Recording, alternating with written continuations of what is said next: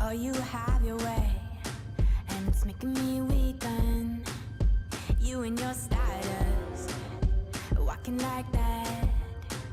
It's really getting too much, but I can't pull back.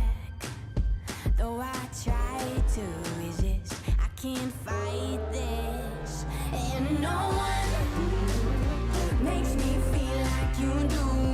And no one sets my body on fire. And no one gives me shivers like you. Oh, no one does it better. How I try to sleep, but you're deep in my mind. Got a hold of me. When I'm awake, I'm all blind. You and your magic, like infinite power. God knows I try to resist, but you're pulling me closer. Oh, I gotta stay away, but you won't let me. No one makes me feel like you do. And no one sets my body on fire. And no one gives me shivers like you. Oh, no one does it better.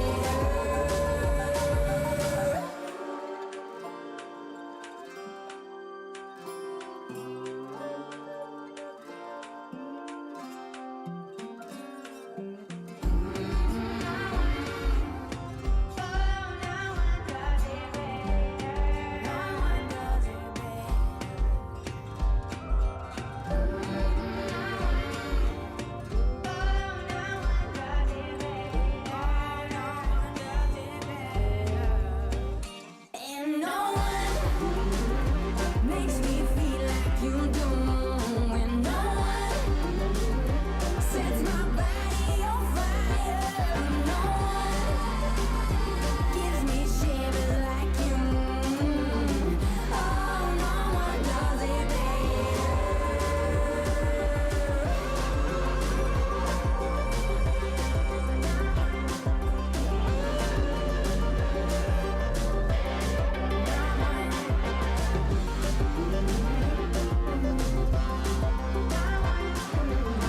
Oh, no one does it better.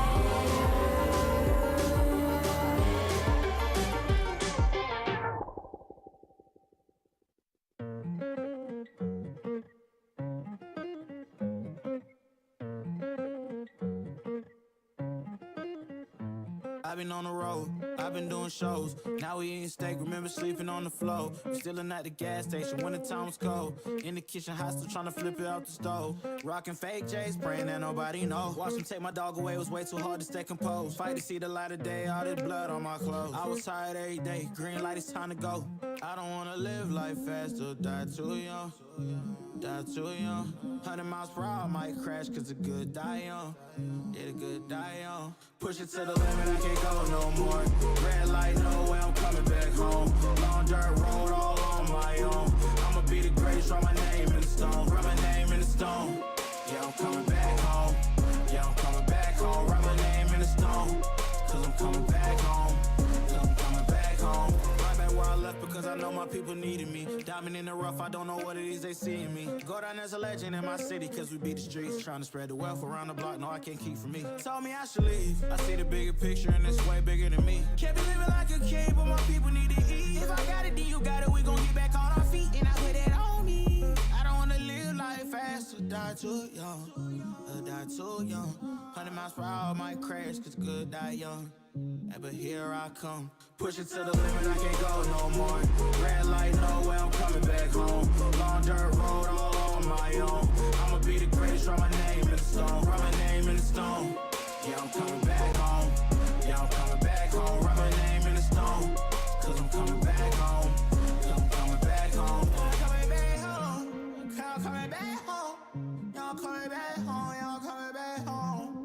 I'm coming back home. Yeah, I'm coming back. Push it to the limit, I can't go no more. Red light, no way, I'm coming back home. Long dirt road, all on my own. I'ma be the greatest, write my name in the stone. Write my name in the stone. Yeah, I'm coming back home. Yeah, I'm coming back home. Write my name in the stone. Cause I'm coming back home. Yeah, I'm coming back home. Write my name in the stone. Cause I'm coming back home. Yeah, I'm coming back home.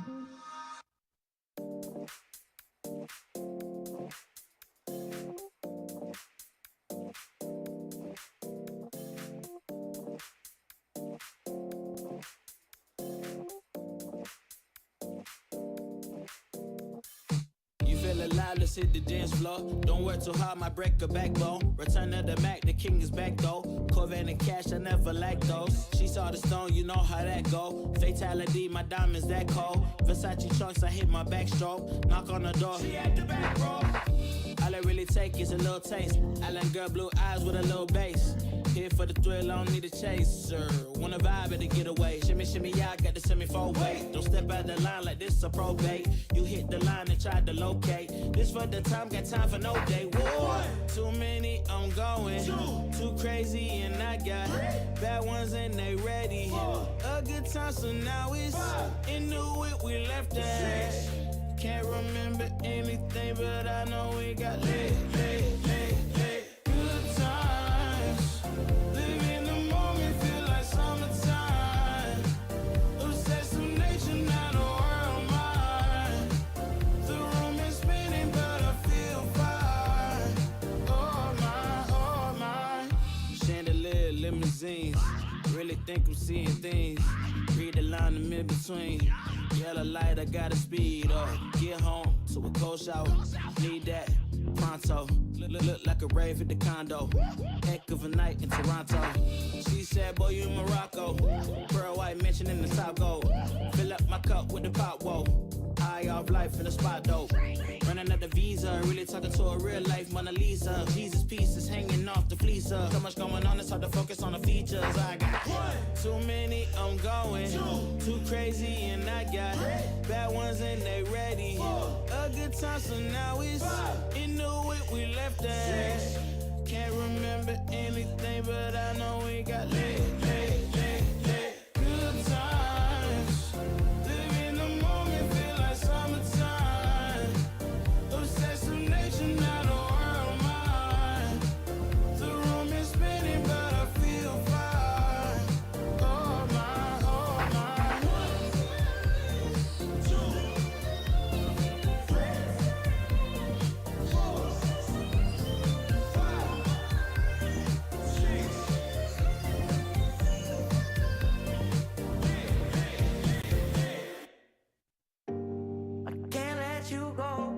There's no way, I'm already so still burning. So hold me close, now baby. I do what I'm told, still learning to take my chances, to take my time, to keep on dancing, to walk that line, yeah.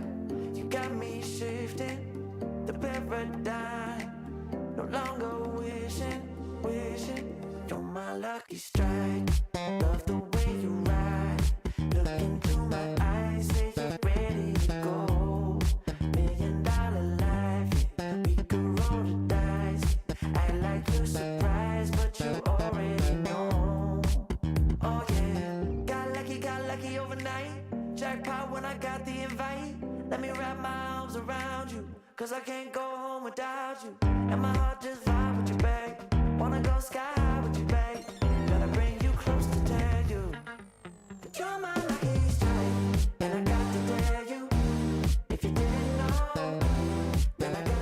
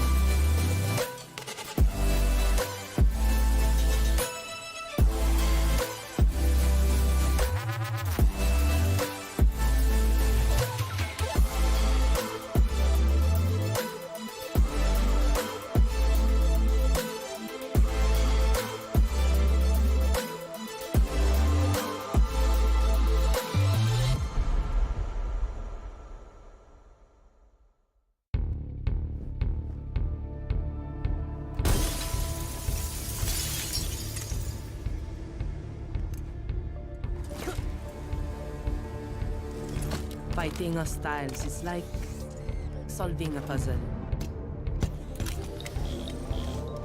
All the pieces are a total mess.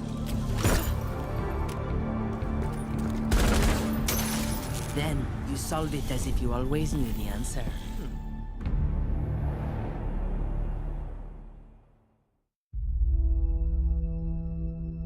There are civilians out there who need us. They can't fight back. They can't escape. And they can't heal their own wounds. That's our job. And we're the best at it. By being careful and compassionate, we can make the world a safer place for everyone.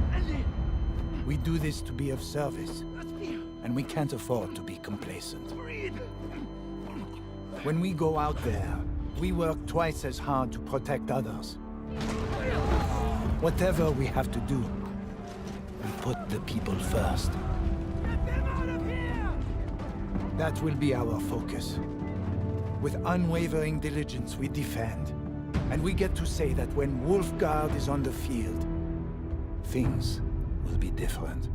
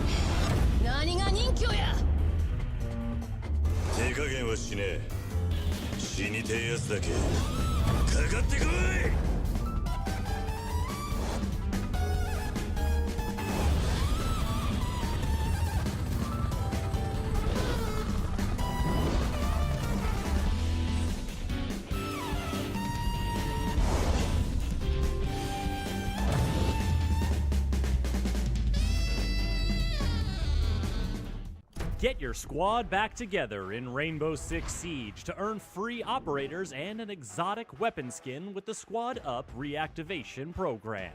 If you've played Siege in Year 7, find up to 4 teammates who haven't. Play 5 matches of any PvP mode with them to earn your rewards. Your teammates will earn a free operator as well. Then they can bring back 4 more players to earn even more rewards.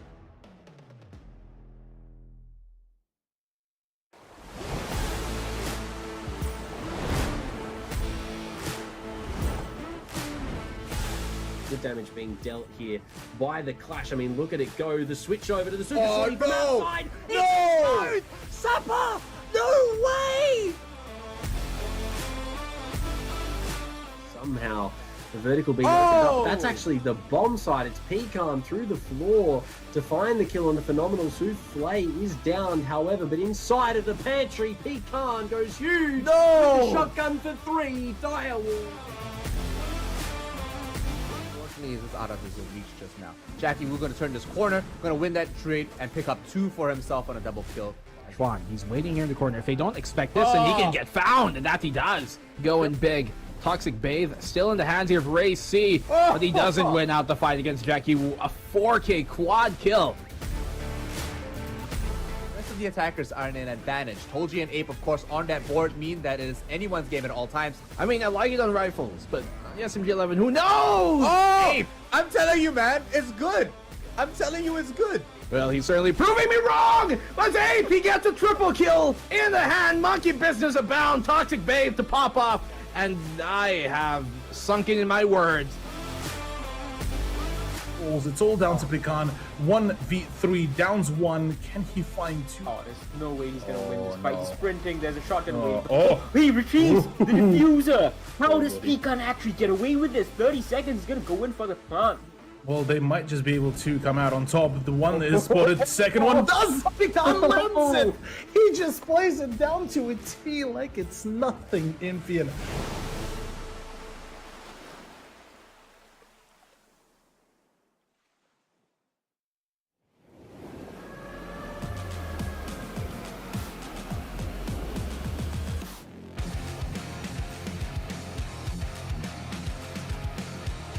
if I'm starting to lose face. Keep my head out, still going on my way. Call my own shots until I'm breaking. Get a move on until I make it. But I can't go back and having regrets. Hitting all the stats, and that is why we're here. We're one gonna last. Tell me, what are you waiting? Take it over, and this is my year.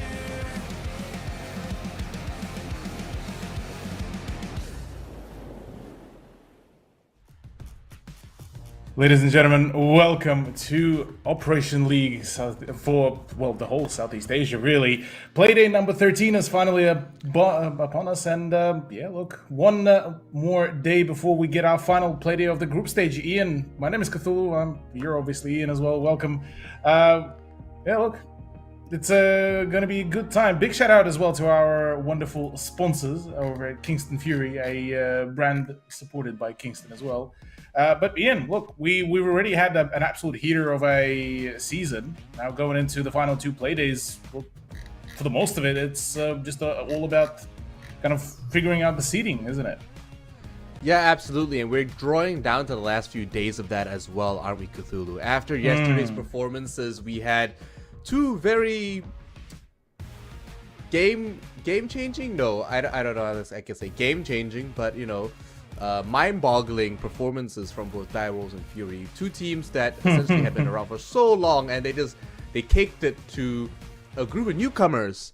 And I mean, sure, you know, newcomers to the scene, not newcomers to the scene, but newcomers to the ladder. But hey, today is a new day, and we can only expect these guys to just take in what they learned, take in what they went through, and just implement that into the last few days. Of course, we'll see the ladder soon, Cthulhu, but it is it's coming down to crunch time, and some of these teams are just neck to neck. Absolutely, yeah. Look, we've had a very questionable, you know, scoreline for the yesterday's matchup. I mean, we went from a 4-2 trade, actually, as a matter of fact, between Obsession and then Direwolves, all into the overtime, and then only in overtime Obsession kind of winning. Fury, yeah, I'm not too sure what's really happening in the Fury camp. One day we're seeing them absolutely smash it out, and then the next day it's just complete flog. So, look, I suppose it's just more so of a testament just how good some of the teams are starting to grow. I mean, namely Champion. You look at that roster, and it kind of went from zero to hero kind of thing, and yeah, look, it's a good thing to see, you know, a freshly introduced kind of roster to the scene to finally grow, it seems. And the same can be said about the Gaming Gladiators as well. They are definitely a roster that started off rough in the first few games, but then after that just shot up all the way to the top of the ladder. Surprisingly, though, Astrape still at the bottom of the ladder, but, you know, managed to take 4 rounds off them. But today, match 1, we have Elevate versus Astrape, and Gaming Gladiators versus Obsession. Yeah, follow that is Northern Forces versus Champion, and then Fury versus Direwolves.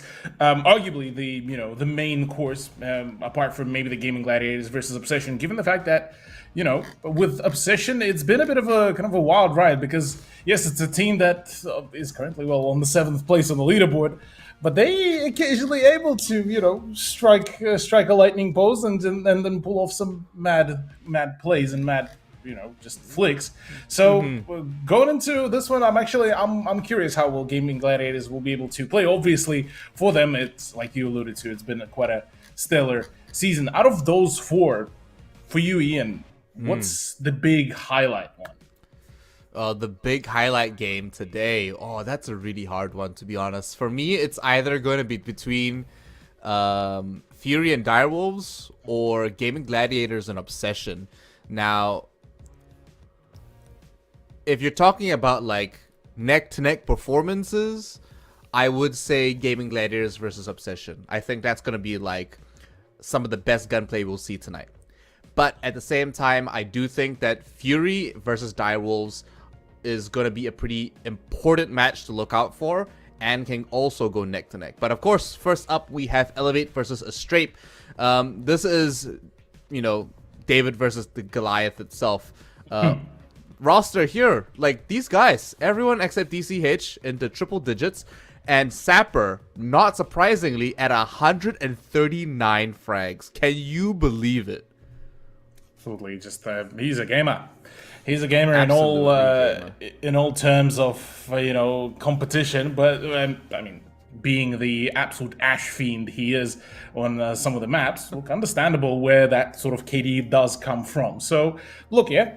Elevate, definitely a roster that doesn't really need a whole lot of introduction, but it seems like they haven't really ended up putting a whole lot of, or rather as much of a seriousness into the play. But in saying that, operationally kind of ended up being a little bit of a testing ground for them, because when we first started seeing some of the games like, say, Elevate whipping out the shotgun plays, it was a bit of a wild one, but Apex South comes and then they bust the same strats there. So certainly seems like a good testing ground. Say, similar could be said for a Strip, though. It's a roster that came into the Operation League, still look a little bit green on the performance and still trying to find their footing and maybe get on board. But look, it's a roster that can do certain really solid plays. It's just unfortunately they're one step behind each and every team so far, it seems, isn't it, Ian? Yeah, no, they definitely are struggling, but you know what? They actually surprised us in a lot of ways over the last few, I suppose, games. And the fact they started to take more and more rounds only shows that they're getting better. Maybe we can see them take 5 rounds instead of 4 this time around, of course. But hey, it's all really up in the air, and I'm only looking forward to it. Very much so, yeah. Very keen for all of it, really. And hopefully we will see a Strape next season as well, in hopes of finding them, well, in a little bit more of a confident performance. But upon us is Bank, interestingly enough. And I'm actually quite excited for this, purely for the fact that it was actually up to a Strape. It was the final map to pick. It was between Theme Park and Bank. And, well, they elected to go to Bank, which seems like a little bit of a... Well, they're already kind of stuck between a rock and a hard place, theoretically, given that both maps are relatively rarely played. But Bank, I guess it would be technically considered as the much more popular map comparative to Theme Park. Theme Park has only been played, I believe, 1 time, and it was not a great round. But in saying that, Bank is a pretty even and balanced map, despite what a lot of the audience may think. It is a 50-50 split on the attack and defense win there. But of course, this time around, you and I have our bets both on Elevate, and I think it only makes sense. We don't want to sugarcoat this one. It's quite hard for a Strip to actually take this one away. They did, of course, take 5 rounds of Direwolves the last time they faced off against each other. So, they might be able to do something here. But as, Justin, the CEO of Elevate, has his confidence invested in his org for the Rainbow Six roster, it is, credit where credit's due, because they are a very dominating and very decorated roster. Very decorated organization in Rainbow Six. So, if anything, this is an uphill climb, but also a great test for Strape. Looking at some of the more later predictions, Ian, you've joined the pack of 3 people of Infinite and Blue Panda in believing in Fury. Any sort of comments on that one? Hey, that was before yesterday's prediction. Right, I see. That was before we saw what Fury were doing yesterday. But in general, Fury as a roster, very confident with them. In general, Fury, I think when they're playing on point, I like them more than I do Direwolves, because Direwolves at their best has still been rocky in this last second half of the league. Even in the first half of this summer split, they have been having their challenges, and I know that you have your vote for them, but this time around I honestly think that Fury, if they're switched on and they've woken up from yesterday's slumber fest, they might be able to catch a win. But definitely, everyone in the audience could also catch a win, absolutely. If they just chuck in the hashtag. Very much so, yes. They, each and every one of our viewers can very much get on board for the dub themselves. Simply by following the channel and typing hashtag Fight for Glory all in one word to be in for a giveaway for 600 R6 credits, unfortunately only PC. And then, as well, a Rainbow Six Operation League Southeast Asia pin as well. And we do those giveaways after each and every map, 2 per map ending. So there's plenty of opportunities to acquire the proverbial dubs. But looking as well at quickly at the cameras, look, there's game faces on for a strip, despite, you know, the unfortunate turnout that it's been for them, despite the rather tragic scorelines. I mean, it has to be noted that kudos to them for putting in the effort, despite some of the, you know, despite the fact that they still yet to get on board with the win. But they have been putting up a pretty decent effort for what it's worth, I reckon. Oh, absolutely. They're still trying their best, and most importantly, they're still turning up. We've had some unfortunate dropouts the last few days, but those weren't because they got cold feet. Of course, that was all tech stuff. The technical things. But you know, like, it's making sure that you've troubleshotted these things beforehand, and it shows that, you know, the Strapes they're doing their best to be here, and we got to give them credit for even turning up for the hardest matches like this one here today. Absolutely, yeah. Give them give it their best, really, with the way how they've been performing, with the way how they've been, you know, pushing themselves to try to be that, quote unquote, the better team, and understandably so. Look, I mean, I gotta give props. Big G as well. Probably been one of the highlight players, at least personally for myself. You know, put him on Alibi, he could absolutely just thrive in just that sort of chaotic environment. But bank upon us, Nook. Do we feel like this is now becoming kind of a standardized ban for Bank? Ooh. Honestly, I think we do see it quite a lot. Nook gets picked a lot on Bank, to be honest. Most likely because it's so tall. It's a 3-story building, and she can get away with roaming around one of the upper floors, especially when you're playing on a site down below in the basement and armory. The vault there. Thatcher being banned is no surprise, of course, just makes everything very easy. Doesn't matter what map you're talking about with him. He's just a simple plug-and-play operator. Very much so. But in that sort of plug-and-play simplicity, there is some beauty in it as well, and some kind of ability to just rather quickly just change the course and the tide of the play. Cade banned out. Look, it feels like he's that sort of almost a coin flip sort of ban, given just how impactful he can be on certain sites, wouldn't he be? Yeah, I think it's really just it's really down to the hatch control, because they want to be able to manage that one as well, right? Anyone trying to attack down in basement, or even trying to defend walls remotely, Cade really comes in quite clutch, and he actually manages that very well. But taking Valkyrie off the board, no surprise, Valkyrie on some of those chandeliers in the main hall is absolutely devastating. The amount of information you can catch from one well-placed Black Eye is insane. So, well, unfortunately, we don't get to see this matchup with Valkyrie gone out of the equation, but CCTV is being the first choice for our site. For the defense on the side of Strape, and looking at the lineup, introduction straight away for Hayabushi to bring in the Warden. Does it sort of play well into the general idea of what Elevate are looking to bring in, given, you know, the Jackal pick with the smokes, given the possibilities of, you know, 6 pick of Sense, albeit not much, I guess, of a statistical data of Sense? Yeah, well, Sense gets picked, starting to get picked more and more often as we do see the season roll by.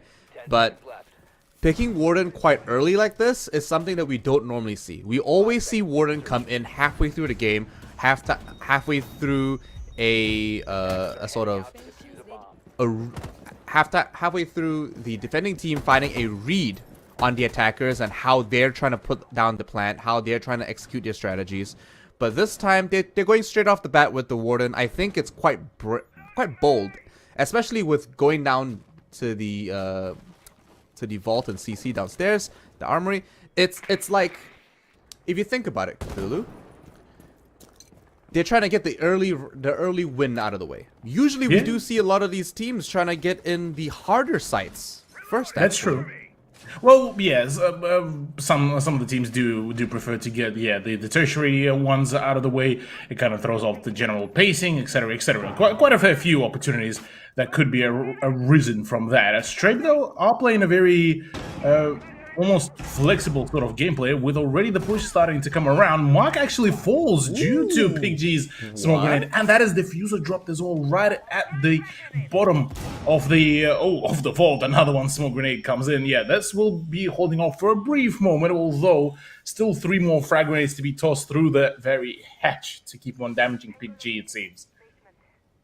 Yeah, exactly what you were talking about before. PigG really came in clutch, and finding that early kill onto Mark is massive.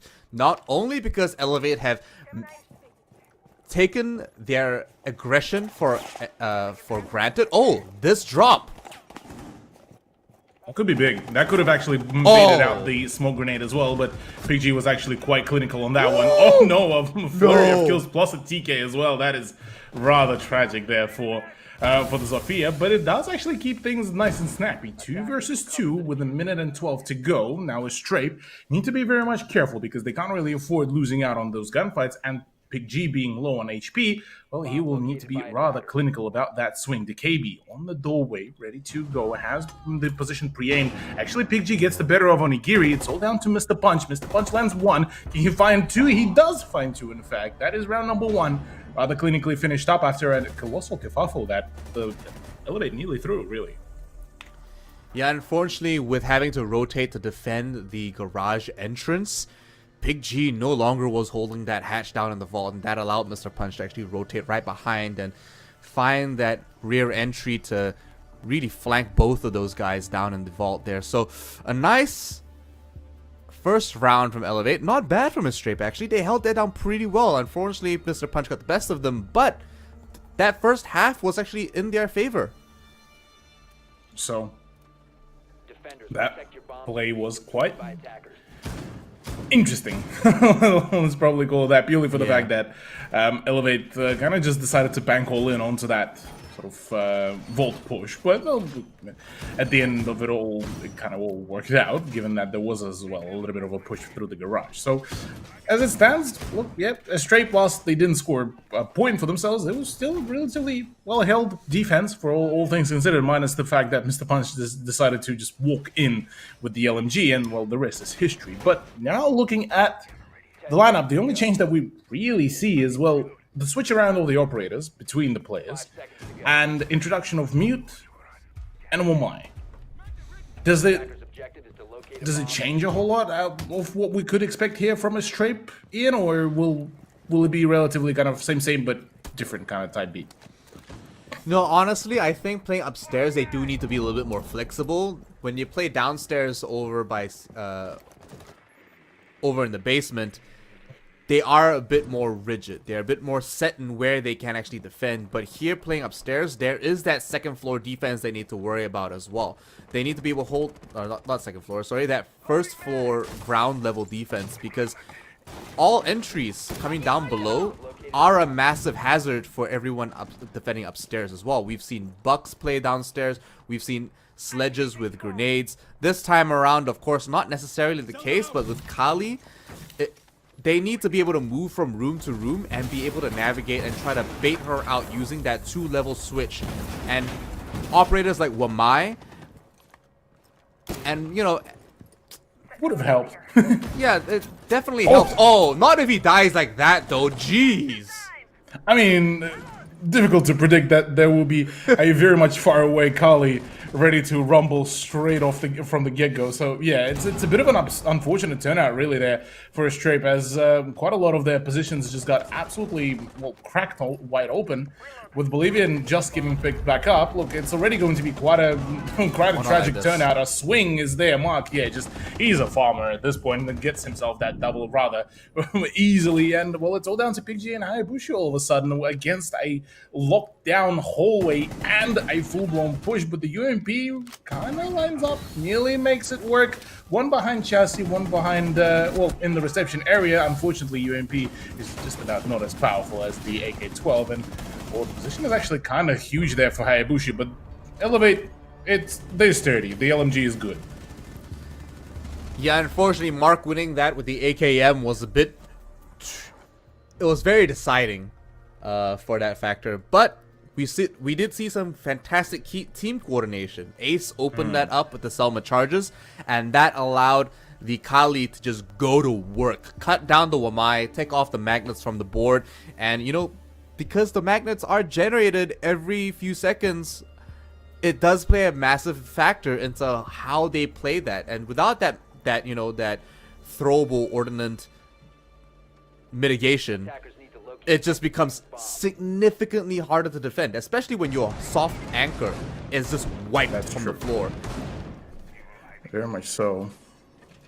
Definitely didn't help with that sort of with the fact that it was rather difficult to really predict where Elevate would really push, and with the fact how almost lightning quick that was, it turned out rather quickly. Now we barely got a chance to analyze that. It just kind of whoosh ran right past us. Basically, yeah. I mean, I was just about to say, if Onigiri actually stuck with the Sen's push, that would have been actually a gigantic brain idea, because 2 rounds in a row, you know, Astrape were prepared fully to, you know, counter this Sen's pick or any smoke plays for that matter. Hayabusa managed to farm up 1 whopping frag out of all of these 2 rounds, and then straight away they abandoned it. So, in theory, round 3 actually would have been the largest brain idea for Elevate to actually pick Sens to go in, because there's 0 counter to the Sens' you know, barriers, minus obviously the projectile denial of Jaeger. Actually, this time around they're bringing the Azami, so trying to play a little bit more flexibly, maybe even clog up some of these windows that they have to play around, but taking control of the office upstairs is massive. Now we got the Rotero drones coming through as well. Might be able to find a little bit of utility to take down, and knowing how they set up in the open area, it might just be a little easy there. Oh, a bit premature there. Going to work. Detonation. Meanwhile, Phenomenal actually looking to be quite confident in his swing. Does want to try to eliminate, and I mean, it does work on the Rotero drone, but apart from that, nothing much has been gained, so instead, light remodeling. But I'm liking this setup from Astrape. If they do play for that crossfire, this could be good, but again, we've seen some rather misfortunate timings happen, and actually jump in is good, but oh no, PigG actually does farm up, well, a death for himself. So is Bolivian. Well, he honestly stood a chance there, but he did get refragged. Bolivian going down early, unfortunate, but Hayabusa with a nice headshot into Mr. Punch might be a little good, bit of a good position for Astrape as they take off that Finka. And without the concussions from Onigiri, it might be easier to actually defend. They do have 1 flashbang on that DCH, of course. Gets popped out, just as I say it. And two Claymores on Mark, but I don't think they're going to put those Claymores down anytime soon, considering how fast they're playing these rounds. Exactly, yeah. Why would they need that? More so as a bit of a precaution. Well, say they do go into the later ends of the round or need some sort of a, you know, just a solo cover for the position. But as it stands, Astrape, yeah, look, very much of a little bit cornered there. Already, Sapper back on the Ash Fiending, looking to do quite some damage with Mark out of the equation. Actually, this is now looking very much workable for Astrape to do so, but I say that Sapper is he's clinical, he is unforgiving. You make a mistake, he will just chomp away the whole kilometer out of you.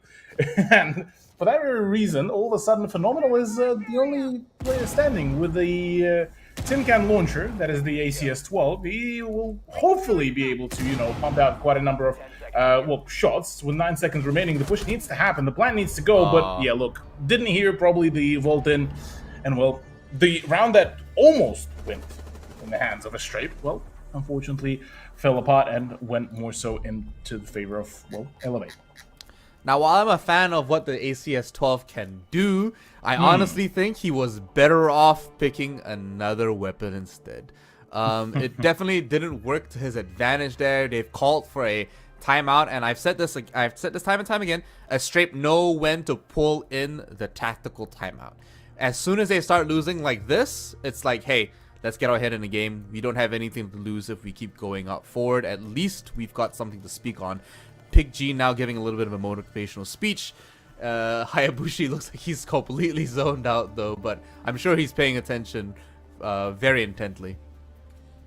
Yeah, nah, I'm pretty sure, yeah, Hayabushi is very much as attentive as one can be in those certain situations. But yeah, look, I gotta say, Astrape definitely getting that early call in. They need to make sure that, obviously, they're getting as much of that play in as possible. And obviously, they're starting to seem to understand how to really make it play. But unfortunately, at least in the context of the previous round, really, a number of plays very much demanded Hayabushi to be that big performer for the team and trying to push it as much as one can do.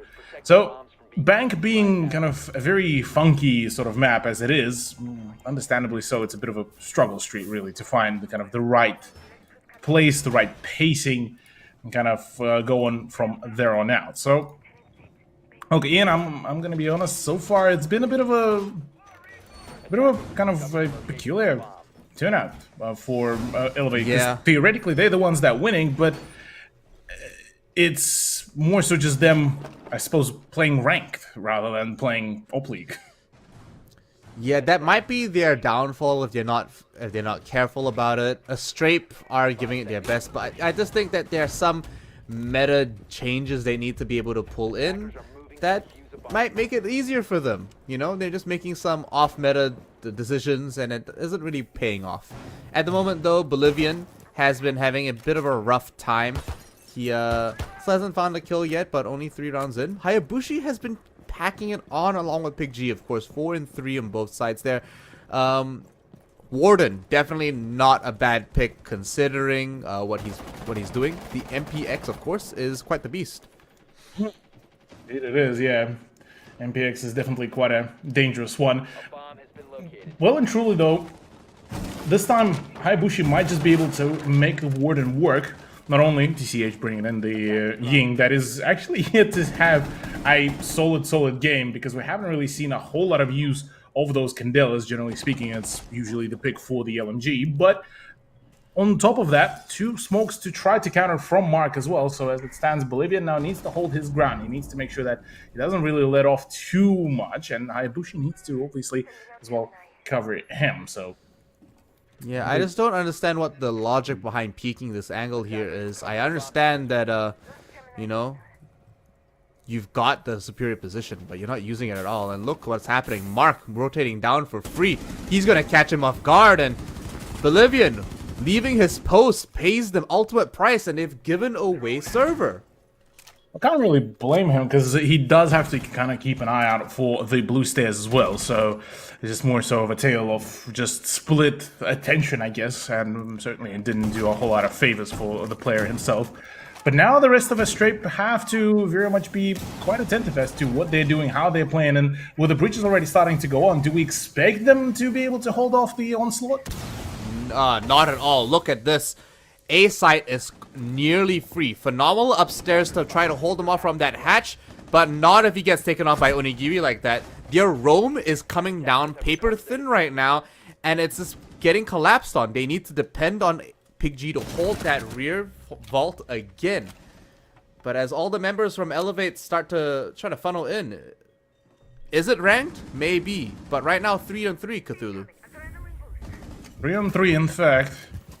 We could be seeing some rather interesting results closer to the conclusion of the round, with Phenomenal and Bolivian out of the equation.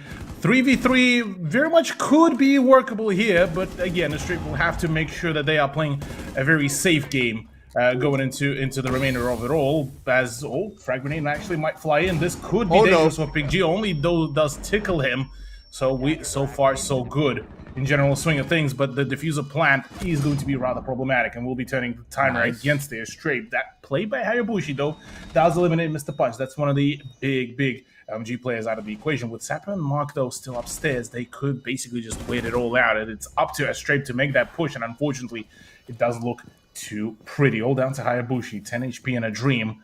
Does he make it work, though? It's a completely different question as the angle is being held, and yeah, there we go. That's the wrap-up.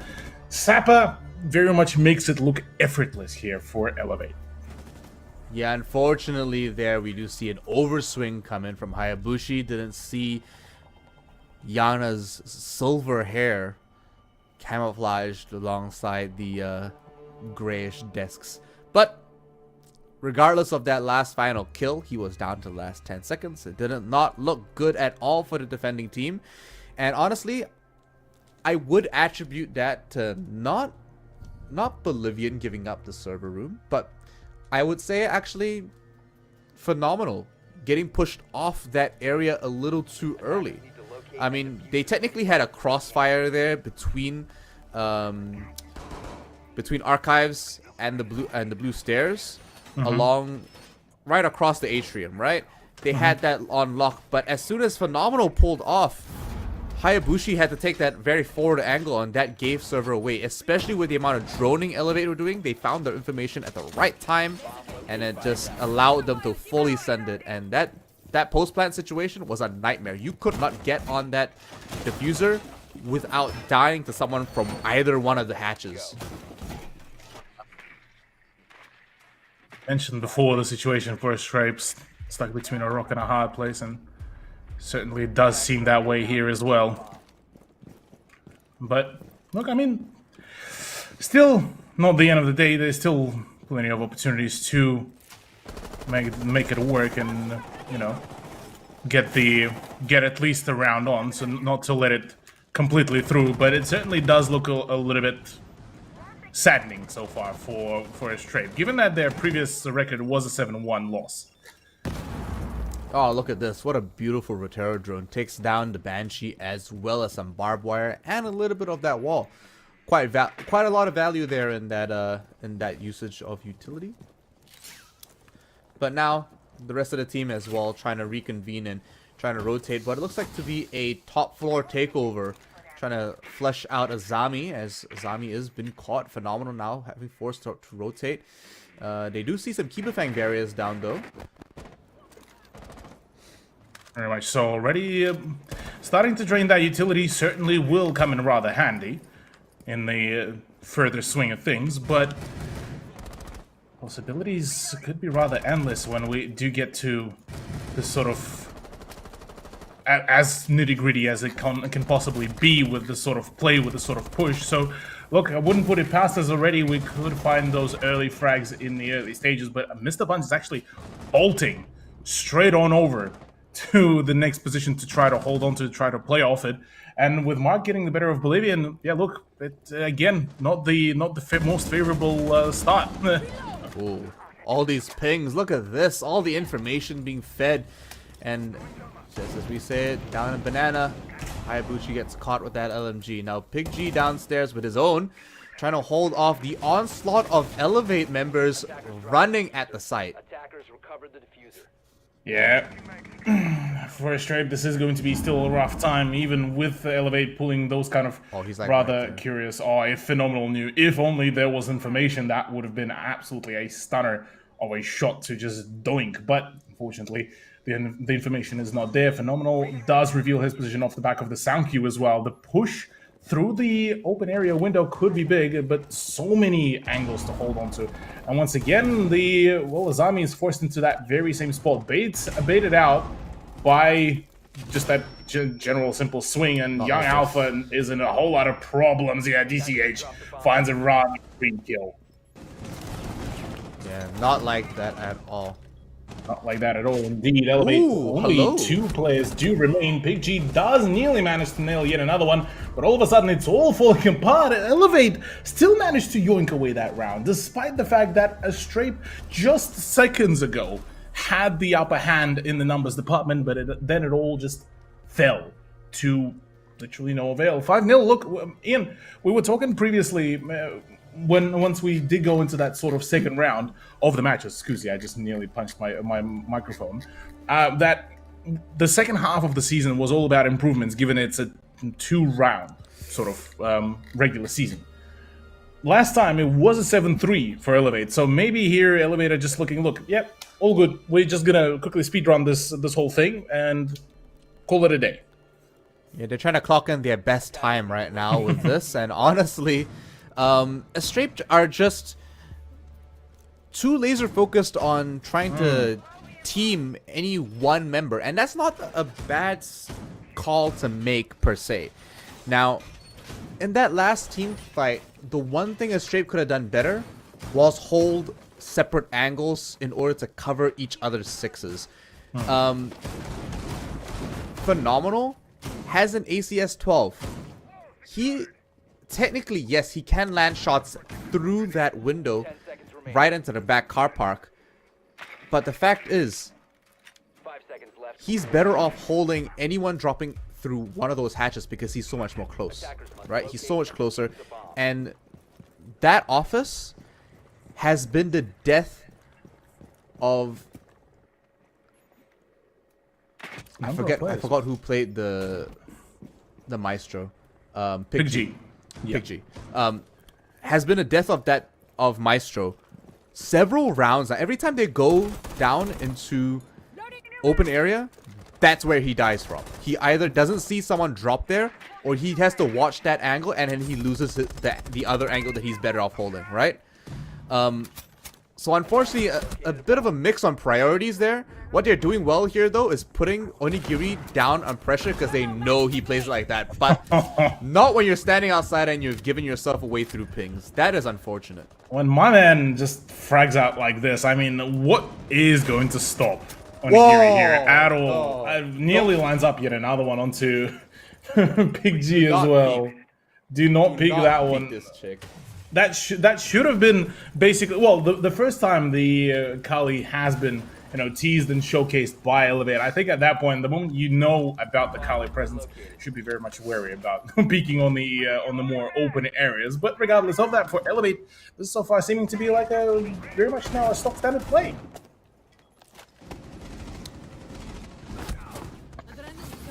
Oh, Mr. Punch getting Hayabushi like that, unfortunate.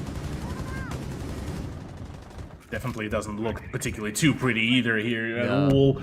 With Astrape starting to once again lose their ground, we're certainly looking at the possibilities of a 6-0 scoreline. Pig G unfortunately unable to nail that shot onto the Selma Chargers, and Young Alpha being, well, very much cut off on his rotation. Actually, a jump out is perfect, but Sapper does end up trading things out, so it's still a 4v2. Still not particularly the most favorable situation. Actually, Pig G nails a really solid set of shots, but yeah, Kali plus the AK-12 doesn't sit too well, and neither does that swing from Young Alpha. Yeah, that's basically a wrap-up here for Astrape. Only one round remaining for Elevate, though, to wrap it all up in a 7-0 fashion. Now, several rounds in a row, we do see this one problem, right? And I'm not bagging on the gun, but the UMP just does not have the right amount of penetration. Every time it goes through soft tissue or soft walls, it just loses a lot of damage. It's been like this for several years. The UMP is a consistent and steady and reliable gun if you can land the first few shots as a hit shot. If you can't do that, you're better off picking a higher damage gun, unfortunately. They're sacrificing their player efficiency for the sake of having reinforced walls, where round and round again, these reinforced barricades are just not covering them. It is not keeping them alive, and there are just too many answers to it. They honestly need to rethink their operator lineup. But this time around, okay, they switched the blitz off. They're taking the blitz away. That's okay. Ian, you say that though. The way how I see it, what was Astrape trying to do here is purely just attempt to run just a slightly different lineup. Just try to play for the utility. It has been kind of the name of the game for the higher end of a Siege. So, I mean, to me, is all the more opportunities to them to try to make it work, to try to make a play off the back of that. Understandably, yes, you are correct. The UMP is not the highest dealing damage weapon, but I mean, in the right hands, it is a weapon of mass destruction, isn't it? No, absolutely, and you know it is. That's just what I'm trying to say. It's not a bad gun. It just really requires a lot of particular practice with using it. Now, in saying that, though, yes, this is a utility-focused game. It is a strategy, and it is more of a MOBA battle arena game than it really is a first-person shooter in a more traditional sense. In saying that, though, it does come down to gunfights quite a lot of times. If you look through the Southeast Asian win records for most teams, it does come down to gunfights and, you know, like team wipes as the cause of, you know, winning any round. But I'm just saying they could practice a utility-focused strategy, but maybe with a different operator that suits them a little bit better. Now, Kapkan's SMG there, the Russian SMG, is very dependable as well. It does a little bit more damage, but it has a similar recoil pattern. I think it's a little bit more manageable. It might be better in their hands this time around for Mark. But honestly, it's Mark. Like, any gun's good in his hands. Not wrong. Not wrong.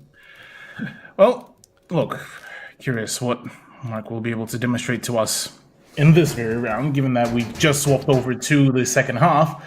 So patient. And yeah, for Elevate, look, they just sitting pretty. They have cover at the bottom of the service stairs. They have cover at the top of the service stairs. That's basically the idea of when you're trying to make a play around the service defense. You do need to dedicate two people. So now the fate of previously known, I believe it was Bolivian, wouldn't be repeated. A swing actually comes around. That's a frag grenade. That's a very up close one, and it will be keeping on rolling down. But it does actually get rid of the ballistic shield position. So Mr. Punch in a much more now, dangerous position, or much more vulnerable, let's call it that.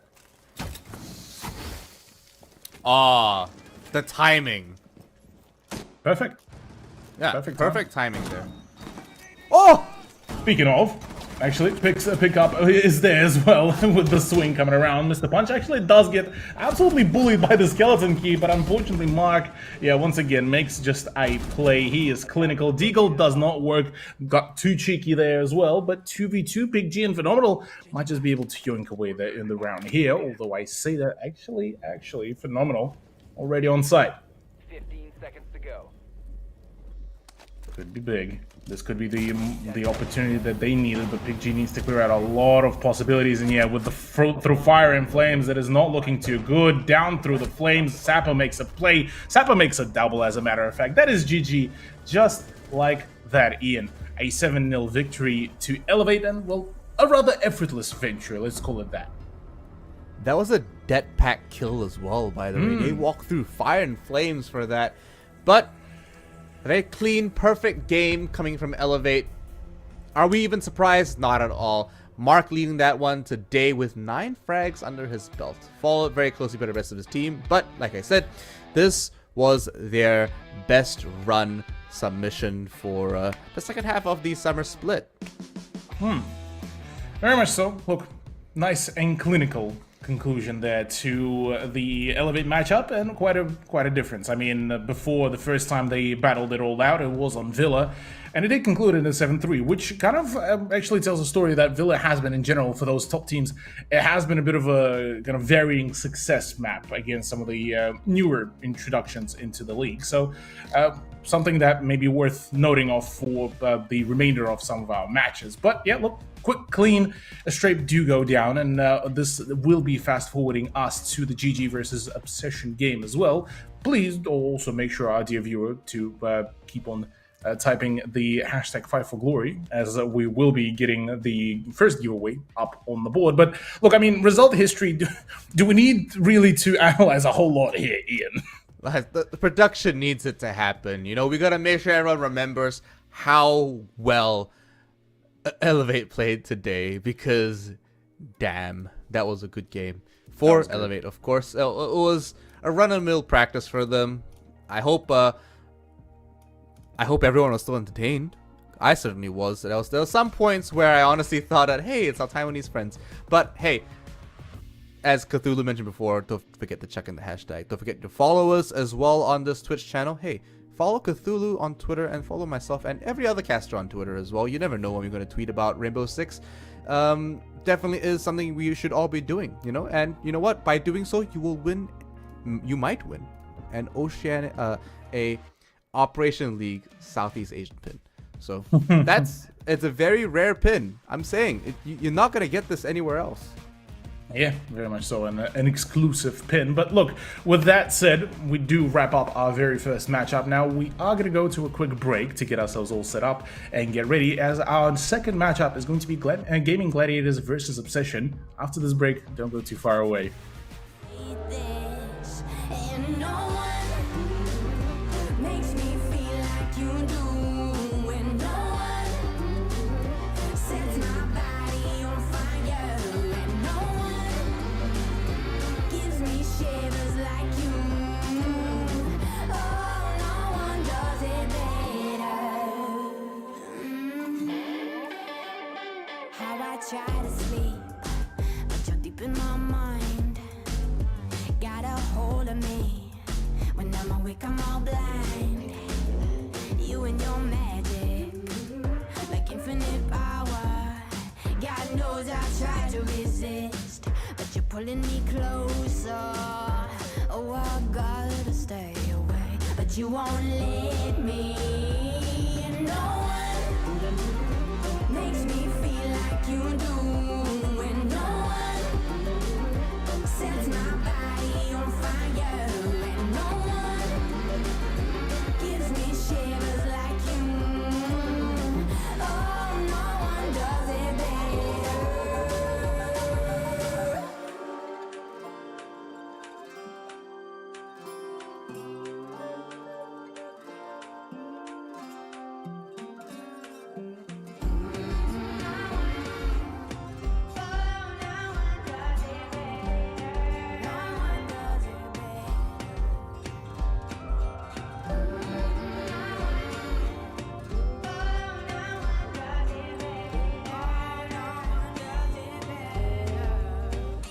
And no one makes me feel like you do. And no one sets my body on fire. And no one gives me shivers like you. Oh, no one does it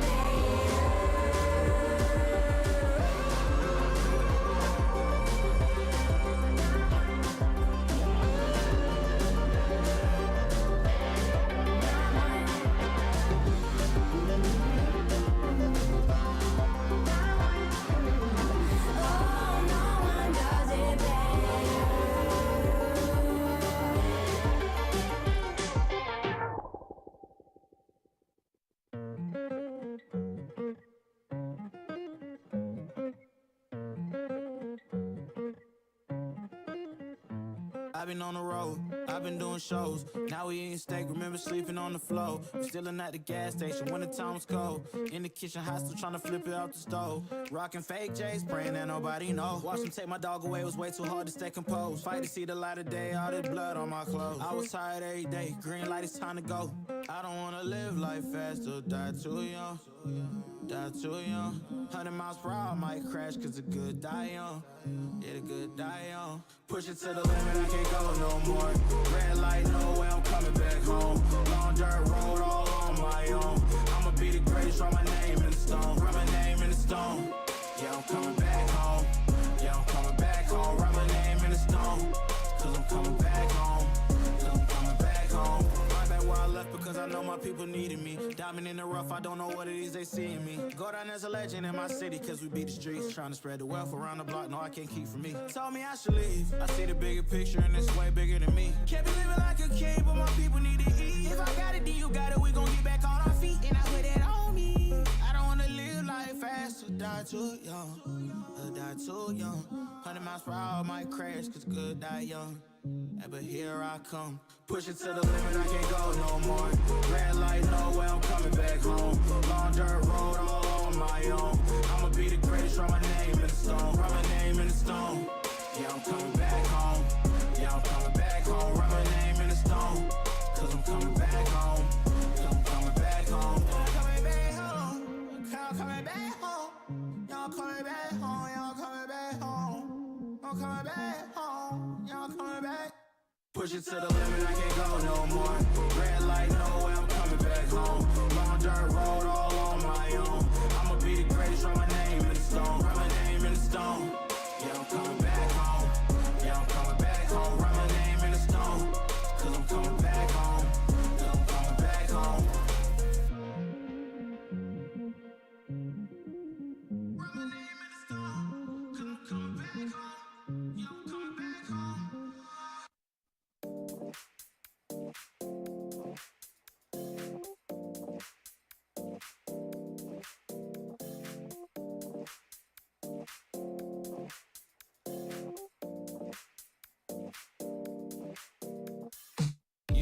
loud, let's hit the dance floor. Don't work too hard, my break a backbone. Return of the Mac, the king is back though. Corvette and cash, I never lack those. She saw the stone, you know how that go. Fatality, my diamonds that cold. Versace trunks, I hit my backstroke. Knock on the door, she at the back, bro. All I really take is a little taste. Island girl, blue eyes with a little bass. Here for the thrill, I don't need a chaser. Wanna vibe at the getaway. Shimmy, shimmy, yeah, I got the semi-four weight. Don't step out the line like this a probate. You hit the line and try to locate. This for the time, got time for no day. One, too many, I'm going. Too crazy and I got bad ones and they ready. A good time, so now it's in the whip, we left that. Can't remember anything, but I know we got lit. Good times. Live in the moment, feel like summertime. Obsessive nation, not a world mine. The room is spinning, but I feel fine. Oh my. Chandelier, limousines. Really think I'm seeing things. Read the line in between. Yellow light, I gotta speed up. Get home to a cold shower. Need that pronto. Look like a rave at the condo. Heck of a night in Toronto. She said, boy, you in Morocco. Pearl white mention in the top gold. Fill up my cup with the pop, whoa. High off life in the spot, though. Running out the visa, really talking to a real life Mona Lisa. Jesus pieces hanging off the fleecer. So much going on, it's hard to focus on the features. I got too many, I'm going. Too crazy, and I got bad ones and they ready. A good time, so now it's in the whip, we left that. Can't remember anything, but I know we got lit. Good times. Live in the moment, feel like summertime. Obsessive nation, not a world mine. The room is spinning, but I feel fine. Oh my, oh my. 1, 2, 3, 4, 5, 6.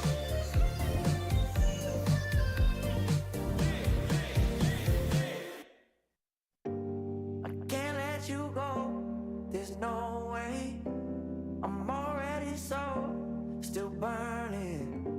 So hold me close, now baby.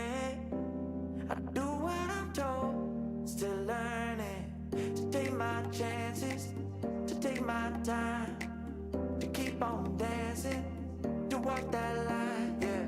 You got me shifting, the paradigm. No longer wishing, you're my lucky strike. Love the way you ride. Look into my eyes, say you're ready to go. $1 million life, yeah. We could roll the dice. Act like you're surprised, but you already know. Oh yeah, got lucky overnight. Jackpot when I got the invite. Let me wrap my arms around you, cause I can't go home without you. And my heart just vibe with you, babe. Wanna go sky high with you, babe. Gonna bring you close to tell you that you're my lucky strike. And I got to tell you, if you didn't know, then I got to tell you that you're my lucky strike. And I got to tell you, if you didn't know, then I got to tell you that you're my lucky strike. Cooler than cold, I'm all in. So load up the dice, so heavy. The way that you roll, I'm falling. So I never fall, I'm ready to take my chances, to take my time, to keep on dancing, to walk that line, yeah. You got me shifting, the paradigm. No longer wishing, you're my lucky strike. Love the way you ride. Look into my eyes, say you're ready to go. $1 million life.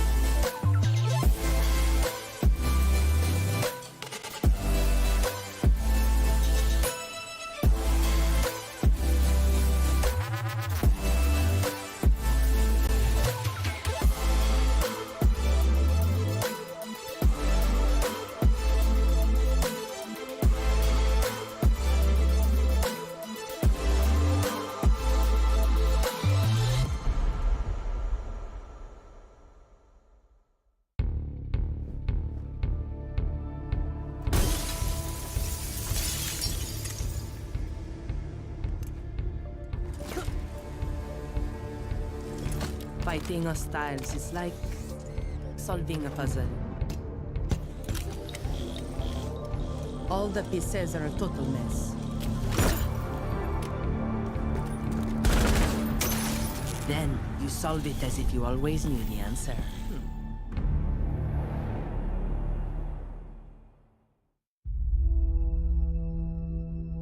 There are civilians out there who need us. They can't fight back. They can't escape. And they can't heal their own wounds. That's our job. And we're the best at it. By being careful and compassionate, we can make the world a safer place for everyone. We do this to be of service. And we can't afford to be complacent. When we go out there, we work twice as hard to protect others. Whatever we have to do, we put the people first. Get them out of here! That will be our focus. With unwavering diligence, we defend. And we get to say that when Wolfguard is on the field, things will be different.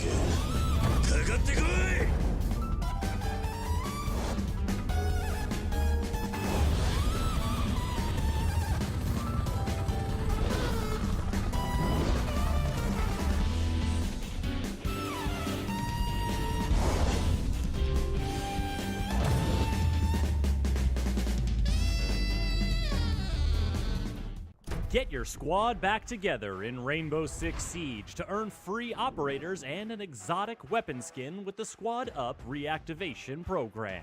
If you've played Siege in Year 7, find up to 4 teammates who haven't. Play 5 matches of any PvP mode with them to earn your rewards. Your teammates will earn a free operator as well. Then they can bring back 4 more players to earn even more rewards.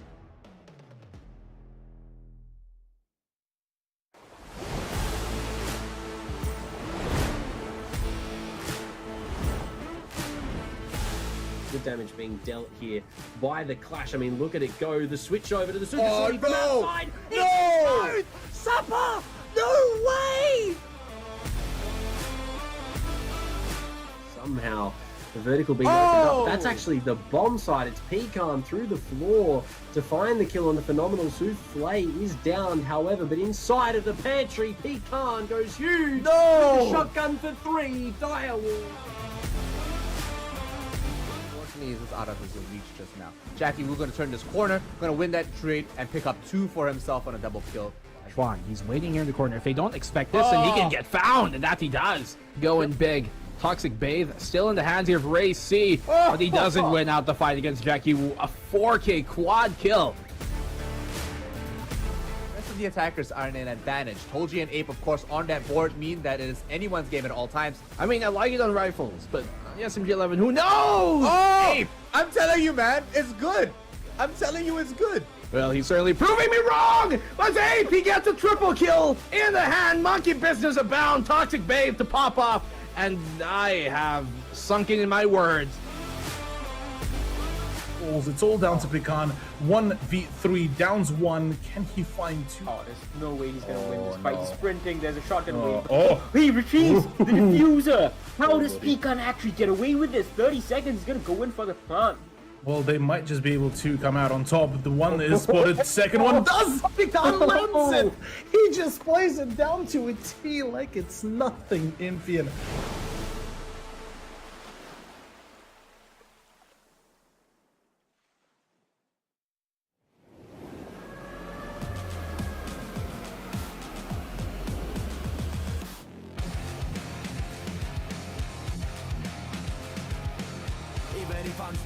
to lose face. Keep my head out, still going on my way. Call my own shots until I'm breaking. Get a move on until I make it. But I can't hold back. And having regrets. Hitting all the stacks. And that is why we're here. We're one gonna last. Tell me what are you waiting?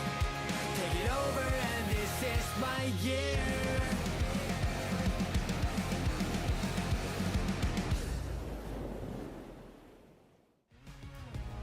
Welcome, ladies and gentlemen, to Operation League Southeast Asia 2022 summer season. Well, we are well and truly into play day number 13. Cthulhu, Ian, still on the microphone now. Ian, we already just came off a rather solid matchup of Astrape versus Elevate, which Elevate took it rather quickly. As solid as it can be. You know? As solid as it can get. But now we still have 3 more matches to be served up on the silver plate for us. Up next, GG Obsession. Initial thoughts before we get into all the nitty gritty? Oh man, so GG versus Obsession, what can I say?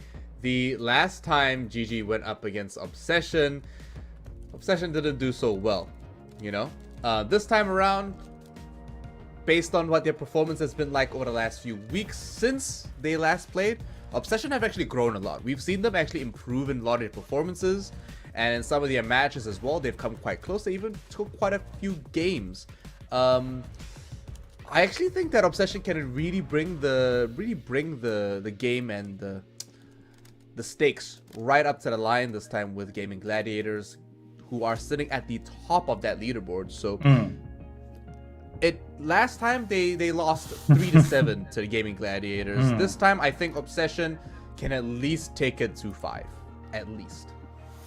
I mean, not wrong, given the fact that they just came off quite a hot win against Direwolf. So, well, look, wouldn't put it past that this could be the case, Ian. But yeah, look, given though that Gaming Gladiators, comparative to, say, some teams like Elevate, like Direwolves, like Fury, they have been, well, as consistent as one can get, only sporting, 2 losses throughout the whole 14 play-day season. Not too shabby of a scoreline at all. So, I mean, yeah, look, I'm still probably believing here into GG rather more than Obsession, despite, you know, wanting to see the whole, I guess you could call it the underdog story. But in all things considered, I'm actually keen for this one, because we also have, I believe, a rather solid map as well lined up for it. Let me just quickly double check. But whilst I'm double checking, Ian, take us through the Gaming Gladiators lineup. Well, I'll tell you what, the Gaming Gladiators this time around actually don't have James Bond with him. Yeah, honestly, oh, you know what? We're gonna start with my man Ape, of course. Okay. Ape has been performing absolutely bonkers. He has been out of his mind, and honestly, he's even shown that he is a man of multifaceted talents. You know, the guy's even started posting up his own like karaoke on Twitter. And you know what, is there anything this guy can't do? That's my question. That's very much so the question. Yeah, look, I don't think he won't be able to do anything, but yeah, look, Gaming Gladiators, as you highlighted, you know, being led by Ape or AP at the lead, sporting a 117-75, and the closest one, or rather ahead of him technically, is Hoven with the 122-74. The 2 players that have been performing just absolutely stunningly. And you look, slightly less formidable, let's just call it, you know, scorelines for Toji, Rix, and Hermosa. But for the most of it, when you have AP and Hoven, you know, absolutely fragging out of their mind, what could you ask? No, absolutely. Hoven Hurst has been around for quite a while. No surprise that he's really leading the pack here. Hermosa, of course, hasn't been around for a lot of these games, so completely understandable why his KD is much lower. Same to over to Rix as well. Both players not doing bad, but obviously coming off on the back end there. Very much so. Well, then on the with Obsession roster, yeah, look, it's been an interesting one, because we've been kind of talking about their sort of potential, their sort of history for quite a long while, basically day in, day out, whenever they do get to play. And look, yeah, unfortunately, the history doesn't really help and with their performance, given that it's been a bit of a quieter one for themselves. As much as they would have wanted, as much as they tried, it's just been a little bit of a just unfortunate result for Obsession. Although, again, they have had a few moments where they will be able to pop up, get a really solid scoreline against some of the bigger teams, and then end up falling off in the later stages of the matchup. Now, with the maps, Chalet being brought out, or rather the choice between being the Chalet or Oregon for GG, what do you reckon was the reasoning here for Gaming Gladiators, Ian? Well, I'll tell you what. Chalet for Gaming Gladiators, if they even have a shred of respect for Obsession and what Obsession could do to them, despite their last score, Chalet allows both teams to actually be so much more flexible.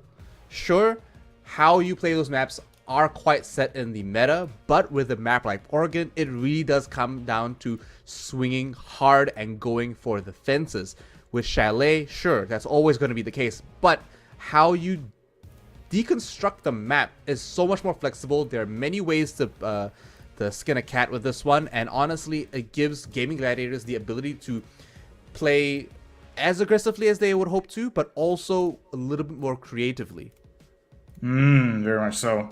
Actually, looking through quickly the match story time, or the match history, and interestingly enough, Obsession actually played only once the Chalet, and that was against the Strape in a 7-3 scoreline. So I'm actually quite excited for this, because pretty sure we did see GG pull out Chalet at least once, and I'm saying this as I'm very much as confident in my quick, info gathering game as I can. But for what it's worth, the maps like Bank does pop over for GG's history, which does sort of indicate that they can do a very solid job. And yeah, there we go. Playday 5 is the last time we did see GG play Chalet. It was against the Strape. It was a 7-1 victory. So I suppose for GG, it's a little bit more of a bit more of a confident kind of scoreline, at least historically. So I'll definitely agree with you. It should be a pretty flexible play. Does the ban phase, though, reflect that? Honestly, they're taking that off quite early just because they want to be able to play a little bit more rigidly as well. Be able to counteract Thatcher. Like, there's just a bit more wiggle room to play around. Taking Nomad off the board just means that they want to focus on that roam, because now roamers don't have to worry about those air jabs being all pesky and annoying around every corner and giving their position away. They're able to focus on entering and flanking some of these attackers when they enter that building without care. And Valkyrie off the board, wow. Like, are we surprised though? Not particularly, given that Valkyrie, I believe she has actually splitting almost a 50% ban rate with Cade on the defense. So yeah, not a whole lot surprise there, at least personally.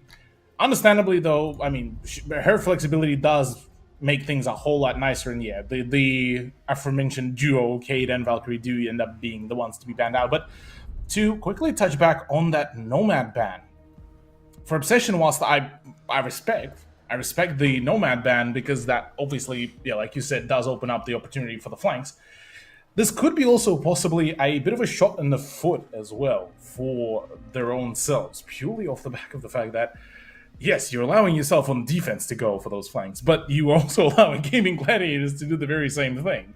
So unless you are playing for those claymores and maybe even the track stingers of Gridlock, yep, all the tools in your hands.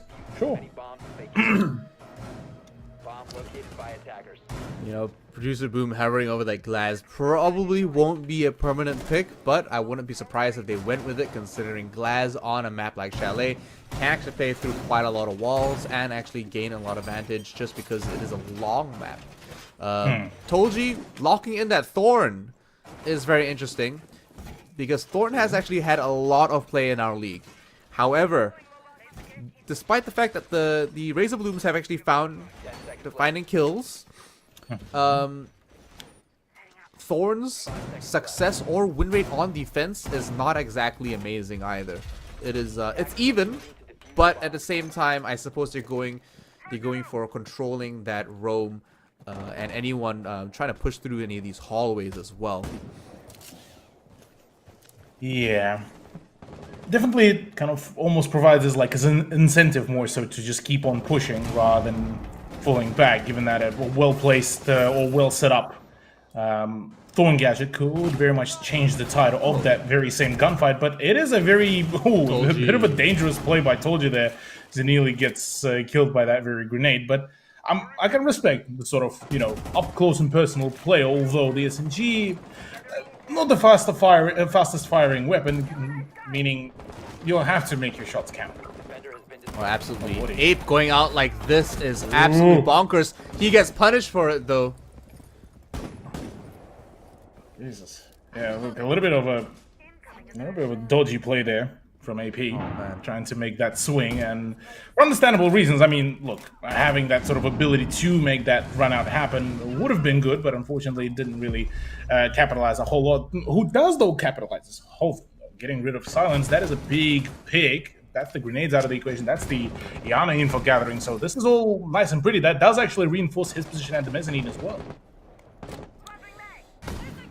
Yeah, Hova's trying to hold this one down for as long as he possibly can, but Roldini already with the Capitao, an operator that doesn't get a lot of play recently in this recent meta. The E1V gets popped, and he might just use the fixating bolt here on that doorway. Does get seen, loses a lot of his health though. Yeah, in terms of that as well, Jay Lucky wasn't as lucky as the name suggests. Falls to the hands of Tolji, and yeah, look, GG, well and truly in control of this sort of pacing. Didn't even need to really do a whole lot of flank play, understandably so, as it's basically just Obsession been pushing into their own crossfires, into their own angles pre-set up, and with 58 seconds remaining, there's not a whole lot of opportunities that have been generated off the back of that. Yes, Roldini managed to, you know, put some utility at the mezzanine, but it didn't really push anyone out of that position. That swing somehow magically actually works out there for Deadpool as well, as he just continues to keep on rumbling on, but the crossfire was there. It's all just shut down. And look, I'm gotta commend, look, an admirable swing, but trading out like this didn't particularly help, given that it was an intrinsic player disadvantage. 2v1, though, does promise certain opportunities, but why are you sprinting, Producer Boom? As the one and only Great One said, why are you sprinting? And, well, suppose we'll maybe get the answer later down the line, but a rather unfortunate result in round number 1 for Obsession. You know what his train of thought was? I don't see anybody, and my flashbang just got yeeted. Considering the fact that the flashbang actually got closer to him, he probably thought that I need to run past this flashbang in order to actually save myself. But, like you said, crossfire right there, unfortunately did not make it very far. This time around, moving into the second round here. Bringing back the Lion again. Probably going to lock that one in and probably not going to be swapping it out. But Melusi being brought back on along with the Azami is quite nice. I think that's the right choice, considering that this defense needs to be able to slow down the enemy instead of control their entry, because the Razor Blooms aren't doing enough. And while they are very strong for that on defense as utility, I feel like actually putting them in a the best way to actually capitalize on Razor Bloom is to actually manage their deployed sites and, you know, wait for the right time to capitalize off that. If you're not doing that at all, then what you need to do is use utility like the Banshee, like the Keeper Barriers, or maybe even like these magnets where the gadget pretty much runs itself, right? Yeah, having the ability to just play off the back of that sort of passiveness, almost forcing the attack to really come to you rather than you even needing to swing any of that, that does really bring quite a few boons and quite a few advantages. But in terms of Obsession, the way how things been going, yeah, they seem to be, you know, their theory is employ a very proactive gameplay, and when it does work, it works like as intended. But unfortunately, it's been met with almost a similar, if not an even bigger aggression and even bigger proactivity. So it's a little bit of a kind of trying to battle fire with fire, and when there's not enough fire, well, you're only worsening your sort of situation here. So for Obsession, a bit of a drastic change might be required if things do keep on going the same way, it seems. But maybe Hoven could find at least a clip here for himself. Yeah, they've got 1:50 seconds left in the clock. That's a lot of time to be able to devise a new strategy here as they start to take down a little bit more of this utility. And speaking about utility, of course, we've got the Rotero drones being used left, right, and center. He's still got 2 left. Rodini can take down a lot of the defending structures that lie around. Tolji in master bedroom by himself, trying to hold that down. I don't know if they realize where he is, though. I think they are starting to chip away at his position. And he's going to have to hold this down for as long as he can. Deadpool's trying to take down that wall and also keep himself alive as a couple of pings go down. Yeah, a few bits and pieces of information, but Obsession are trying to just figure out where they want to push. But in doing so, they've actually drained quite a fair bit of time. Already only a minute remaining, and only now, Obsession is trying to, get past some of the... interesting. Actually, a good way to play this out, as it does sort of buy a little bit more time for that bulletproof camera to keep on gathering the information. But for Obsession, yeah, a little bit too much time wasted, it seems. But maybe the answer is going to come in at later stages, as Hassan's already sending the Iana drone. But 38 seconds, not much could be done, though the breach has been conducted pretty well, and now Roldini is going to be getting rid of yet another utility piece that Rix was using. Already, swings coming around. AP does get the better of one. Hoven on the flank does get the better of another one. That's J Lucky Falls. Hoven does get traded out, so it's all down to, well, 3v2, 3v1. I say that it's all felt like just an absolute dominoes, and Hermosa to wrap it all up. So back to the usual business, it seems. Yeah. I mean, I think they could have still made something happen at 40 seconds. You only ever really need 20 seconds left on the clock to really execute a really planned and really prepped site take and planned. But at that, I say that despite the fact that, hey, you know what? They really didn't prep that properly. Unfortunately, losing the first Rotero drone and not being able to take that camera wasn't the end of the world, but it did force them to put the second Rotero drone down to try to take down the Evil Eye. That delayed a lot of time, and they were essentially stuck on the outside. Everyone on the mezzanine upstairs, the balconies, just shredded anybody coming through that front door for the atrium, and it just honestly solidified that position quite well for Gaming Gladiators. So moving into round 3 now, I hope Obsession actually find a little bit more momentum. They're not doing too well, considering that these 2 rounds that have passed, GG have stomped them, Cthulhu. They are not even giving them a shred of, not even a chance. 10 seconds left. Yeah, well and truly, just that whole kind of turnout been a bit of a stomping ground, really, and for all the understandable reasons, though. It's certainly a much more polished gameplay, it seems, from the side of Gaming Gladiators, and there is a pretty solid reason why they are on the very top position in the leaderboard comparative to Obsession. Whereas for Obsession, it's been a little bit more so of a kind of a talk about, well, finding that sort of the winning formula, to a certain point, their own identity, even, you could call it, really. And in doing so, look, it did result in quite a few very substantial losses. Now, with the Twitch being in the hands of Roldini, now he could start doing quite some damage to the utility work to try to dumb it down to just the gunfight potential.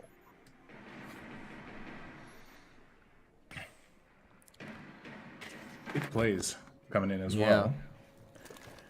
With those swings with the Twitch drone. Now, do we reckon Deadpool could have that sort of flank right now onto the Gaming Gladiators?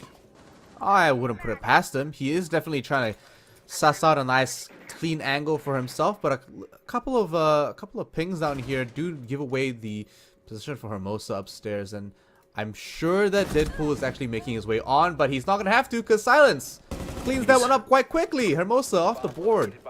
No contest. None at all. Just a very, very clean cut play. Not much here to be sorted out. And oh yeah, that's a little bit of a rough one, gotta say. Hey, Obsession they're actually picking this up quite well. Now that they've got Hermosa and Ape off the board, that's two very important operators taken off. Those are your soft anchors as well. You got Rix and Tolji left off site and Hoven holding it down on point. But it won't last for very long. As soon as Silence gets a little bit more information and notices Hoven and Tolji literally by piano.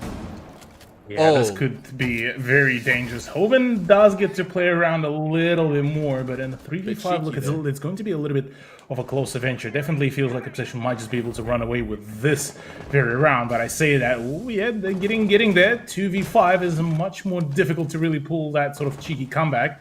Hoven will try to make a play maybe around the spot, but no, yeah, the prone holes end up playing a very cruel joke, and told you, at least is able to line up at least one of those frags, so it's not a flawless round per se, but look, yeah, that was a very solid, very well organized play by Obsession, and yeah, Gaming Gladiators definitely felt like they got a little bit overmatched there. Oh wow, Tolji knew exactly where Deadpool was, but Deadpool with a superior angle and superior health wins that duel out with a good pre-fire there as the Azami walks right into his line of sight. Unfortunately, Gaming Gladiators don't take that one, and Obsession actually lead this round quite confidently. They had a massive man lead. Like 3 men up. That's massive. Like, considering their performance in the first 2 rounds, it was actually stark in how that panned out. Unfortunately, Ape got taken out really quickly. Rix as well, just off the board. Oh no, sorry, Hermosa was off the board immediately as well, and then soon following them, Rix. Yeah, it just kind of just felt like everything didn't particularly line up as much as one would have wanted to see from the roster. So, look, I mean, all things considered, though, Obsession won't go as quietly as, say, Straight did against Elevate, and certainly it's a bit more of a slightly more leveled, let's call it that, of a matchup between Gaming Gladiators and Obsession, knowing that Obsession can pull off those sort of upset games rather occasionally. So, going into this one, already quite a change has been called in with the introduction of Goyo. Now, Ian, we remember what happened when Goyo was introduced by Elevate back on Bang, how much of a lockdown he was able to allow for the team. Do we reckon we even gonna say kind of a similar result? Oh, well, you know what? It's in the hands of Ape. And even if the dead packs don't get a kill, they'll buy a lot of time. They'll buy so much time, and not only that, they also deny walking space. Now, with the smoke, Toxic Babes, yes, they also deny area, but you can like kind of cut corners and run through a little bit. With the dead packs, it's not exactly the same. Yes, you can still run through them, but they do a lot of damage. And it has the immediate explosion as well, don't forget about that. So it's twofold in how you play that. I say that, I was going to add on a part about how the Vector is crazy in Ape's hand, but then there he goes. Unfortunately, he just gets taken out first time as well. But hey, I think that's just because the Ape is always like frontliner for a lot of these rounds. Absolutely. So yeah, Ape has been he's most certainly a frontliner for his roster for all the good reasons. I mean, he has that sort of a crazy ability to just overturn a number of the rounds in his team's favor, and same goes really here as well, looking to try to find that opener already. Hermosa getting pressured, and it's with a capital P pressured as well, as forced off the mezzanine rather almost effortlessly, really. I mean, the only price is the one frag grenade and the flashbang, but Silence somehow manages to actually get away out of that gunfight. Yeah, so he rotates in, takes out the Frostbat, and he's just like, you know what, I'm just gonna get out again. So they take out utility manually, and for some reason, unfortunately, Silence still lives. GG not able to capitalize on that at all. Toji now at the bottom of the stairs, holding and waiting for anyone that might rotate. Perhaps this Rodini here, this Finka, just waiting with the last surge charge left in the pack. And Hoven now rotating to maybe find a little crossfire. Oh, he's gonna take this. Ooh! Absolutely so. Clinical play there by Tolji. Getting rid of Roldini certainly will make things a whole lot more dangerous for Obsession. No longer there is that sort of healing. No more is that sort of negation of the damage permanence. So for Deadpool and Co, well, they need to be very cautious. I say that, instead they do a completely opposite. They turn up the aggression. Perfect hold as well. Once again, keeping GG on their toes. Hoven is now looking to try to make an advancement, but with Hermosa falling, it's all up to him again. And it seems now finally Obsession have adjusted to the play, and yeah, the vertical not really helping either. Where is the team, man? That's right, Dead. they're all dead. Hoven, unfortunately, now having to pull back, he's gonna have to give this one up. He's gonna have to buy as much time for his team to actually discuss what's going on, and maybe pad that KD. Producer Boom, of course, finds that final kill. Attackers winning the 4th round. Cthulhu. Honestly, they need to call that tactical timeout right now. They need to find some semblance of... they need to find and break this pacing because they're starting to slip away. So yeah, they certainly started, just kind of falling off on a number of occasions. It's been a little bit of a rough general turnout for them. So they are looking to kind of change that sort of momentum. Now, with the way how it's been going, we've already got to see basically a trade of 2-round streaks between GG and OBS. Since, well, we were all both watching, in your opinion, though, what changed really? Because the way how I see it, Obsession just ended up just turning up, and the first 2 rounds were just more so of a warm-up. Yeah, it's like they're a completely different roster now. After those first 2 rounds, it's not even that GG are fighting tooth and nail for it. GG are not even close in those last 2 rounds. They're getting squad wiped. And Obsession are so much more confident. They're very clinical, and they're very detailed with how they're taking a lot of these positions. We saw like Silence manually take down a Frostmat. He doesn't have to do that, but he could. And maybe it's not that they're playing excellent Siege, but maybe it's just that GG are just getting callous. I honestly think Ape needs this played a little bit more paced and slowed down just a little bit, because the loss of his presence is making it very easy for Obsession to just run over the rest of the team. So it's a bit of a disconnected play on the side of Gaming Gladiators, kind of almost taking it in the same way how, Elevate on a number of occasions did back in their own matchup on Bank. But, I mean, how soon is it going to be until Gaming Gladiators do decide to, you know what, fair enough, we should probably start, taking this a whole lot more seriously. And in terms of that, well, sky's the limit, really, with Hermosa kind of having a little bit of a quieter game. Maybe a few of those kind of situations where the GG players are getting isolated, things are certainly not looking particularly too good. Yeah, we see now Ape playing a very different operator. He's gone from Oryx and onto the... Yes. To his... Ben? Sorry. He's gone on to a more long-range operator, no longer playing with SMGs and close-range guns, now playing with the DMR instead. So he's playing a bit more reserved. Tolji now taken off the board. Unfortunately, does mean no more keeper barriers for the defense, and they're not able to play as flexibly as they used to. At least the trade was there to get rid of Silence, and AP just somehow manages to just stay alive amidst all that chaos with the slither of HP. No Thunderbird means that, well, GGs are trying to recover any of those health points. But at least the breaches are starting to come around, so Obsession rather steadily are approaching that sort of the needed mark where they need to just ensure that they are nailing their performance and kind of from there on just take it on. Terror drones coming out now does mean that they might be able to take down a little bit more of the utility. Evil Eye off the board early. Well, I say early, but 46 seconds left on the clock. But, hey, both Evil Eyes now off the board does mean that they don't have to worry about that. Maestro now having played manual with that LMG. Oh, no, it's actually... he's got the ACL stuff. So, I mean, it's pretty much a sniper. Pretty much. Basically. In the right Especially hands. at that range. Yeah. Oh, absolutely. But yes, I'll certainly agree with you here. It will be a rather dangerous weapon.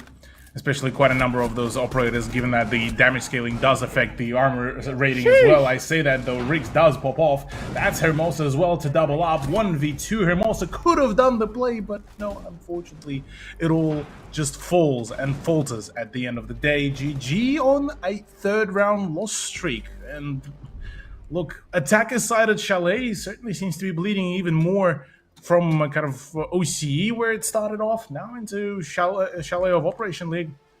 Feels that way as well. It's starting to feel very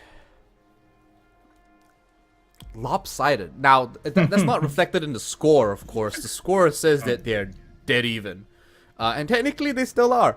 But the last 3 rounds have been landslides. They have not even come close to some of these rounds. Ape played way more reserved. He played a DMR instead of an SMG. He was long range and he still got cut. We saw him on a sliver of his own health just as he gets caught on rotation back closer to sight because the positions he was in still were so exposed that he couldn't play properly. And now he's switching over to the Jaeger to maybe play a bit more flexibly. And, wow, sorry. Words are just not working with me today. But that carbine should do him a little bit more work. And do him a little bit more good, considering that, you know, it's probably easier to pick up a couple more frags that way. This time around, Hoven, of course, on the Alibi. So, yeah, keen. How will the Alibi really play out? We've seen quite a number of really flashy plays previously from a number of other players as well. So, curious how will the Alibi here assist in the general swing of things.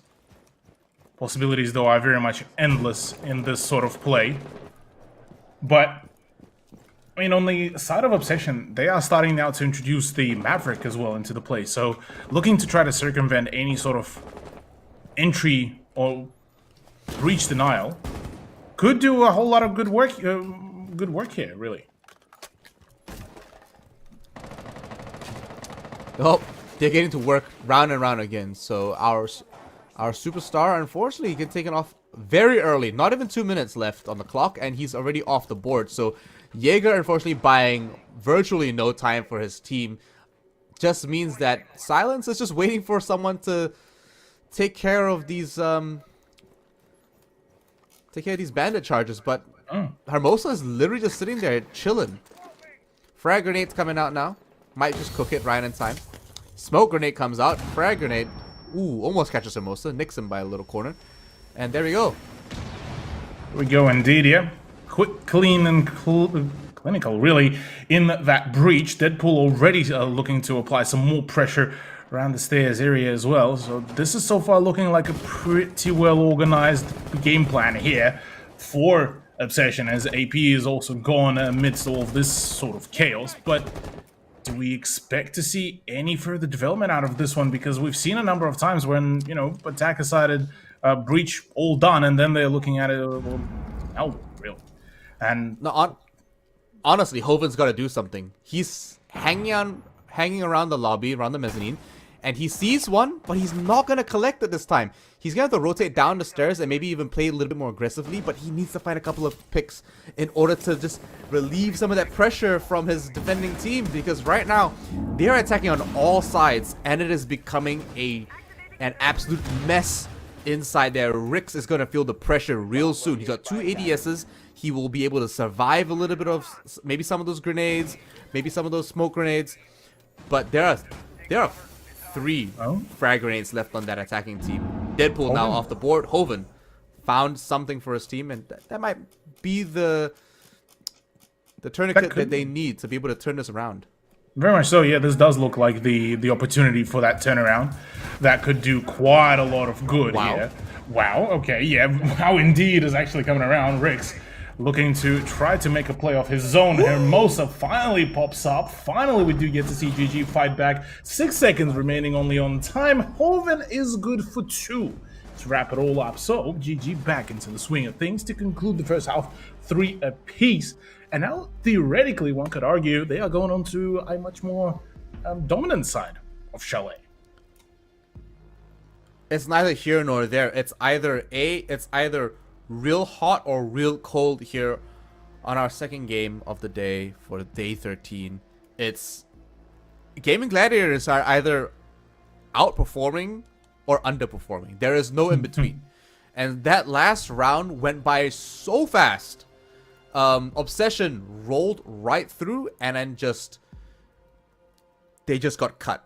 And Hoven came back at the right time. So great roam by him to be able to not only find the opening kill, but also to be able to rotate back onto site at the right time to be able to find the last few stragglers. Rodini, unfortunately, not able to survive long enough to be able to, or even to take out the last few kills.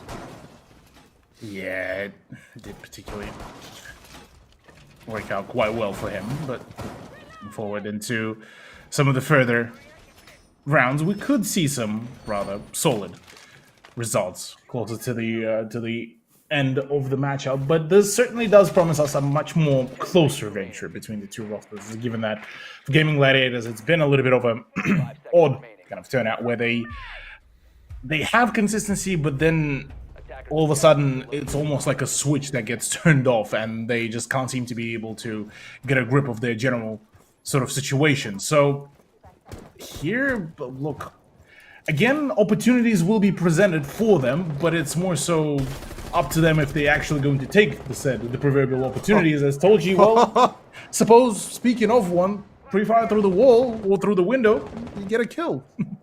Hey, I mean, that's what it's all about, right? Finding high traffic points and be able to put them pre-fire down. And Ape, finding some sneaky kills. This is why Nook gets banned. Because amongst all the gunfire and, you know, adding on her own utility and gadgetry, she does pose a massive threat. Unfortunately, Producer Boom finds the headshot there with the stops his streak before it starts, but that's already 2 members of the board for Obsession. That's your Jaeger and your Azami, and that's a lot of Kiba Barriers that will not get deployed. Very much so, yeah, not the best sort of turnout. Zolji just absolutely nails Deadpool completely off screen for us. But GG, yeah, look, they definitely look very much look and feel revitalized. The Retero drone, yeah, look, a little bit of a panic there from Producer Boom, seeing just the sheer abundance of the drones that came in, and probably that was part of the plan to try to distract the shots as well. But a minute and a half to go, a stark difference, actually, matter of fact, it seems, on the side of Gaming Gladiators' execution. Yeah, 2 members on the other side here. Producer Boom's waiting. With bated breath. 10 kills and 4 deaths, but the plant is already going down for Rix. Interestingly enough, yeah, look, Hermosa is the one to find that shot onto Producer Boom and go down to poor Silence to try to perform what Hermosa was able to do before, or rather Hoven, and instead has just told you that he's just a gaming machine in this round. Just starts off with a pre-fire through the window that just gains him the first blood, and then, well, from there on, the rest is history, technically. 4th point for GG, and it looks like they found the sort of the exit from the absolute mine gutter that it was before. Wow. I just want to say Tolji is an absolute beast with the AR-33. It's a good gun. Yeah, it's a good gun. For many years, it was very underrated. Do you remember the time where it just never got play? And Thatcher was the only operator with it? True. That was a long time ago, but hey, it just goes to show that just because it doesn't have as much damage as them, and this goes back to your point over in Bank, just because it doesn't have enough damage doesn't mean it's not a good AR. Doesn't mean it's not a good gun. And Tolji, proving that point very well, brings in quite a few kills, opening kills, because all it really takes is 1 clean headshot, and he really swept up in that last round. So 8-4 right now for his score, and he's really leading that for GG. Very much so. Just Clean plays. I mean, for Flores, it's you basically don't really get a whole lot of choice either with the guns. It's either the AR-33 or the SR-25. I suppose, speaking of the lesser evil, it's probably the reasoning behind the sort of choice in the play. But look, regardless of that, I'm very much curious how will the rest of the matchup will really pan out, because look, there's certainly plenty of chances for a big turnaround to happen, especially only within 1 round differential. Really could make a play here, and certainly it seems like they are looking to try to switch things around.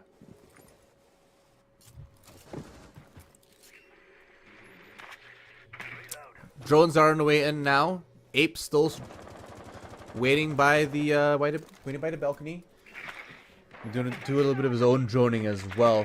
Oh, that drone's gone downstairs. Hey, unexpected, but Tolji with an opening kill again. This guy's on a roll, man. Absolutely, man is gaming to the absolute limits. And look, with this sort of performance, why shouldn't you? Ape does find the frag before getting traded out by JLucky, so at least the trades do start coming around, but the damage has been already dealt. The Kiba berries are no more. The smokes are no more. So your late game is basically non-existent in terms of the utility, with frag grenades coming around. So far, at least, trades continuing to fly in, but it's again off the back of JLucky. The rest of the team needs to start performing, and it certainly does get reflected in the scoreline rather thoroughly. I mean, you have such a huge disparity in the numbers as well. Deadpool 7-5, JLucky 4-4, Producer Boom 10-5, and then you have 2-6 for Silence, 3-8 for Aldini. So inconsistency is very much all over the board. And I mean, that jump in, Tolji just keeps on holding the one button, but does get shut down. Producer Boom at least managing to make it a whole lot more workable in a 2v1. Yeah, he cuts him off real quick, but honestly, JLucky should not have lost that on that angle. He should honestly have won that. Tolji just an absolute gamer running through. But Rix and Hoven, close to site, on site in fact. Will they get the plant down, or are they going to try to clear this and find Producer Boom?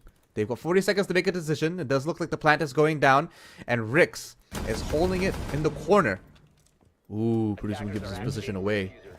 Yeah, a bit of unfortunate timing there. The plant did in fact go down, which will make things a little bit more problematic to clear out to make a play off the back of, but look, there's still a chance to make it right. But for Producer Boom, a little bit too much of a passive play does mean that he has to fall back. And yeah, Hoven basically had him dead to rights right by that hatch. Well, yet another point, 5th now on the board for Gaming Gladiators, and it doesn't seem that we are looking at any stoppages anytime soon here for them, and for the way how they've been just conducting themselves here.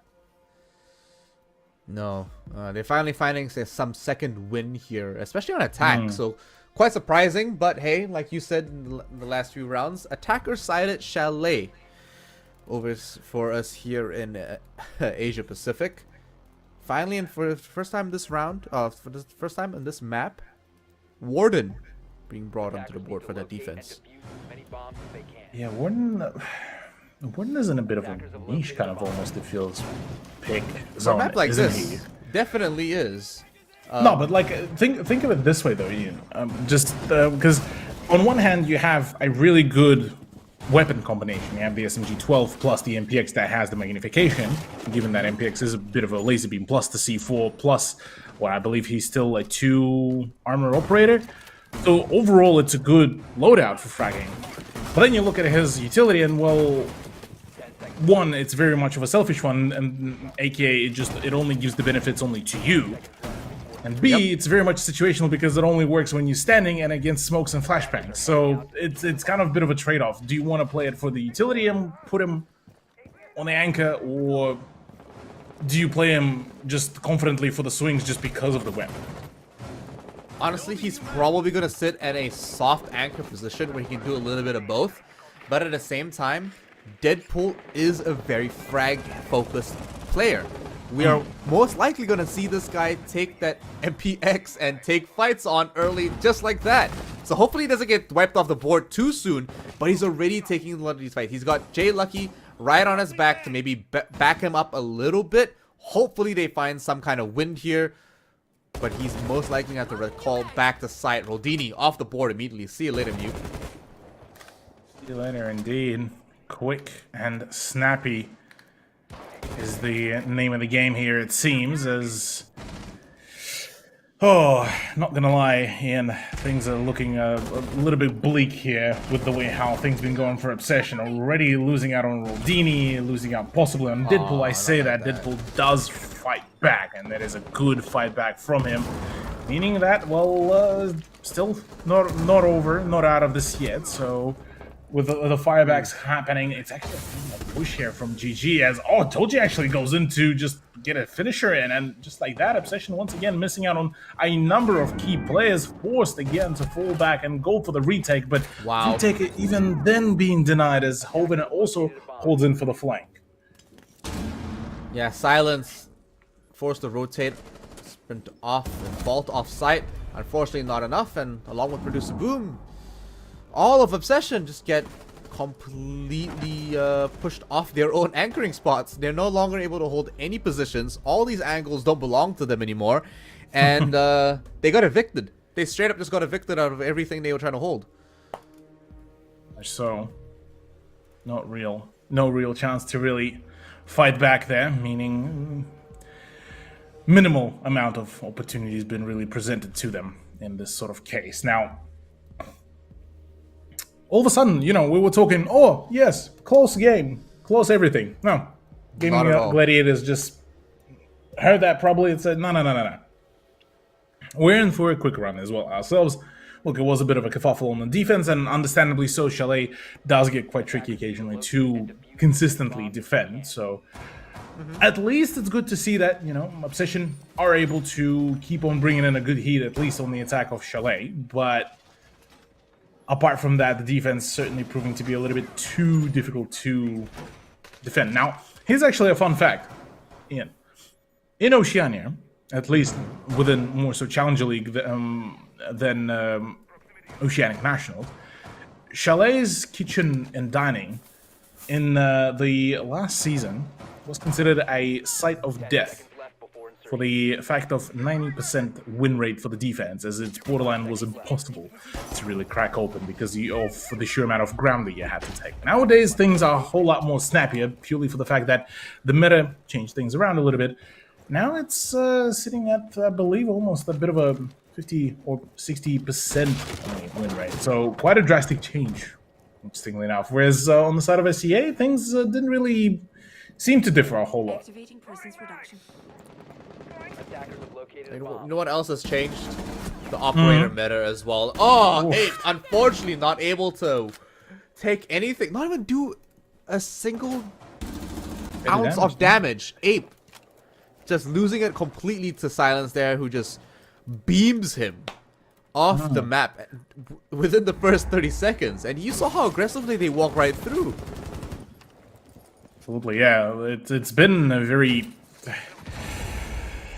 confident sort of push that felt off. My god, yeah. Speaking of confidence, Hoven was confident on that sort of swing. Deadpool just completely deleted out of the equation here, which means that, well, for the remainder of the round, well, Obsession will be very much lacking yet another quite a big performer. I mean, one of the highest performing players as well. You look at Obsession, the next one is Producer Boom, but Producer Boom, on quite a number of occasions, he was left in those 1vx situations, so as well was able to farm up a number of kills. So, impact players and impact utility, well, certainly going to be a little bit more on a lackluster side, but look at how Gaming Gladiator has been clearing out. So far, it seems pretty straightforward.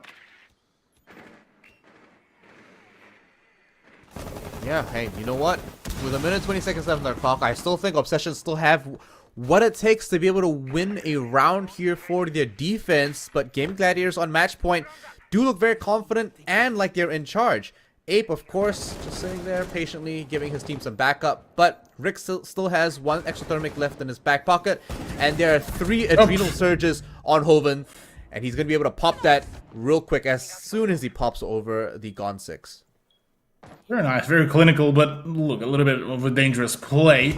Roldini had the element of surprise, but unfortunately that just got forfeited rather quickly. This does confirm, though, that only 2 players are currently on site, so a heavy pressure is just about to start coming in. Swing is there, good for J Lucky. Hermosa falls. The plant is starting to go down, though. Swing from Toji, not good at all. Nice. 2v3 all of a sudden, but Hoven does refrag. Hoven does refrag for the double. That's a quad kill. Can he make it an ace, though? It's the big question here, as Silence is the last man standing. Swing is good, actually gets the down. It's all down to Hoven to try to make a play 1v1, but now he's spotted the ace.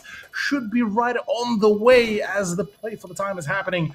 1 shot is all that is needed from the LMG to completely wrap it all up, and Hoven very much knows it. The damage has been dealt, and it's now all about the swing. Does he know? No, Silence doesn't actually find that ping around. Swing should be coming in very soon, and the wrap-up is there. It is the ace conclusion to the Gaming Gladiators match. What an explosive way to end that map on an ace. Hoven, in spectacular fashion, lands a quad, and that as soon as he does that, plays that post plant to a T and just holds it for time. He doesn't give it away. He doesn't get greedy for the kill. He knows he's gonna play for the post plant, and he just absolutely nails it for his team, holding it down like a true champ. And honestly, could you ask for a better way to finish a map like that on an ace? Yeah, exactly. The best way to really do it all, and yeah, look at quite a clinical result to it. Now, yet another rather lopsided matchup where GG just ended up absolutely full sending, hitting the afterburners, and yeah, look, that displayed very nicely in the round history as well. For the majority of it, the 3 points that were gained by Obsession were done in the first half. From there on, 5 straight back-to-back rounds by GG, which look, to a certain degree you could say maybe doesn't tell a whole lot of story of how some of the rounds went, but in reality, general pacing was still well and truly after that round 5 was in the hands of GG. Very dominant performance there coming from the Gaming Gladiators. Obsession, unfortunately, just dropping the ball in some cases and just having a very bipolar performance throughout the series. But you know what? It's unfortunately the exact same score they had against Gaming Gladiators last time. True, losing 3-7 against Gaming Gladiators. So a repeat performance shows exactly that, you know what, maybe they haven't grown. Yeah, although do keep in mind that the maps as well were quite different. So, well, look, maybe it's just more sort of a map pick win. Speaking of such, dear viewers, you could also score yourself a win, fight for glory, and the hashtag all in one word will score you a possibility of winning yourself 600 R6 credits and R6 Operation League Southeast Asia pin as well. On top of it all, we do have those giveaways happening after each and every map, so do make sure to stay tuned for the whole of the stream as well. Plus, we do get some heaters coming up, as well as Northern Forces and Champion are about to be battling it out as well. Plus, at the conclusion of the day, Fury versus Direwolves are looking to also duke it all out to possibly now start contesting those 3rd and 4th positions, given that Fury 3 points behind Direwolves, so that sort of equalization could actually mean that Fury could take over by the tiebreaker as well. So there's a number of great opportunities for that to happen. On the side of Champion, though, they are still struggling. They're still wanting to push. Matter of fact, the 3.0 will grant them that tiebreaker contention against Fury, which could mean that there is a slight possibility that Palladium 14 would very much rely on Fury needing the win to happen, and for Champion to possibly play that catch up again and off the back of that tiebreaker as well. So there's quite some spice and a smidge of a possibility that Fury could even miss out as well on their own standing in the playoffs as well, which unheard of, really, given just the caliber of the team. Yeah, absolutely, and you got to take into account as well, depending on how this next match goes. If Fury win, they could still get gate-kept by Gaming Gladiators. True. They could absolutely get gate-kept. So we'll see how it pans out. We'll have to watch the games as they go by over the next few games. But you know what? we still have those we still have some of those giveaways, and I'm looking forward to the matches, Cthulhu. So, well, Northern Forces versus Champion is our next matchup, and it will be coming right after this break, so don't go too far away and take it easy.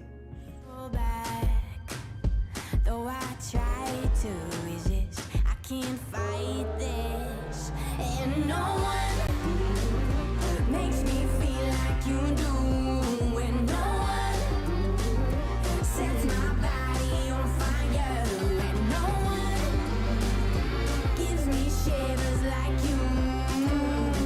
Oh, no one does it better. How I try to sleep, but you're deep in my mind. Got a hold of me. When I'm awake, I'm all blind. You and your magic, like infinite power. God knows I try to resist, but you're pulling me closer. Oh, I gotta stay away, but you won't let me. No one makes me feel like you do, and no one sets my body on fire, and no one gives me shivers like you. Oh, no one does it better.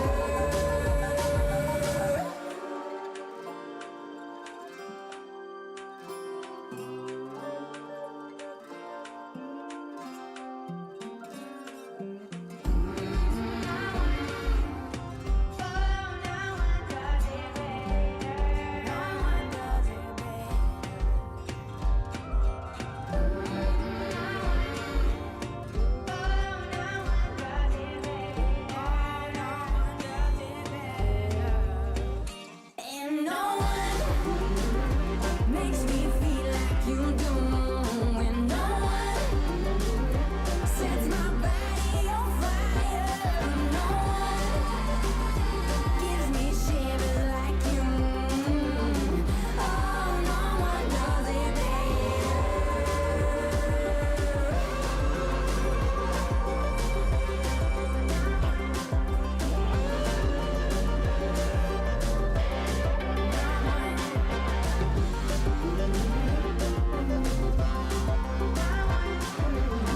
Oh, no one does it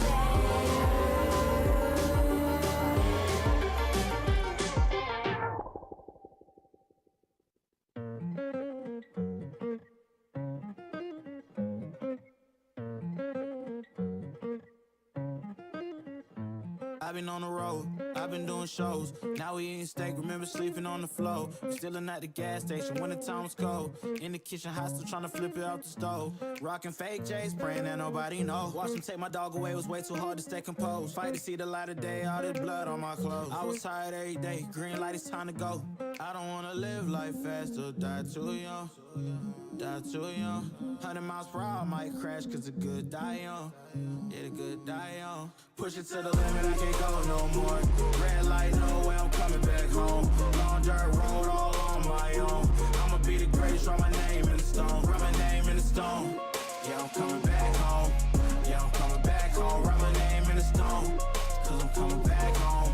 Cause I'm coming back home. Right back where I left because I know my people needed me. Diamond in the rough, I don't know what it is they see in me. Go down as a legend in my city cause we beat the streets. Trying to spread the wealth around the block, no I can't keep from me. Told me I should leave. I see the bigger picture and it's way bigger than me. Can't be living like a king, but my people need to eat. If I got it, then you got it, we gon' get back on our feet. And I put it on me. I don't wanna live life fast or die too young. Or die too young. 100 miles per hour, might crash cause good die young. Yeah, but here I come. Push it to the limit, I can't go no more. Red light, no way, I'm coming back home. Long dirt road, all on my own. I'ma be the greatest, write my name in the stone. Write my name in the stone. Yeah, I'm coming back home. Yeah, I'm coming back home. Write my name.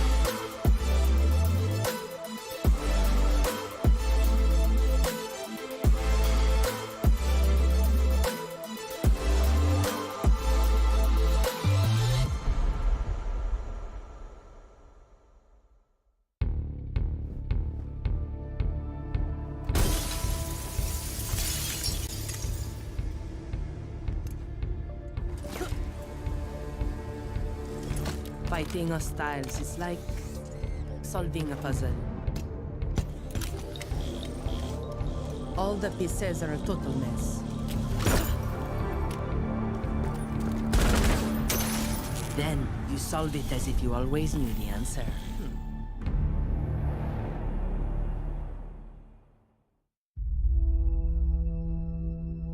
There are civilians out there who need us.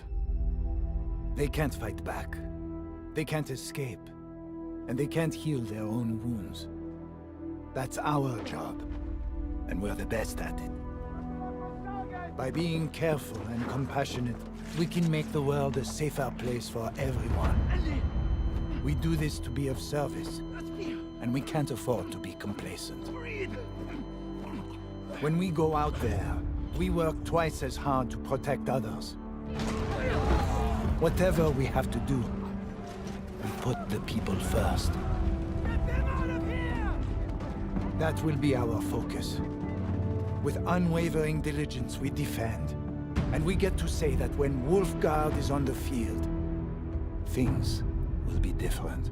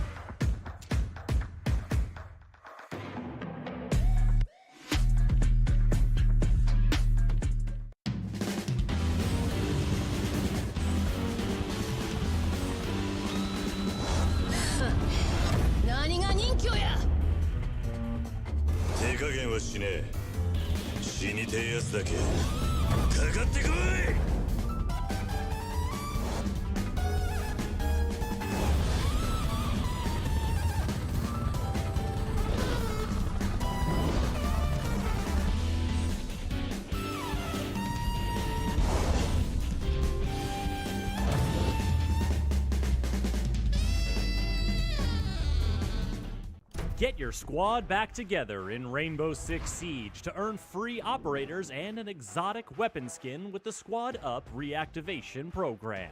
If you've played Siege in Year 7, find up to 4 teammates who haven't. Play 5 matches of any PvP mode with them to earn your rewards. Your teammates will earn a free operator as well. Then they can bring back 4 more players to earn even more rewards.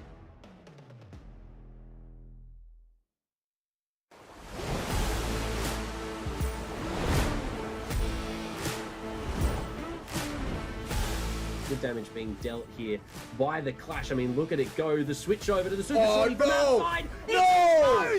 Supper! No way!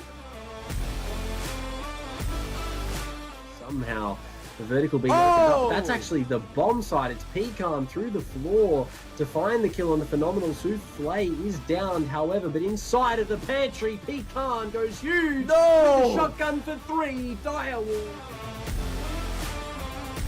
Unfortunately, he's out of his reach just now. Jackie, we're going to turn this corner, going to win that trade and pick up 2 for himself on a double kill. Schwan, he's waiting here in the corner. If they don't expect this, then he can get found, and that he does. Going big. Toxic Bathe still in the hands here of Ray C, but he doesn't win out the fight against Jackie Wu. A 4K quad kill. The rest of the attackers are in an advantage. Tolji and Ape, of course, on that board mean that it is anyone's game at all times. I mean, I like it on rifles, but on the SMG-11, who knows? Oh! Ape! I'm telling you, man, it's good. I'm telling you, it's good. Well, he's certainly proving me wrong! But Ape, he gets a triple kill in the hand. Monkey business abound. Toxic Babe to pop off. And I have sunken in my words. It's all down to Pecan. 1v3, downs 1. Can he find 2? Oh, there's no way he's gonna win this fight. no. He's sprinting. There's a shotgun wave. Oh. He retrieves the diffuser. How does Pecan actually get away with this? 30 seconds. He's gonna go in for the plant. Well, they might just be able to come out on top. The one is spotted. Second one does. Pecan lands it. He just plays it down to a T like it's nothing, Impian.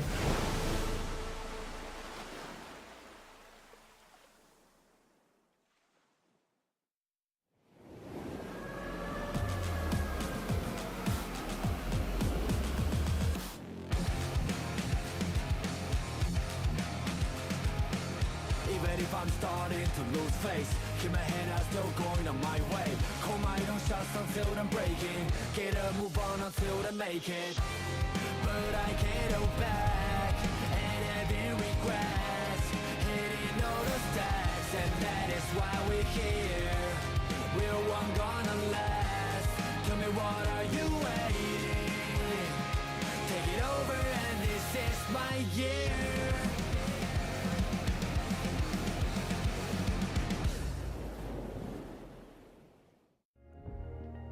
Ladies and gentlemen, 2 matches down, 2 more still to go. We just seen a stunner of a performance, stunner of a comeback, as a matter of fact, to form from Gaming Gladiators against Obsession on Chalet. A 7-3 conclusion was wrapped up with an ace as well. So, look, what better way to really do it? But now we're getting to some of the more interesting matchup where the Northern Forces, a team that, you know, managed to actually get a win over Obsession in playday number 10, has started showing some signs of life, finally getting on board against Champion. Speaking of the signs of life, it's a team that has been quite on their own sort of grind set. Now, Ian, in the predictions, you actually went, I believe, with Northern Forces. Care to explain the reasoning behind that? I like the underdog. Well, that's fair. I that's like fair. the underdog.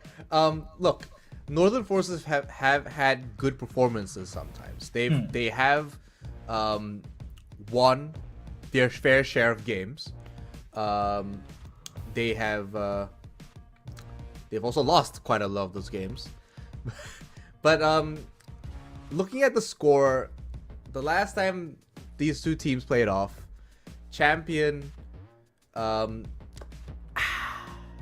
won 7-1 against Northern Forces.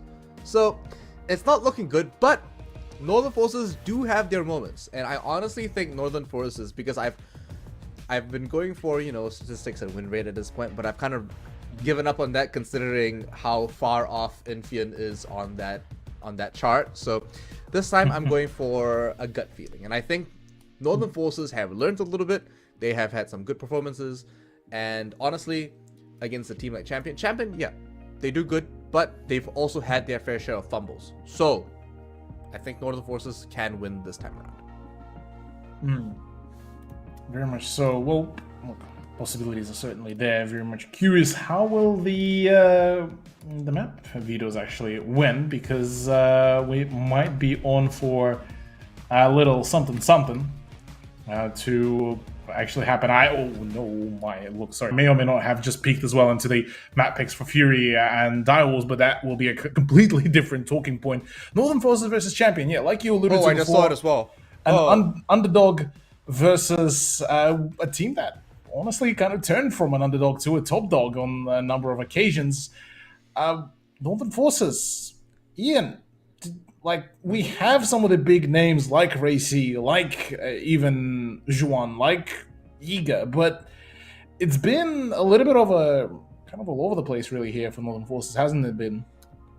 Yeah, they've been having a rocky performance overall. Like, despite the scores, despite the KDs, and despite their actual placement on the roster, they've actually had some very close rounds in a lot of these games. And believe it or not, they have actually performed well against some of the better teams. They just lose these rounds due to either the 1 or 2 kills that got away from them, or just making a couple of small mistakes. But overall, they're decent rounds, and they actually trade very well.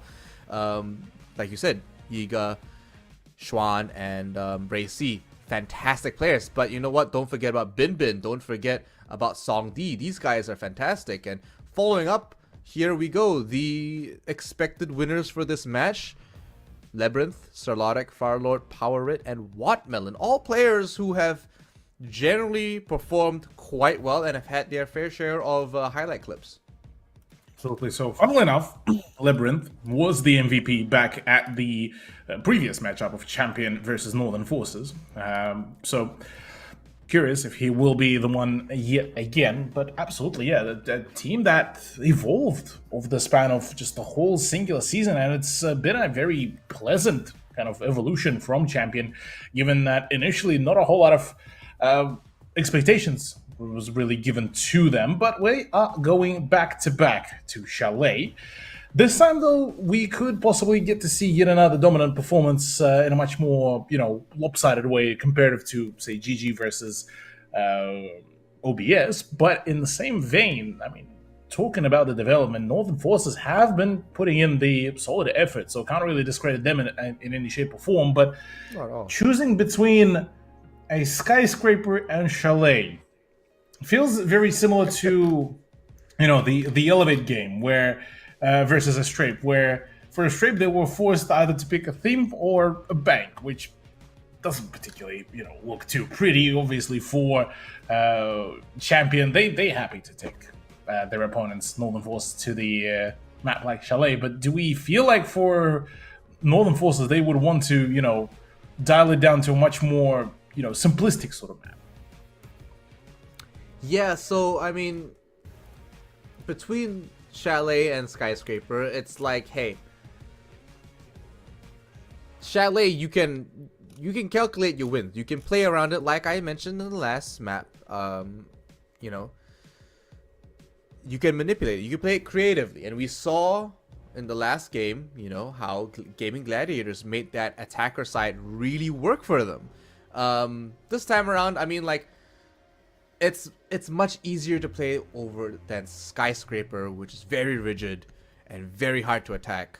And in saying that, Finka getting taken off the board is going to make it much easier to defend. True. We did mention before in the previous Chalet match that, with Finka comes damage permanence removal, where you can kind of heal up, some unfortunate damage that has been dealt amidst the initial set of gunfights. With Finka out of the equation, that's technically a crutch as well, gone, because the LMG meta being so prevalent at the moment, not bringing at least one LMG feels almost like a throw, really, from a number of teams. So with her out of the equation, things will get a little bit more complex, or will have to rather get a little bit more complex from the side of Champion. And Champion were one of the few teams that, quite convincingly could play a really solid Finka. So with her gone, could be the much needed crutch removal by Northern Forces. Yeah, well, hey, these are all easy to play operators. Rooney getting taken off the board as well. Not necessarily a crutch, but definitely a clear line of defense. Labyrinth clearly upset. Clearly upset by it. He's like, I wanted that operator. Why would you do that? But hey, with that off the board, honestly, I wouldn't be surprised if they locked in another LMG operator on the attack. And there we go. Wattmelon with that Zofia. Just locking that in as soon as possible. If we can't have Finka's LMG, we've got to have Zofia's LMG. Zofia LMG is always good as well.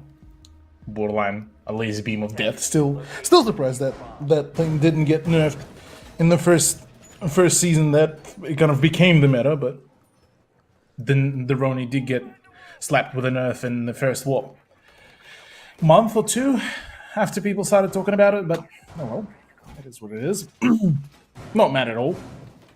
Regardless of that, though, I'm actually quite curious how will the Rooney ban actually work into all of this, because we've seen actually in the previous map, as an example, a good amount of Rooney gates were placed around sort of the office push, where you basically have to, no matter what, really throw something at that gate to be able to pass without taking any sort of damage. And in some of the more crucial times, with the with the time play as well, it could save almost a life for the defense, or will take a life for the offense. So, but look, definitely curious how will Champion be able to respond, albeit looking at the lineup, do we feel this is a little bit more kind of rudimentary here choice, or pretty much down to kind of the usual sort of chemistry? Yeah.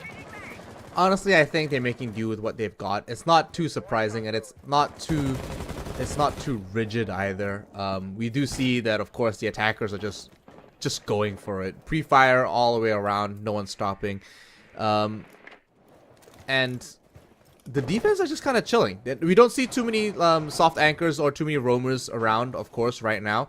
A lot of members aren't exactly heavy on rotation. We only see 2 members close to site.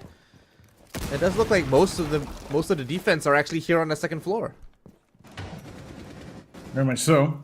Already, Wattmelon looking to start his sort of success story here and hoping of finding a few opportunities. Decides to reload after firing, what, a whopping 6 shots. Sorry, 7 shots out of his LMG, which is, yeah, very cool. Thank you. But in terms of just hold, so far Northern Forces are actually holding on pretty well, it seems, given that Bin just looking to blast over the SMG-11. He's not swinging, he doesn't need to. The attack needs to come to him. Yeah, he's quite disciplined in that respect. A lot of players from Champion now trying to push in on this site. Like I said, a lot of Northern Forces are on that second floor actually holding it down. They're nowhere close to that site, but they are not too far either. Ooh, some trades here though. Northern Forces losing out on some of these duels, and Champion still all quite healthy.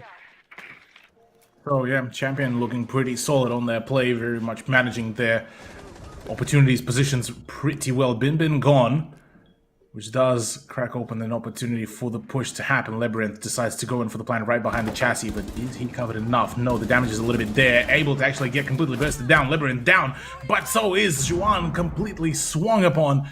Flank coming around from Ray C. He is yet to make a play. Song D, though, gets the finish on to Labyrinth. Now, all of a sudden, the 3v3 could be rather lethal here with the flank from Ray C as well. Yeah, they do also notice one Claymore over the bottom stairs there. Double kill for Firelord. And if they're pushing on the site now. Yeah, actually, the flank play does come in rather big. No, Ray C, unfortunately, just whiffs all of those shots. So many opportunities. How is that Twitch is alive? Completely beyond me, though, Ian. Yeah, unfortunately, the C9 is not doing enough. Frost, an operator that, of course, catches you off guard when you're not expecting her to, and especially when those welcome mats are in positions where you really just can't see it. This time around, Champion, finding that opening kill did make it quite easy for them to start picking apart that defense without Ray C there. Just made it a little bit too easy, but as they collapsed onto that kitchen site, they didn't even need to put that diffuser down. It just became a frag fest, and they started just taking a lot of these angles quite confidently. So Northern Forces played that well in the respect that they honestly played for time. They held their positions, and they didn't get greedy for the kills, but they needed to react a little bit better and expect more. Unfortunately, just didn't expect that second push and that second operator right by, I believe it was Firelord who had that initial diffuser planted down. I think it was actually Labyrinth initially. Oh, you're right. It was Labyrinth. Yeah, Labyrinth could have confirmed first. Yeah.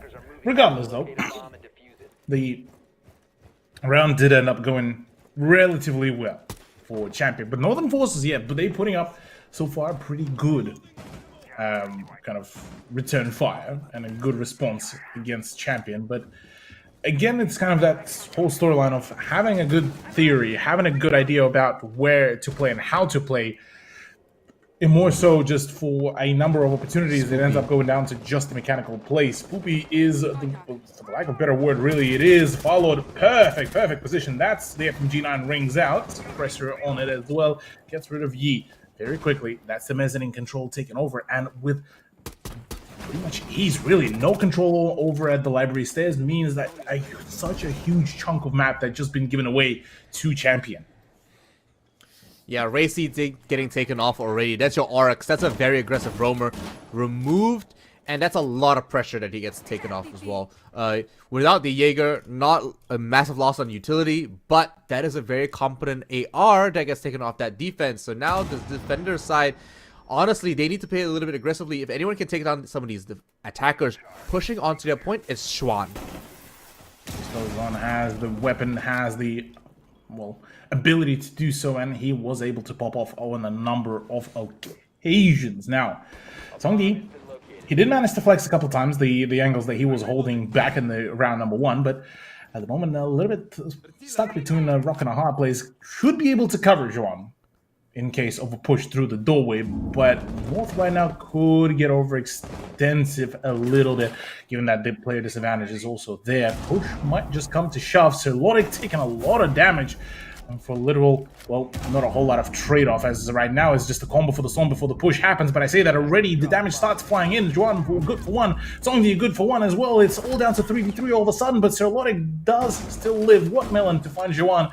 The swing with the shotgun comes around. It does actually down Wattmelon. It's out of Serlotic now down to power it only, as Wattmelon is down, needs to find that sort of swing, that sort of shot, as Zongdi is the last man standing, and the revive should come in through at a very timely fashion. Zongdi has to push in, knows about one player down, but does he know about the pickup? The Sankyu should have been there. Finds one. No, the swing is good. Wattmelon covers his teammate, and Champion is sturdy. A robust push and a nice recovery from Champion there.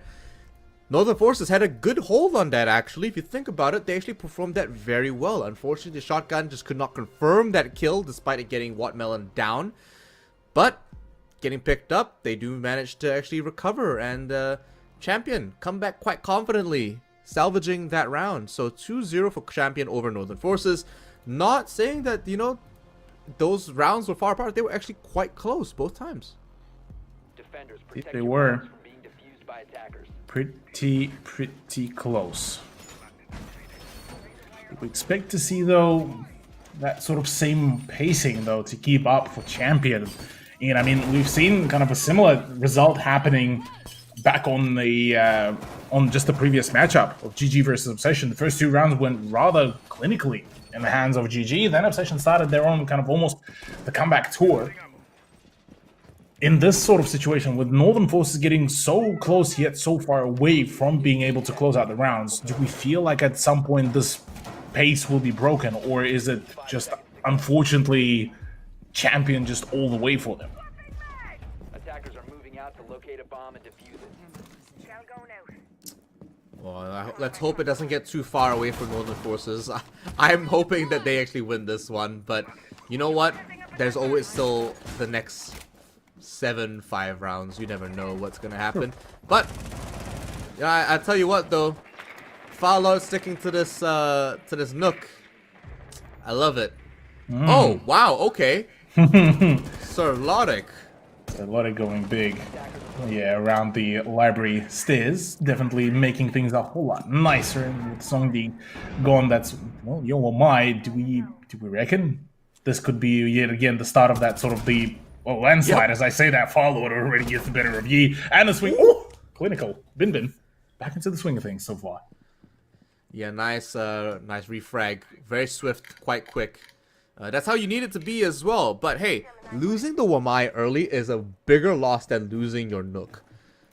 It's not anything like losing your Jaeger either. Jaeger would pre-place a lot of his ADSs, but for a Wamai, he generates them and then he puts them out one by one. So you actually lose more utility by having your Wamai taken off this early. So a higher value pick getting taken off. A double kill for Bin.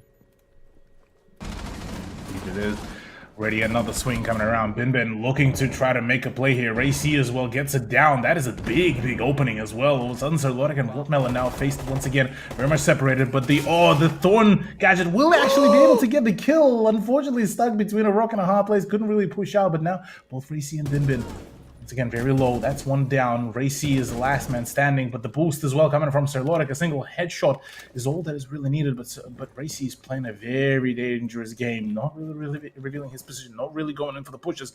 Keeping Serlotic nice and questioning, nice and cold about his tracks and whereabouts, which could be rather dangerous and problematic going into the remainder of the round. Or this could be big. This could be the swing that is needed already. Ray C, once again, going for the reheal. This big, back to 50 HP now with 38 seconds. He could play for the time here. Frag grenade out. Serlotic starting to panic. Serlotic needs to find a plan of attack. He's got 30 seconds left. Ray C able to maybe get one more heal in if he gets the timing right. But he still has a C4 in his back pocket. He doesn't actually have to reveal himself. So yeah, doesn't have to really do a whole lot of things apart from walking in, but I say that Sir Lotte clinically checks each and every corner before pushing in, and well, the only place that was logically could be covered is, well, that very hallway. So round 3 to go into the hands of Champion, but yet again, yes, it's a 3-0 scoreline, but how close some of those rounds went is completely untold, Ian. And that's exactly what I'm talking about with Northern Forces. This is why I picked them.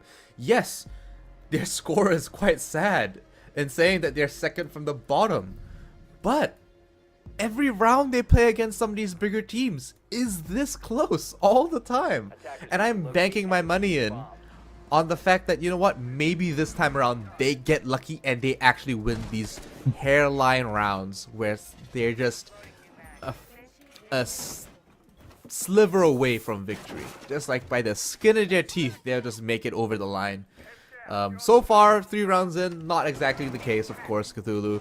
We are seeing them struggle in a lot of these cases, but only because Champion are also playing excellent Siege, and they're playing very well. It is not as if Northern Forces are making many mistakes. Oh, yeah, not at all, yeah. This has been just more so down to some of those just micromanagement moments, really, where, yeah, Northern Forces just struggle a little bit with just picking up, you know, the general kind of pacing of it all. So, look, going into this next round, round 4, possibility that Northern Forces could really pick up at least a round or 2 is still there, well and truly. I highly doubt that it will stop being there anytime soon, really. So, going into this round, look, I'm very much I'm a believer here, Ian. Oh, he's to have some swings. That he nearly thrown out his own pistol. That man is just he's committed to the throw, and you know what? Might as well send out all of your weapons while you're at it.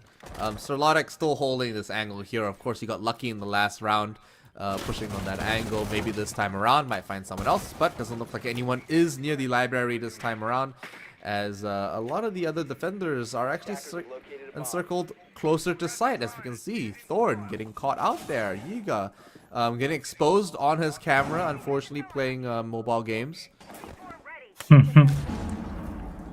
It does look like it. Yeah, look, it's a little bit of almost a weird venture. Racy and Bin losing out a lot of HP, but courtesy of Racy able to re-heal. Racy gets the better of Labyrinth, as a matter of fact, as well.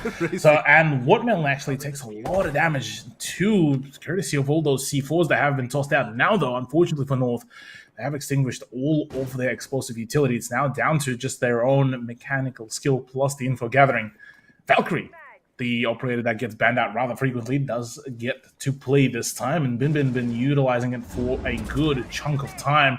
Abilities like this shouldn't be really go unnoticed, and he could make a really big play here. Stonks for days. Yeah, he does get exposed though. Ooh. Frag grenade goes out. Racy gets caught on so many different angles, but it is a trade back and back again. So far, not the worst, not the best situation. Sir Lotte once again back to try to save the day. Him and Firelord going to be the last remaining players to try to make it work yet again for Champion. But once more, Northern Forces managing to push this so well. But Thunderbird was kind of there clutching in a similar way how Finkel was before. Yiga does get the better of Sir Lotte. It's all down to Firelord, who's starting to get a little bit more antsy about his positioning, his place. 6 rounds of the mag on an F2. They do go quite quickly as well, so needs to make sure that he paces himself. 16 seconds in a dream. This might be finally the round that Northern Forces do take away from Champion. And with sheer amounts of crossfires, I say that no, misses out on the opportunity and runs out of mag as well. That's a round finally for Northern Forces. Well, finally, Northern Forces find some kind of wind and some kind of opportunity to take a round. Not too late either, so perhaps they can take this 3-3. It's still possible, and at least it's not going to be a clean 6-0 on that defense there for them. So yes, we did already kind of determine that Chalet is kind of attacker-sided for our teams here in Operation League, but surely Northern Forces should be able to find at least one more round here on the defense before they swap over. Warden, of course, being brought onto that defense might make a fair change in how they're playing up. But Yiga now also on that smoke does make this bottom hold and basement a little bit more doable. Yeah, Warden would be an interesting kind of choice here, I reckon.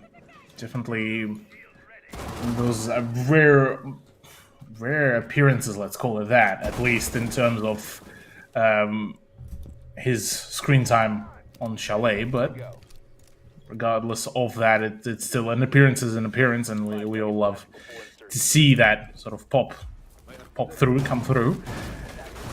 Main question from me though, Ian, so far it's been a very kind of a one-sided adventure.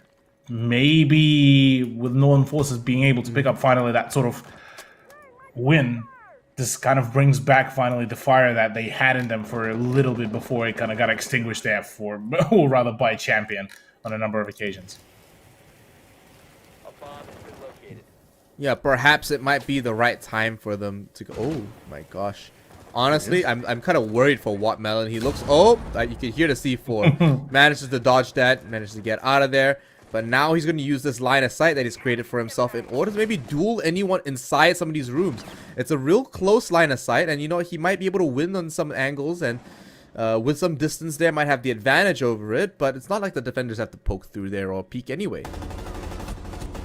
On a roll, yeah. This very quickly, though, does transpire into an absolute just chaos, really, there. Ray C getting the better of Follow. That is a huge opener as well, given that that's Sophia out of the equation. So many angles as well to cover. Celoric, though, how clinical he is on his swings is just absolutely mind-blowing. And, well, this sort of opening does provide the opportunity for Wattmelon as well to go in for the push. Now that all of a sudden a couple of positions now have been exposed. The pressure from the two sides have proven to be rather crippling for Northern Forces. But I say that with the short side, rather deadly there. Yeah, Wattmelon getting caught on his own angles here. Of course, every line of sight goes two ways. He finally finds one kill. Songdi right free frags back onto Wattmelon, leaving two members left on that defense only, Cthulhu. So they've got a minute and 17 seconds left, but honestly, it doesn't look like they've got more than that at all, considering how aggressive Champion are being with opening a lot of this line of sight and trying to fish and flush them out from their existing positions. Certainly so.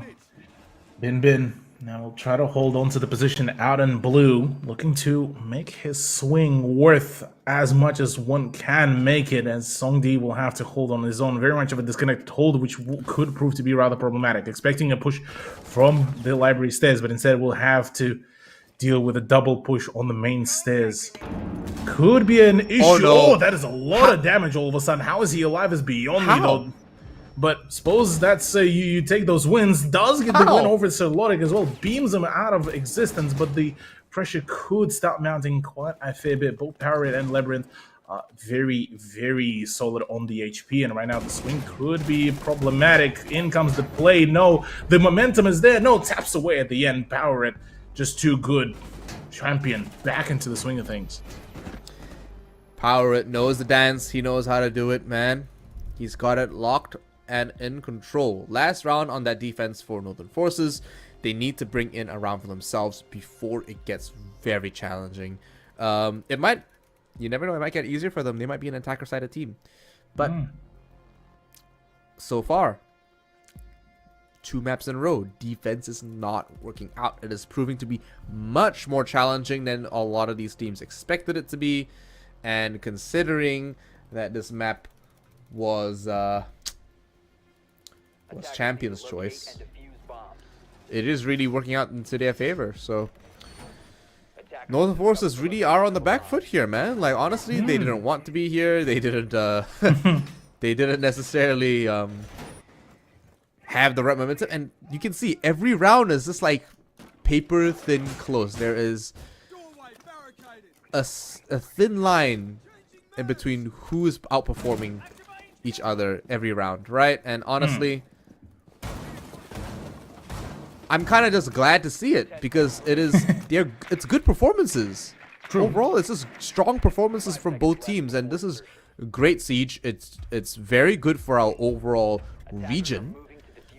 But Northern Forces just still can't grab the horse by its reins. Yeah, none of the forces, they just keep on, unfortunately, missing out on a couple of positions here and there, hoping to kind of find the right footing, maybe. Who knows? But look, end of the day, it's been so far still a good learning pace. Oh, actually, Follow doing some hacky stuff there, getting rid of a setup of the Mozzie Pest to allow himself further down the line to enter the Twitch drone. But look, as it stands, it's really the last kind of need, because Champion actually took Mezzanine quite well.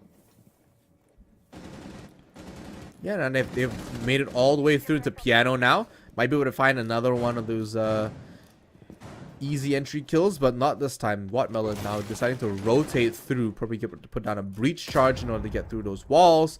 Sounds like they're starting to go off one by one, but looking at the utility, we have 4 frag grenades that aren't being used and 2 claymores that just got taken off the board. So Firelord unable to bring any of those Twitch drones, those claymores, and defense might actually go towards Northern Forces without that utility available. Yeah. The way how Racy just absolutely deletes Wattmelon as well, this does make things a whole lot more difficult for Champion to try to take any sort of firm control. Labyrinth just wants to just send it. With the Mute Jammers off the board, it will be very much made possible, and so Logic actually exercising a really good trigger discipline. Perfect play there, completely outs Yi as well.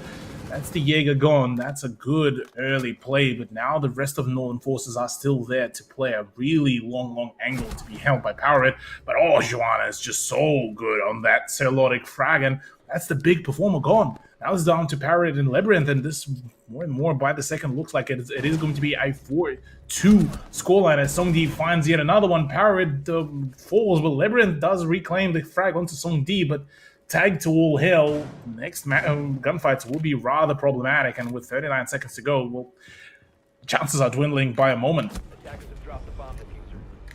No, that's a game over for that defense there. Northern Forces managed to salvage that 2-4 on that first half. Now moving on into attack. Northern Forces might they might have a better time here. You can see Schwan already getting put down by the attrition and the time that he's put in for the game. But as the rounds roll by, we can tell that, you know, the Champion are starting to slip just a little bit. That last round was unfortunate in a lot of the circumstances. Champion just lost a lot of those duels, and they just could not win some of those angles. They were caught on some angles as well, and honestly, Labyrinth could not save that for the life of him. There were too many angles, and a lot of the members were still upstairs. He was not going to... As soon as Power Rit went down, it was over. And the Songdi in good spirits giving us the peace signs. What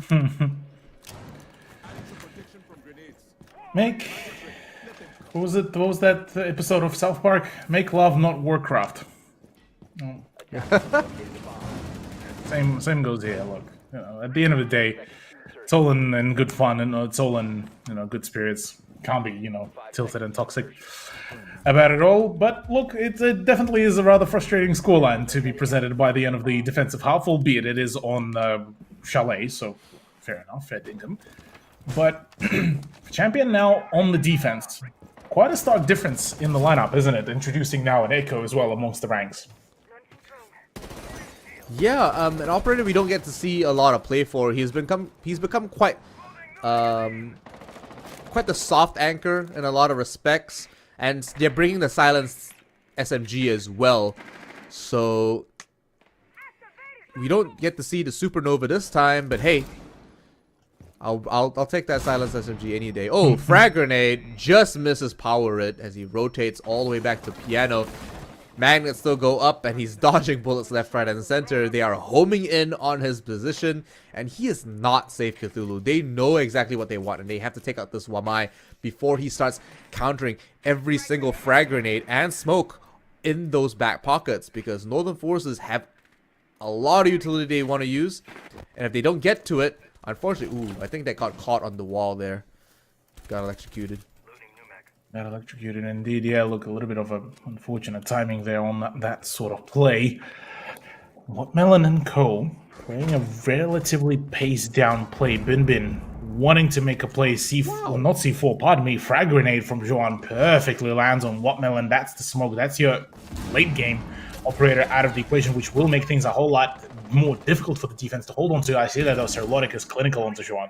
That's the Iana now out of the equation. There's still Bin that could have done some work, but his already frag grenades have been all extinguished, so it's all going to be relatively rudimentary. I say that though, Serlotic gets completely overpowered there on that long angle, and right now, yeah, look, Champion struggling a little bit on that play. This is where Northern Force could very much find their footing. More Magnus get deployed, and Labyrinth is now trying to hold this quite aggressively. Both Yokais off the board, not available to anyone. Does mean that he's going to try to contest these angles. He might see one head pop through and does not land enough shots to be able to confirm that kill. Unfortunately, they'll be able to move out of there. Yiga gets taken down though. Yeah, in fact, does fall. Labyrinth claiming that credit, I suppose. 3v4. They don't know about the fact that Serlotic was actually down before, but it's a down on Labyrinth. That is a good one. That is a flank from Followed as well. All of a sudden, Northern Forces, they had the upper hand for such a long while. No capitalization meant severe punishment, though, from the opponents. And just like that, yeah, Northern Forces back to ground zero, basically, in their push. Racy falls. It's all down to Song D. And this is what I've been talking about. That sort of stall out does not help at all. Yes, Firelord is down, but that's all that really is being given to him, because Song D gets absolutely pokeballed out of existence there. Yeah, he definitely got caught in the end, but like you said, no capitalization. They had the superior position, they had the numbers, and then they just let it dwindle away. Unfortunately, unable to find a clear opening in order to maximize their gains. Northern Forces slip again on another round and now are coming closer and closer to match point and game set. Defenders, protect your bombs from being defused. I mean, the last time, like I said, the last time they played against Champion, they didn't exactly do too well. But technically, they're doing better, because last time they lost 7-1. Now they're 2-5, so they're up one round. So they have improved. You know, different map, but you know, hey, better scoreline. But you know what? I still think they've got a couple of rounds in them. Yeah, well, I wouldn't put it past, really. But Champion certainly nearly slipped up on that previous round, and certainly the defense has been one of the more weaker sides on Chalet, purely for the fact of just how difficult some of the sides are to hold on to and to defend. But look, it is what it is, really, there for them. Champion only 2 rounds away, though, from claiming their own victory. They're 3-pointed to start that sort of storyline of contesting with Fury for that 4th place, which will be an absolute neck and neck. Now that I think about it, with Fury needing to basically nail their performance, otherwise that could be their way out of the playoffs, which honestly would be very much devastating for the team, for the org as well.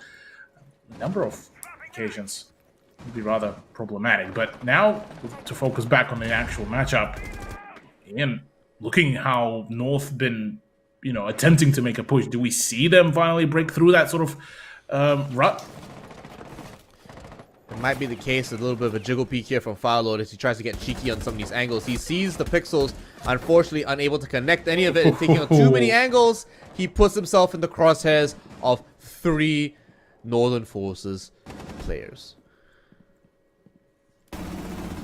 Ready, Labyrinth trying to find any sort of opening for himself. Instead, it's Parrot that actually takes quite a lot of damage, trying to find just his own sort of engagement here. But it is a little bit of a chaotic kind of play here, too, now that I look at it. And from Champion, this is looking to be a little bit just all over the place, whereas Northern Forces slowly but surely progressing. Still got half a round to go, so surely we could see a really concise match from them. Oh, wow. Good timing, though, on that kill feed and the grenade, though.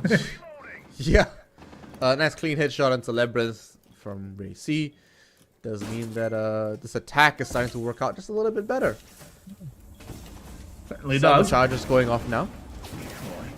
With yeah, those breaches starting to pop through, this should be a relatively clean run, really. With power rate though going down, that's not particularly great. It wouldn't bode too well. The numbers advantage not really being taken quite well by Champion. Watermelon though and Sulotic are both full HP. I say that Watermelon takes up a lot of damage. That is, as a matter of fact, the flawless round to come around from Northern Forces. And yeah, look, Champion quite like it, for the lack of a better word. It's starting to look a little bit better for Northern Forces. That last round was so much more confident, consistent, and well played, if anything. Champion were fortunately just putting themselves in really bad positions. Firelord just got a little bit too confident, tried to flick 3 different angles, and he paid the ultimate price because all 3 angles fire back at him. And I could hear Northern Forces confirming that kill vocally from my my room here. But this time around, I mean, hopefully Champion don't make those kind of same mistakes again. Like, we just see them in bad positions time and time again. Just trying to take on too many responsibilities, too many angles, and trying to contest too many things. They need to focus down and keep their game plan simple in order to take on Northern Forces, who are in turn also keeping their attack quite simple. So definitely a good way to really put it into words, Ian. Champion, yeah, they just felt a little bit all over the place, really. Sort of simplicity ends up prevailing, like you alluded to. So now we'll look at the lineup. It's everything but simplicity, really. The introduction of now Warden as well very much relies on quite an active sort of gameplay from a number of Champion players. Whereas on the side of North, yeah, look, cool, yeah, you have Sledge. That's it. Some breacher as it gets. You have some Deal Zero. Has been actually putting in quite work. I mean, you look at that use of the criminals as well, very thorough with it, and making sure that that utility gets put to good use to just prevent and keep the defenders locked in, which seems to be doing the right work. Yeah, it definitely is doing some work there. The Rotera drone also doing a little bit of work, taking out some utility and opening up that barricade at the same time. Firelord on a sliver of his own health, and by the skin of his teeth, is somehow still alive. Now rotating down and dropping from the mezzanine above. Does get caught by Schwan. Probably got a shot in his ankles there, but unfortunately, Bin Bin gets traded back with that SMG 11, and whoo, that was a quick kill. Quick set of trades. Nice and snappy. We'll love to see it right here on Rainbow Six SEA. But it's not over yet, really. As a matter of fact, this is only just the beginning with a minute and 30 to go. Champion are yet to find their kind of momentum here, as Ray C quite valiantly trying to find his own openers here. Very dual-sided play coming around, actually, from Northern Force, which seems to be getting quite a fair bit of traction in their own favor. On the side of Champion, they are on a little bit of a struggle street, trying to just find, I guess, their footing, really, and trying to find those early frags for themselves rather than giving them away. And so far, it's been a bit of a 50-50 coin toss. As I say that, Juan, perfect angle is all to get rid of Power Red. That is a plan secured now for North Forces. Oh my god, okay. We don't even get to really dissect the analysis of this whole play, because, yeah, look, Northern Force is just too good. Build diff. Honestly, Northern Forces just went brrr. Like, in the last 2 seconds, 3 kills just popped up on the feed, and the round was over. They're pulling this closer now. And overtime might be a little bit more possible now that we're seeing 4 to 5 for Northern Forces turn up. Looking a little bit more competent this time. Northern Forces are living up to my expectations, is what I want to say, to be honest, because they're attacking a bit smarter, they're playing a bit more conservatively, and Champion, if anything, are starting to slip. they are actually making so many more mistakes, and Northern Forces are consistent in being able to catch them out on that. Yeah, maybe it's the fact that they're getting a little bit complacent with their positions and with their plays. Maybe it's just flat out the fact that they just can't seem to be able to get a firm grasp on kind of the general idea of how the pushes are coming out from Northern Forces. Who knows, really? Because it's definitely been kind of just a little bit all over the place for them. A number of positions have been given away almost too freely, and they kind of can't stop but ask what is happening out there in the background for Champion, because everything looked so good. And for once, funnily enough, this is actually panning out to be an actual close match where Northern Forces finally starting to put up a really, really good play, and already quite a stark difference compared to what played a 6 where it was a 7-1 in favor of Champion. Yeah, now Zero has been picked up multiple rounds over and over again, and honestly, I'm quite happy to see that. He is an operator that Sam Fisher himself, dear to my heart, but at the same time, hasn't exactly had the most success on some of these attacks. I have not seen too many winning rounds with a 0 on it. In saying that, he does provide a lot of information and a lot of utility where an attacking team otherwise would not be able to get. So it's pretty important to actually have him around. He actually provides quite a bit, considering that Intel is the name of the game here in Rainbow Six. But Power It dropping dangerously low as he scathes frag grenades back to back that are trying to take out these barbed wire that he's just casually sitting next to.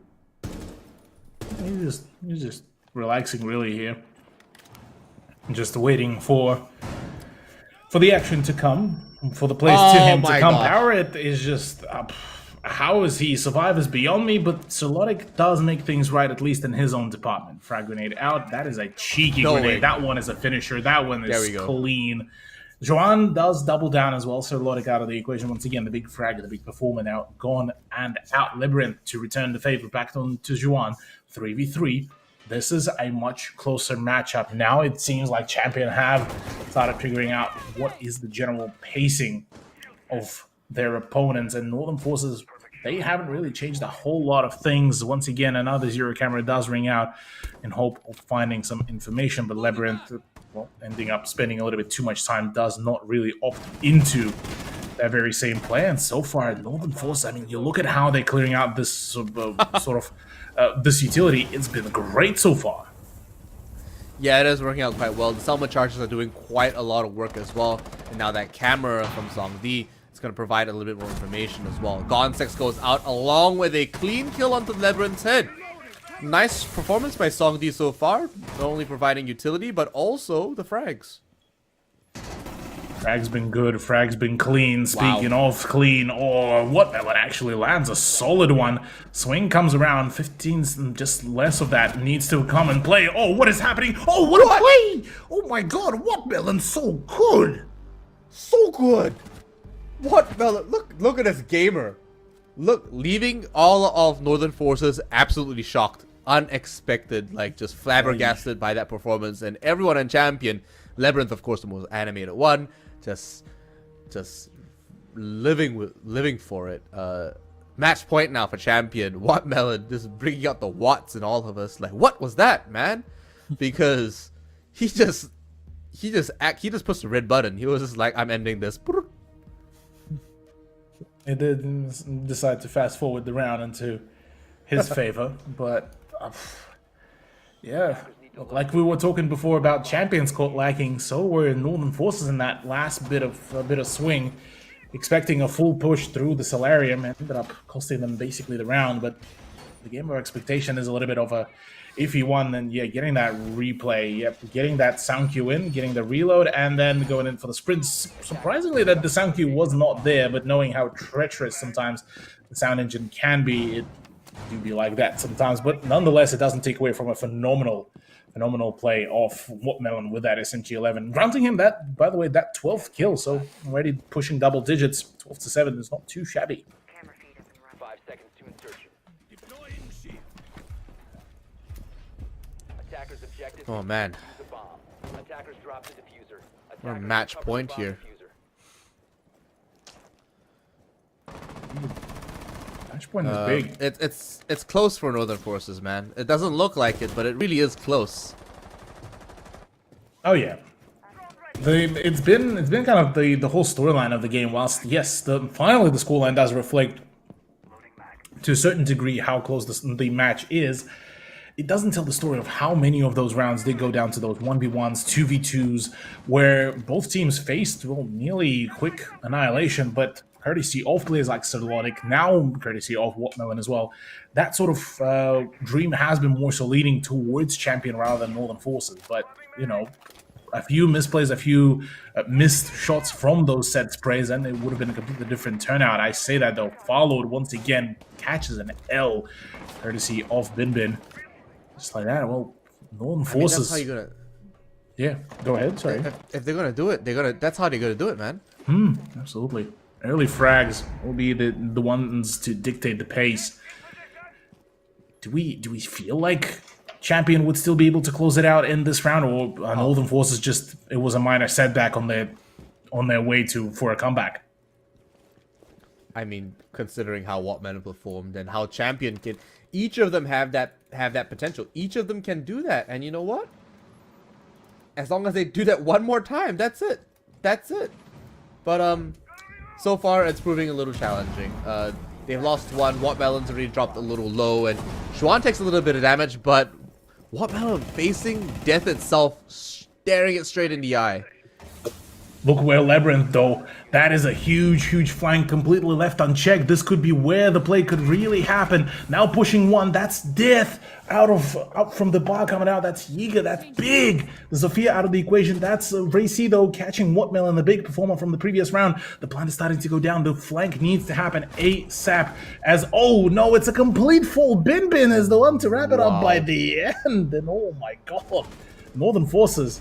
It all looked like it could have fallen apart so quickly, but that perfect position. Bin so close. Sheesh. Very tight round there. What a way to end that round. But Northern Forces are one round away from match point overtime.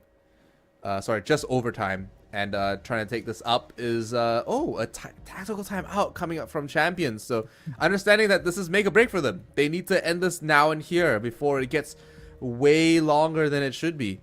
So a good call from Champion in order to just break the tempo and put Northern Forces and put them in their place and, you know, just pull some breaks on the entire round so far. So Cthulhu, I feel like this is exactly what I wanted to see, you know? Unfortunately, on the score lines, it's going to be like, you know, Northern Forces loss, Champion win. Don't call it just yet. No, I'm not going to say, but like, I'm just, what I'm trying to say, sorry, I should articulate is that it's going to be black or white at the end of the day, right? But as we can see, and as the history of the league so far has shown, Northern Forces are always just so close and get so far away from victory. Today might be the day they take over a hard-fought victory over Champion. So, possibility of that is quite actually big, which is quite fascinating, really, with Northern Forces potentially being able to make that sort of upset. We were talking about how, you know, Champion are in for a storyline of their own to try to dethrone Fury, but right now, Northern Forces, out of all the people, could play the Kingmaker here, which is probably one of the more important, really, storylines here, because if Champion lose here, that's it. No chance in hell for Champion to get into the playoffs. This is basically their match for the possibility of making it. Even if it pushes just OT and they win an OT, that's it. Unless by some miracle, Fury completely whiffs their chances and lose out to who they're playing against, Northern Forces in Playday 14, and Champion win against a straight. Only then the chances are still there. But again, preying on the other team to not perform is the last, kind of feels like a little bit of a last case scenario. Yeah, it's not necessarily what you really want to do. You need to actually just play it into your own, you need to play these cards into your own hands. Managed to take out the Rotero drone before it gets a bit dicey there. But Solodic on 10 kills. Followed up, of course, and leading, being led by Wattmelon on 12. Not surprising. Champion have the firepower they need in order to win this last round here. But Songdi with the 0, you know what, has actually made some of these rounds work, and he's brought in just the right amount of victories that I honestly didn't. Oh, I jinxed it. I jinxed it. Yeah, look, a little bit of a unfortunate result there. Songdi was one of the big performers before. So Lodic refrag onto Bin Bin. That's a huge one to, well, completely be shut down. Zhuan is now up next to try to make a play. So far has been clinical on just clearing out the utility, but with Champion getting a lead in the numbers advantage, they just fallen back. They now know that it's up to them to just wait for Northern Forces to push. And right now, playing the bar and gaming, they have all the crossfires done. The frag grenades have been outed, given that Bin Bin is no longer in play. Songdi can't really place any more cameras, so that's the info gathering gone. Now it's all down to basically just the normal drones and the Rotero plays to happen. Ray C trying to find an angle through that haze, but as it stands, the time is being wasted rather thoroughly. Yeah, they're losing seconds off that clock there, and one member in the corner of library is just holding off so many members. Oh, this is big. The push coming around. Ray C trying to hunt down with Follow It actually taking a lot of damage to Zhuan. Playing for that exit actually could make the big difference here. 3v3, 3v2. All of a sudden, Northern Forces could really bring this back, but no, Labyrinth missing out on the shots. The Bailiff comes around. Ray C is down. Now, this comes the play. 2v2, but now it's one down. Yiga is the last man standing, but he has the LMG. He gets the kill. That's what Melon down. It's all down to Labyrinth. 1v1 situation. This could be the make or break. This is where Northern Forces can play the Kingmaker, but right now, 6 seconds remaining. No, Northern Forces don't have the time, but no, the plant is starting to go down. Labyrinth, what are you doing? Labyrinth needs to push. No, completely misses out, does not know about the place, and oh, the shots could start coming around. Now it's the time of ticking in favor of the attacking side. Northern Forces, they have to pace it. You have to make sure that you just playing this as calm, as collective as possible. Labyrinth, he does have a weapon that could contest, does know about the position. That's the damage, that's the kill as well, and Northern Forces fall. Unfortunately for them, Champion will get to, well, progress further in their storyline to capture possibly the, well, 4th place of the playoffs.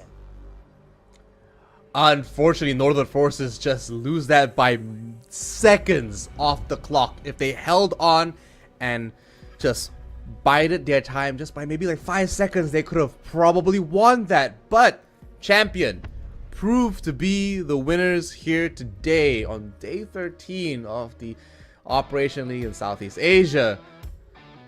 Look at these guys. Honestly, they have come so far, and that was closer than it should have been, to be honest. But hey, you know what? I'm glad that we saw Northern Forces, regardless, perform as well as they did and come as close as they did. Congratulations, of course, to Champion for a very strong performance in those last few rounds. Yeah, it's a bit of a kind of a bittersweet kind of turnout. I'll have to admit. Right? Whilst it's great to see that, yeah, look, Champion do lock themselves in, and it's a storyline that is a rather huge one, given that now they have been granted that 3-pointer. Now they are in that contention for the 4th place. But for Northern Forces, you can't really discredit them. This was a really close game for them where they could have pushed the overtime and then potentially for their own win. But unfortunately for them, those early rounds, they slipped up rather heavily. And if not for that slip, that would have been a completely different turnout. So honestly, look, kudos to Northern Forces where it should be.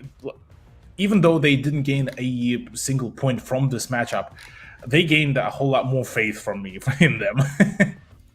Absolutely, and I mean, I was telling you, man, these guys, they're actually pretty decent. It's just that some rounds they just slip by. Just, well, make sure, our dear viewer, to not slip by as well.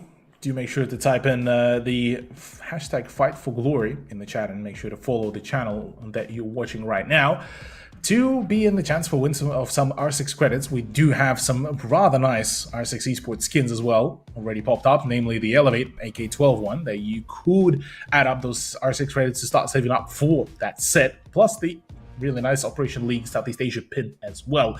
On top of it all, we still got a few more of those giveaways to happen, but with us wrapping up the Northern Forces versus Champion, that leaves us with only one more matchup, Ian, the Fury versus Direwolves. And look, we all had just all of these matches felt like almost the entrees, the middle of that sort of meal. Now we're getting to the main meal, the one, the only, the one that will fill our bellies full. And honestly, there are a couple of surprises coming around with the map picks that I'm very much excited for. But look, as it stands, we have to throw it to a quick short break, get ourselves all nice, prepared, hydrated. Gotta keep the voices all nice and clean and all going. For you guys as well, watching the stream, do make sure to stay hydrated. We will be back in a little bit.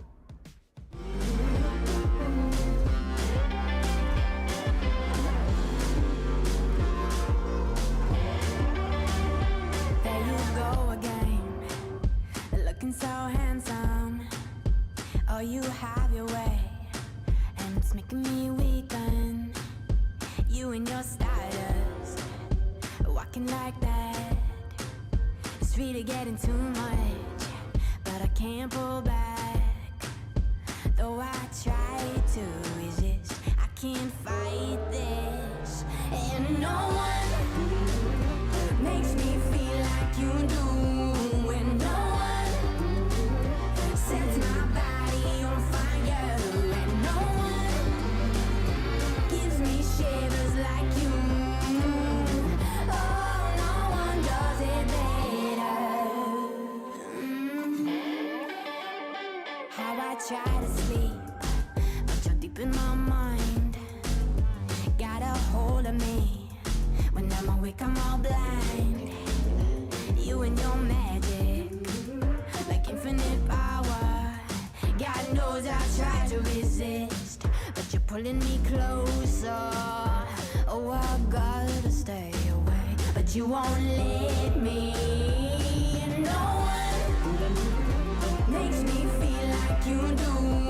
And no one sets my body on fire. And no one gives me shivers like you. Oh, no one does it better.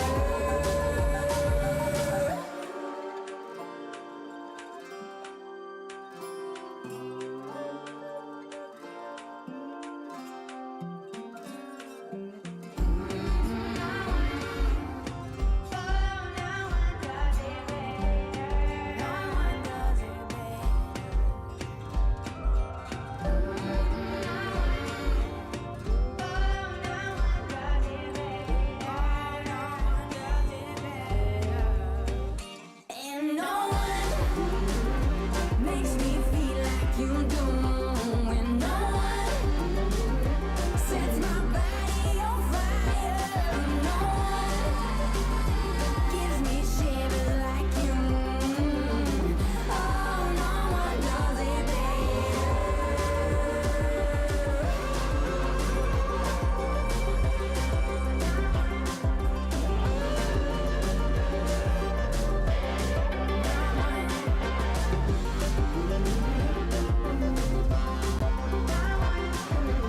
Oh, no one does it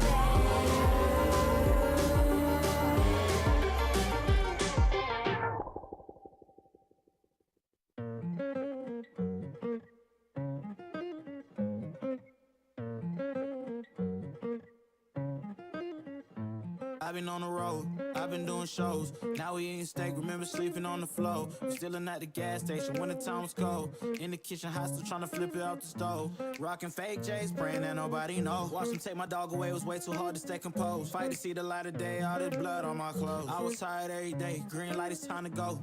I don't wanna live life fast or die too young. Die too young. 100 miles per hour, I might crash cause the good die young. Yeah, the good die young. Push it to the limit, I can't go no more. Red light, no way I'm coming back home. Long dirt road all on my own. I'ma be the greatest, write my name in the stone. Write my name in the stone. Yeah, I'm coming back home. Yeah, I'm coming back home. Write my name in the stone. Cause I'm coming back home. Cause I'm coming back home. Right back where I left because I know my people needed me. Diamond in the rough, I don't know what it is they see in me. Go down as a legend in my city cause we beat the streets. Trying to spread the wealth around the block, no I can't keep from me. Told me I should leave. I see the bigger picture and it's way bigger than me. Can't be living like a king, but my people need to eat. If I got it, then you got it, we gon' get back on our feet. And I put that on me. I don't wanna live life fast or die too young. Or die too young. 100 miles per hour might crash cause good die young. Yeah, but here I come. Push it to the limit, I can't go no more. Red light, no way I'm coming back home. Long dirt road all on my own. I'ma be the greatest, write my name in the stone. Write my name in the stone. Yeah, I'm coming back home. Yeah, I'm coming back home. Write my name in the stone.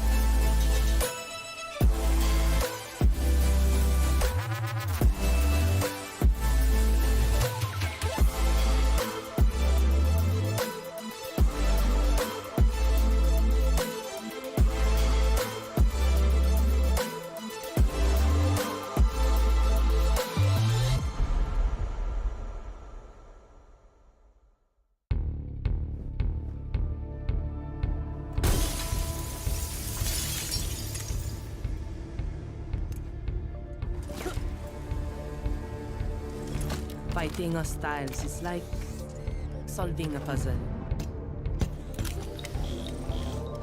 All the pieces are a total mess.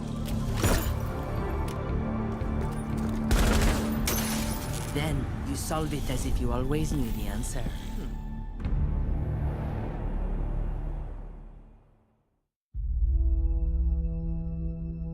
There are civilians out there who need us. They can't fight back. They can't escape. And they can't heal their own wounds.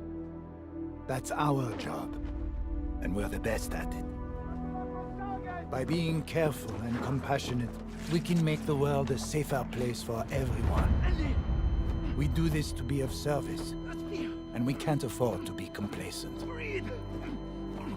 When we go out there, we work twice as hard to protect others. Whatever we have to do, we put the people first. Get them out of here! That will be our focus. With unwavering diligence, we defend.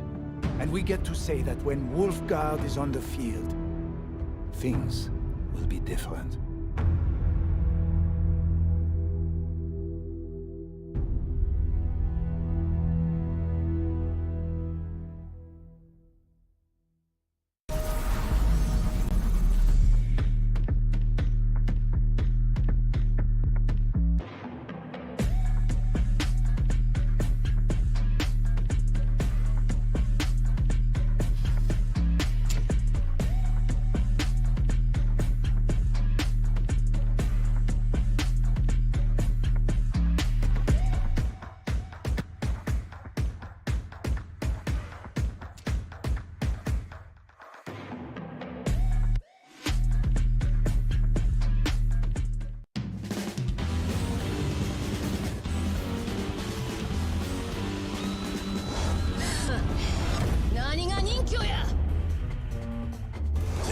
死ねえ。死にてえやつだけかかってこい。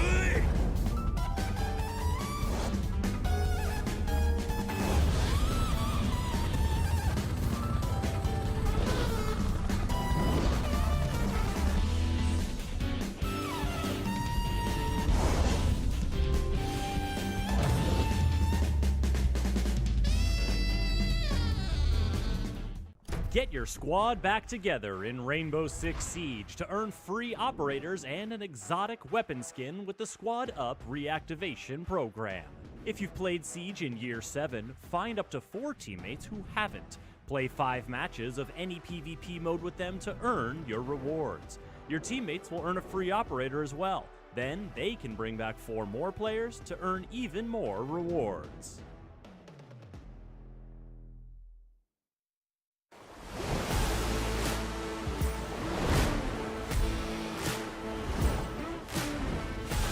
Good damage being dealt here by the Clash. I mean, look at it go. The switch over to the Super Oh, Sonic from no! outside. No! Supper!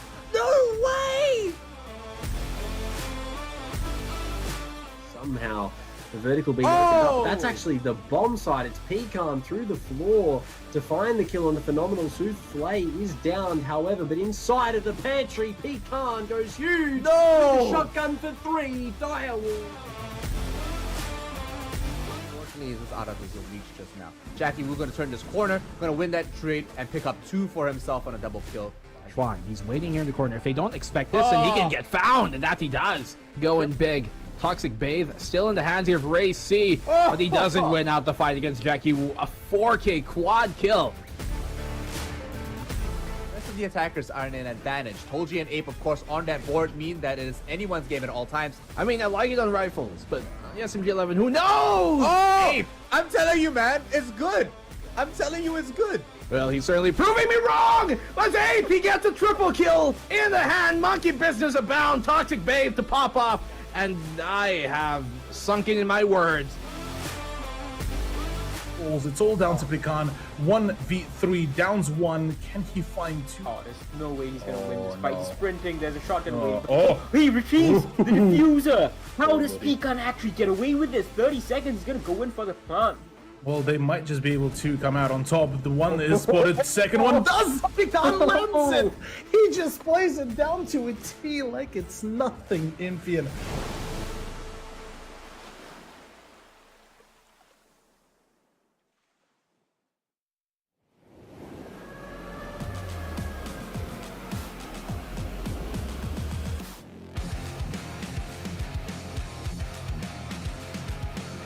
Even if I'm starting to lose face, keep my head out, still going on my way. Call my own shots until I'm breaking. Get a move on until I make it. But I can't hold back, and having regrets. Hitting all the stacks, and that is why we're here. We're one gonna last. Tell me, what are you waiting? Take it over, and this is my year.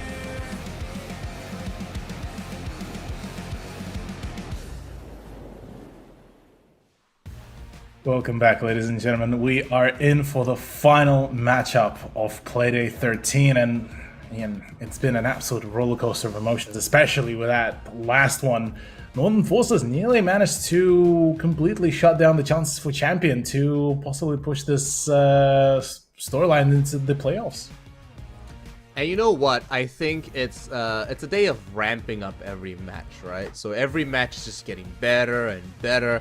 It's if anything, been getting closer to a penultimate performance tonight, I would say. I'm not trying to jinx it, you know, touch wood, you know, touching the wood of my table, but hopefully we get a banger match. Like, I'm expecting this match to go pretty well, considering that these two teams are very close to one another, and they are just 3 points away from one another. But of course, after Fury's performance yesterday, not a lot of faith in the crowd for the Tide team, unfortunately. But Direwolves also lost.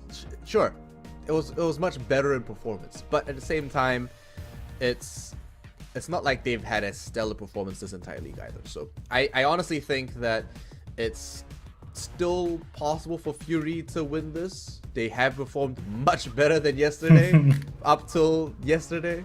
And if anything, if I am correct, the last time Fury went up against the Dire Wolves lost 6-8.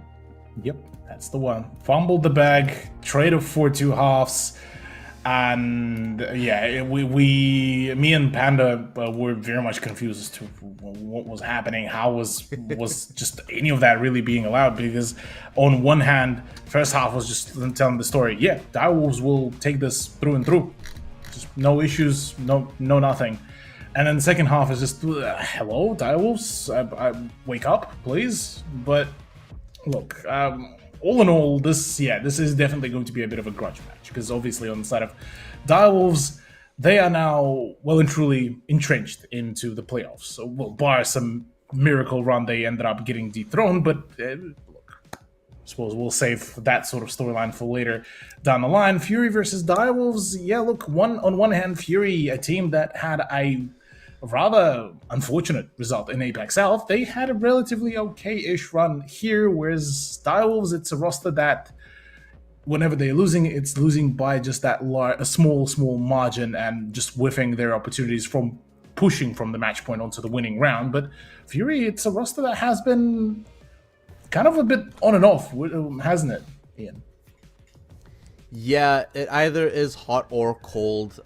Dark has had some all-right performances, but for a roster like Direwolves, we already know the man Souffle is in the kitchen, always cooking up a storm. Look at that KD, 138 to 90. We've only seen maybe like one other player here today in around the 138 score, and you know, followed up by Jackie Wu at 109. It's no joke that these guys are a real deal lean green fighting machine. Here on Skyscraper, though, hey, this is a map we've only seen a couple of times. So yeah, it's been a while since we got to see the Skyscraper, but it's always a absolute banger of a time where we do get to see it played out. Honestly, I'm actually quite excited because, first of all, it's just in general, it's been a while for the Skyscraper to happen. Second of all, I believe this could be the third or the second time. Let me just quickly triple check. Skyscraper, pardon me, sorry, I haven't been keeping my tabs. This is the 6th time we actually get to see it, which is surprising, at least personally to me, given that how much of a labyrinth that map is, let's be honest. And between the Fury and the Direwolves roster, I am very much excited to see what they could show up. Obviously, given some of the more recent records, for Direwolves, they would prefer to keep themselves as afloat as possible, but it's certainly been a bumpy road for both rosters, and they're both looking to mend their mistakes. Yeah, they're gonna come up here with a couple of solutions to some of the more common problems. Of course, consistency is one of them for both of the rosters respectively. But you know what? Fury really needs to just work on, in my opinion, holding back a little. When Fury get going, they just get going, you know? Direwolves have to just keep consistent, to be honest.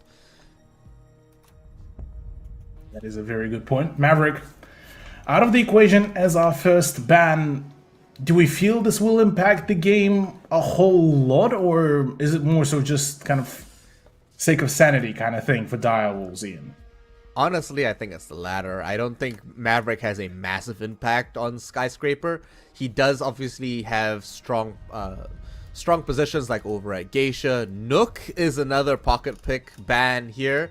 You know what? Considering that it is a little bit of a labyrinth, I can see why they take that off the board. Too many walls, too many rooms to cover, too many angles. But Wamai is a big ban just because he was able to just place a magnet here, leave, and essentially pull a frag grenade or any kind of throwable utility into a separate room completely.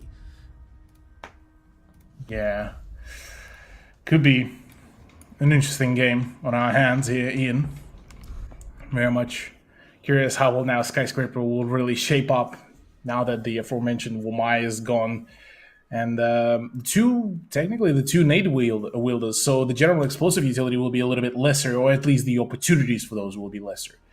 Straight off the bat, though, we do see a wild Monty pop through. Obviously, I'm assuming for I9 this is going to be a bit of a bait, and obviously a switch to a different operator will come around. But generally speaking, another thing to really worth mention, at the start of the season, Fury, you look at their cameras, all smiling, all hyped up, all keen. Nowadays, it's a lot more focused because they fully well acknowledge that things are a whole lot more serious, and they still not out of the problems just yet. The opportunities for a number of teams to really overtake them and completely just staunch them out of the competition could be a bit of a big talking point there. You know what? I want to add on to that. I say it every single week, and you might get tired of it by now. I might sound like a broken record. But today, I9 is not wearing any jewelry. Yeah, you see? Yeah, he's not wearing his vests or his coats or his jackets. Today, he's literally just wearing a black t-shirt. And that's when you know this guy is serious. It's like Rock Lee started with the weights off. You know? And immediately, Hajime swapped over to the Glaz. A great pick on a map like Skyscraper, where there's a lot of rappelling, there's a lot of long angles. And there's 4 smoke wraiths. What?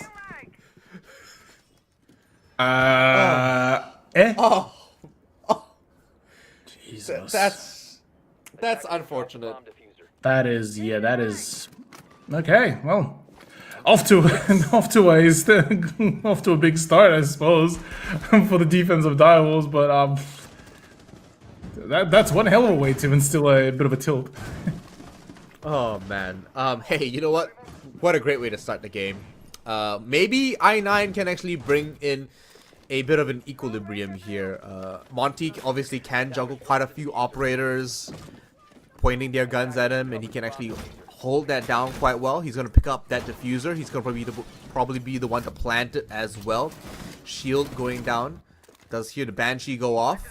Not able to fully commit to this push just yet, but now that the Toxic Babes are going down, they need to rotate. Absolutely so. Already, well, frag grenade starting to fly in. Harambe now getting a little bit all angsty about where he can really safely sit around, but at least this sort of generates the room for him to peek around. It's a bit of a mess, really, from all over the place. Surprisingly enough, I9 does really stick around with a Monty, which feels a little bit counterintuitive, given that he is kind of a player that usually would pop off with a big gun, but not this time at least. But as it stands, I mean, Fury, they've been dealing with the utility relatively well, don't they? Yeah, quite well, actually. And oh, he almost got that. Yeah, rather quickly dealt with. Souffle got a little bit maybe too comfortable around his position. I'm getting forced out of the space. Now with the glass on the window as well, that cuts out a lot of rotation space, rather rotation safe space. Really, and now for Jackie Wu and Co, this will be a little bit problematic. Spotted in the Geisha as well. Not looking particularly promising, but the drop in is there. Smoke are there. It's the plan time. How? Lycolis as well, getting the better of Harambe. The plant is not there. Hajime is just farming up a storm. Lycolis is the one to finish it all off. Fury using and abusing the smokes to no avail, and that initial pick didn't seem to matter at all, Ian. Oh man, you can tell how hard I9 was staring at that screen by the amount of times he blinked as it flashed by. Honestly, considering that they were on the back foot the entire time, they didn't have BG Man, they didn't have that Zofia for the entirety of that round, and they pretty much, regardless of that, didn't take out too much utility either. They did so well. They pretty much had to fight through a Banshee, I'm not sure what else was on that wall, but a deploy with shield. Sorry, you caught me a little bit spaced out there as well. Yeah, the ADS on that wall as well. There's so much utility on that wall, and they finally found a free kill. Okay, sure, Direwolves kind of gave that to them, but honestly, they made the best out of the situation, and their plan Their plant strat with the smokes, perfect, considering they had 4 smokes in their pockets. Just one after the other. One after the other, that's the one. Look, I mean, it's been a bit of a wild ride, but yeah, I gotta commend that some glass play. Initially I was a little bit skeptical, I'll be honest, but it definitely caught me off guard with a rather pleasant surprise. A little bit of a rehost will be coming around to get ourselves all still keeping ourselves warm, and yeah, I have to say, for Fury, they seem to be quite prepared. This has been actually popping up a few times, because, say, compare once again the Oceanic Challenger League as well. When Skyscraper popped up on a couple of occasions, Blackbeard was a relatively prominent pick, playing for the Windows, almost has the same way as the Windows on Bank, where you have to take those positions, and they provide a crucial amount of crossfire that could be used. But provided that obviously limited mobility on the Windows, certainly you have to play for those kind of cheeky, almost niche kind of operators like Glass, like Blackbeard. Do we reckon, actually it just popped into my head, that sort of idea, do we reckon that sort of in the way how the Glass was played, do we see Sens being played in tandem with the Spetsnaz op? Honestly, I wouldn't be surprised. Sens has been picked quite a few times over the last few weekends. Not as much as a lot of the other operators that we do see. Of course, his entire gadget is pretty much a smokescreen wall. Hologram wall, of course. But on a map like Skyscraper, I don't know how beneficial that's going to be, considering that the walls would be quite short, right? So perhaps we might see that go down. Obviously, we've seen Sens used to some great effect in short rooms, but I don't see that hologram wall actually bouncing off or rolling around in beneficial angles on most of these sites. Of course, maybe over by Kitchen it could work if they're going through a lobby reception push through the bar. That might work out, but at the same time, I don't think a Glass would be playing from inside the building where he could be rappelling on the outside. So I honestly think that they're most likely going to stick to smokes on a map like this. Could be the case. Yeah, look, at least for a couple of rounds or a couple of sites, that could be an idea to keep bringing the smokes consistently. But look, for the time being, whilst we are getting the rehost all done and dusted, we are just going to go to a quick short break, and we are going to be back with a continuation of Fury versus Direwolves.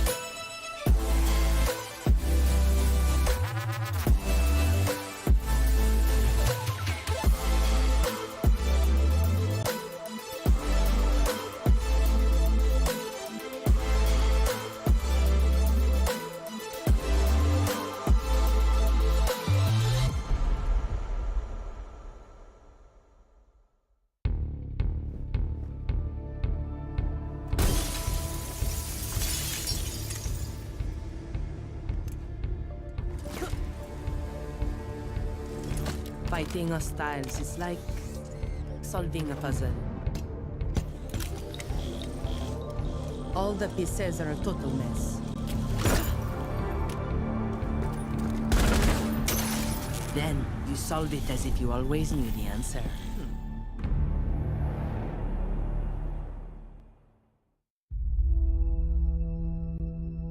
There are civilians out there who need us. They can't fight back. They can't escape. And they can't heal their own wounds. That's our job. And we're the best at it. By being careful and compassionate, we can make the world a safer place for everyone. We do this to... Well, ladies and gentlemen, we are back with the match. We're finally all done and dusted on the rehost, which could have actually, to a certain degree, served as a bit of a break time, really, here for both of the teams to get them, you know, nice and recuperated and in that sort of sense. But, you know, we've seen a really, so far, solid Glaz play to come out from Fury, and it actually netted them quite a number of really good dubs.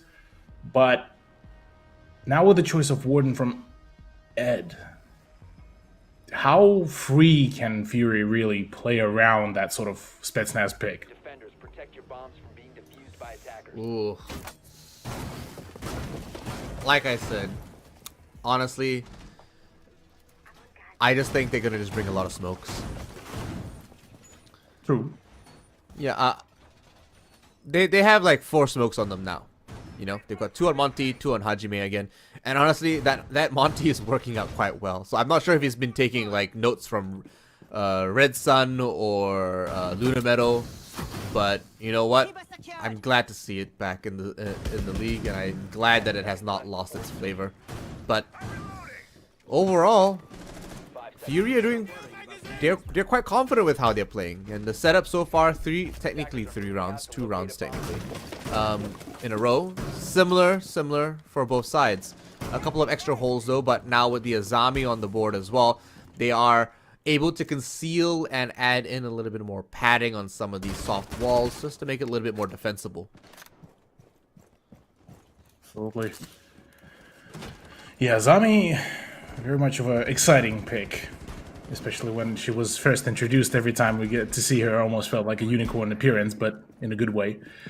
The ability to reshape the sights certainly does pose quite a lot of creativity advantage as well. So in that term, Direwolves certainly are looking to bring in quite a fair few changes. Hajime actually still deciding to stick to the Glaz pick, which is quite an interesting one, despite the fact that there is a Warden present, but assuming that initially it will be more so a play to try to get rid of the certain spots. Oh, hello, that's a smoke. That could get rather jiggy as well. Oh, that's a smoke grenade as well, and it actually gets the better of Dark. Oh, Dark getting pushed out there, taken out, and oh, okay, nice refrag. Quite clean, quite solid. Nice. Good refrag, although it's still in favor of of the defense. The initial trade, though, with Hajime getting the better of Harambe as well. That's the smoke. That's the late game play now out of the equation. You still have Ed, who could very much shut things down, but in the way how things been going, yeah, it would have been a good idea, good play. But with Souffle getting the better of I9, that's the wall, the safety of the push completely out. Ed, ironically enough, actually still ends up getting killed through the smoke. So is Jackie. We're completely locked out of that position. And in the last play is there, like, Colas is just absolutely stomping on the, or rather at the opponents. And Ian, I'm gonna be real, this is a dangerous field that Direwolves actually found themselves in. That Spetsnaz monster is destroying their setup. Glaz with the smoke is not only covering himself and taking kills after kills, but he's also deconstructing their defenses, and he's taking down some of those walls. He's opening a line of sight for himself. He's making some of these rotations impassable. Like, they cannot run through that area without him gunning down anyone that even pokes their face through. And even if you consider possibly even trying to pre-fire or even put down suppressive fire through that window, he will behead you if you can poke your neck out for a second. So he's just, Hajime is doing so well with that operator. It's actually crazy. But I9 switching off the Monty to Diana makes a little bit more sense to me now. They're done with that. Pocket pick doesn't work anymore. They got to go to a different site. They have to make something work in a little bit more of a flexible fashion. Yeah, flexibility certainly needs to be adjusted thoroughly. Certainly now Direwolves sort of realizing that maybe that sort of a reattempt to play for the Warden didn't particularly work out. Nor did that site really help with the fact just how many angles they had to contest closer to the end game of the round number 2. So going into round 3, it's a completely different site, a completely different set of opportunities, and a completely different set of operators now introducing the mirror. So definitely quite keen to see how will that really help. But it certainly shows the fact that Wamai is out of the equation. It pains Direwolves here in every shape and form. Yeah, and you know what? Direwolves bringing out a mirror shows how committed they are to this win. I9, oh my gosh. I know, okay. Not too sure what's really happening with Direwolves because I'm pretty sure it was them who actually picked that map. Let me triple check. It was on Direwolves to actually pick between Theme Park and Skyscraper. And well, I mean, yes. Their defense, honestly, no. With the way how they playing, Theme Park would have been so much better right now. At least based off the fact of just how first 2 rounds played out. But round 3, okay. First early picks to get rid of I9 definitely do open up the room for breathing, but not over it. Matter of fact, far from it. So yeah, Direwolves will have to definitely clean up their act here. Yeah, still some wiggle room left for both teams. It could still go either way. They've got a minute and 17 seconds left in that clock. A couple of Adrenal Surges get used. None left in the back pocket for Dark. And unfortunately, they're going to have to play this one raw. 3 EMP charges on BG. Oh, there we go. Okay. And with Dark now out of the equation as well, this is now starting to finally look like the defense that Direwolves really wanted to enforce here, with the fact that no more there is the glass that can cut off basically the site in half. It is now a bit of a struggle street for Fury to keep up this sort of momentum, this sort of play. BG Man covering Lycolis on the run out. Could really make that duo play. The Thermite and the Thatcher jump in is there. Lycolis looking for those frags. No, can't land the shots at all. Jackie Wu gets the better of him. It's all down to Hajime and BG Man to try to make anything work. Hajime, pardon me, BG Man is the one that goes in for the entry. Hajime falls. It's all down to the Thatcher. Half HP in a dream. And this could be where Direwolves finally get on board, finally shut down this momentum that was gained. And look at this setup. I mean, yes, you have the site, but you have so many angles staring at you, it's borderline impossible. And that said, yeah, look, this is a little bit of a grim situation. 3 more seconds. Yes, you farm up a frag, but that is it. No time, no opportunities, no health either.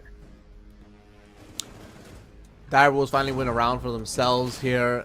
I don't think the mirror was a big factor, but definitely did help and it did contribute to some of those defenses. Unfortunately, I9 and the rest of Fury just getting picked off quite early and quite easily just did not help their case. But they are still in the lead by 1 round Cthulhu, and they still have quite a lot available to them. Unfortunately, I just think Dark burst and burnt a lot of his Adrenal Surges a little too early. You definitely should be keeping 1 in the back in reserve for the final push in onto site, and the team just has to keep themselves alive up till that point, Yeah, absolutely. Although, I mean, maybe the reasoning behind the sort of early utility burn by Dark was more so just to try to keep the health in check for the rest of the team and during the pushes. But we're back into the glass plays. This time, though, I believe this is on the ground floor, which I'm actually quite curious about how will this really be played out, because not many windows that can be repelled, at least to contest the ground floor positions, but assuming that the Glaz will be more so used to just force out some of the plays up on the second floor, where things could get rather deadly, plus the OTS in the right hands is a very deadly weapon, 2 to 3 shots, and basically that's it, you're dead, depending on the armor. So Fury, yeah, you were very much correct here, Ian. Whilst, yeah, previous round loss is unfortunate, but they still have that buffer. Yeah, they still are gaming, of course. Like Colas rappelling up far side there, and some Twitch drones this time coming around. Just trying to be a little bit creative with how they're going to attack the site. Focus on intel, focus on deconstructing that defense, and tearing apart the utility that might keep them away. But this time, as they double drone and they start to take down some of these vanilla cams, does look like they're coming close to... Ooh, nice. Taking out the mute jammer before they get taken out and before the drones get caught. So now that wall is open for them to actually destroy, like Colas is going... Oh, I9 denied. A bit of an unfortunate one there, rather just a slight setback. Interesting amount of information that is actually being gained. The I9 trying to bait out that extra swing just with that peeking, with that replicator. And yeah, look, this is good. This could have been actually a big play if anyone else played behind the hologram as well, but unfortunately that was not the case. Full backup from Fury and Co, which leaves only Dark to kind of hold back for maybe any sort of extra pushes from Harambe, but Direwolves, they fully acknowledge that, and it seems that just decide to just keep staying rather sturdy. Hajime falls, so that's a bit of an unfortunate turnout, but at least the trade from by Dark nearly manages to get himself a double, or actually picked up. No! Play by Picon. He knows his stuff. He knows his stuff. He's sturdy. Yeah, he calculated that one. He's not on the most amount of health though, so he is just on a like a fly could touch him and he falls over at this point. But 3-on-3 right now with 54 seconds left in the clock. I9 and the rest of Fury need to stay alive and get on site. I say that as Lycolis gets dropped. Yeah, oh absolutely. My gosh. Oh my god, yeah, look, an absolute devastation. Direwolves and Souffle is going big. A little bit of a dance around the the drum, which feels, well, rather non-existent really when you think about the cover, but it ends up working just perfectly fine, just to break those lines of sight, just to force that sort of readjustment. And well, yeah, by the end of it all, Direwolves, yeah, reclaiming that extra point for themselves, not making it even. Steven, Ian, I know we both have split, you know, thoughts initially on the predictions prior to this day, but I'm very much excited to see what could be the end result of this very matchup. And you know what? That's the thrill of competitive esports. I just love to see two teams of equal caliber just go head to head. And this is exactly what I live for sometimes, because Fury are such a capable and such an aggressive team. They've got so much story, so much history, and just so much experience in competitive Siege. And a lot of them have been to some major events. Direwolves also have been... you know, in the scene for a long time, but they haven't been to those heights per se. In saying that, they are performing quite well, and you can see Souffle is just out of his mind sometimes. He's just so consistent, and he's just got so much talent. But it really comes down to whether, like, which team finds the free kill first, right? Absolutely. Absolutely. So it's been, yeah, a bit of a kind of a, I guess, a race for the first blood. That is a disgusting angle. What? I haven't seen that angle been used for like the longest time. You know, it's been there since Skyscraper got reworked, but you never see Glass actually, like, that's where Glass is supposed to be half the time, but it's very linear to where he can actually peak and what he gets out of that. But I mean, who else can pull that off but Glass, right? Exactly. Oh, Kali, maybe. Well, not to as big of an efficiency, I reckon, as Glass does, or rather, maybe lower DPS, right? Well, I mean, between the gun that can basically one-shot down you and the gun that can two-shot down you within nearly the same space of seconds, not too bad. Okay, fair enough. Yeah, exactly. Ooh, spicy. Spicy times, yeah. But Ian, the way how so far Direwolf's been kind of playing that very flexible game, do we expect them to keep up this sort of momentum? Or can they at least break this sort of, you know, the curse of that sort of glass holding over the disco? Yeah, right now Hajime is terrorizing this window and anything that he sees. Like I said, he's deconstructing some of these walls. He's picking it apart. I9 struggling to get presence on site because Ed is denying him entry. And now Harambe has to not only peek this angle, he has to win this angle and also take down an enemy member hanging outside the wall. He's got to juggle 2 positions here. Oh no. So, very dangerous right now situation. Push needs to happen quite thoroughly with BG Man now out of the equation. This is big. Hajime would be still the one to really look out for. Halaikolas gets the kill with the Claymore as well nonetheless. The trades are there, but you look at the HP, it's all dropping like just flies really. As Dark does fall to the gas grenade. Once again, Hajime does pop off though. That is big. That is a huge opportunity. Souffle gets the better of Hajime. That's no more. It's all down to Smoke, or rather, pardon me, it's all down to the Monty, and oh, the play perfect. I9 juggling. This is great right now. This is big play. No, the damage is not there. Actually, no, the TK. No, what's happening? How is Harambe allowing this? 27 seconds, and it's all just looking very, very problematic. 22 seconds and a dream here for I9. Oh my gosh, I9 is playing this to a T, but he doesn't have a lot of time left, Cthulhu. Make sure that he's nailing his shots. At the moment, the HP is not there. It is not looking promising. Souffle does wrap it up at the end, but my god, Direwolves nearly let that slip away from them. I have a feeling that Harambe took that TK on purpose. He probably thought that, you know what, if I can kill my teammate on the way to securing this kill, it'll be worth it. And it almost backfired. Unfortunately. But hey, you know what? Like, I9 definitely performed well there. He did the best he could. And it really came down to denying entry for the longest time. He could not get on site till the very end. And by the time he did, his entire team was dead. It was too late for him. He was nowhere near the diffuser. So, oh, well, he's nowhere near to getting the plant down. That's what I meant to say. But it just really did not end up in his favor at all. No, not at all, yeah. Look at his replay. It's kind of sad. Oh, he's trying so hard. Oh, the juggle. Oh, yeah. Just look at that. The juggle was great, honestly. It's always great to see when those kind of plays do end up happening, and you just see the prowess where at this point it's just all down to just almost perfection, really, with those sort of plays. 10 seconds remaining. 5 seconds. Okay, at least it's good to see that progression is being gained.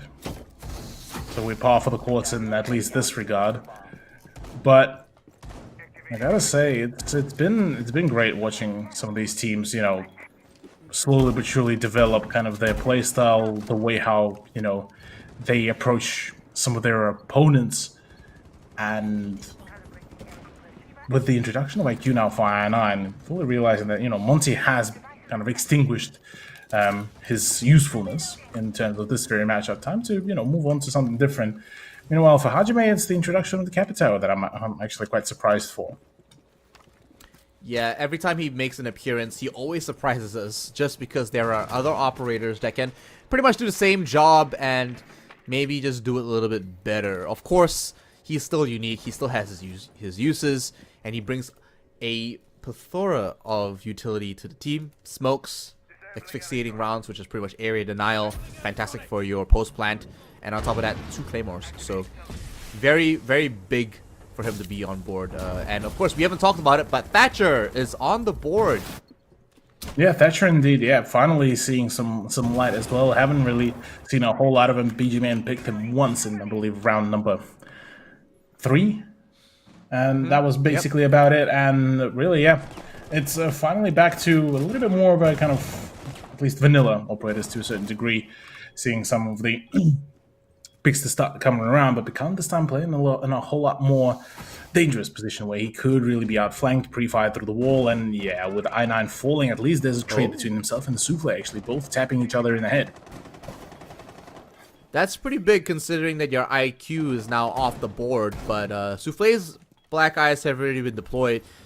IQ is just not able to actually provide you more information unless he's already done his job and pinged everything available. So depending on how that goes, we'll see how the rest of Fury react to this information, how they use it to the best of their abilities. But this LMG going to absolute work. I mean, don't forget, another reason why Capitao is just such a useful operator to have in general.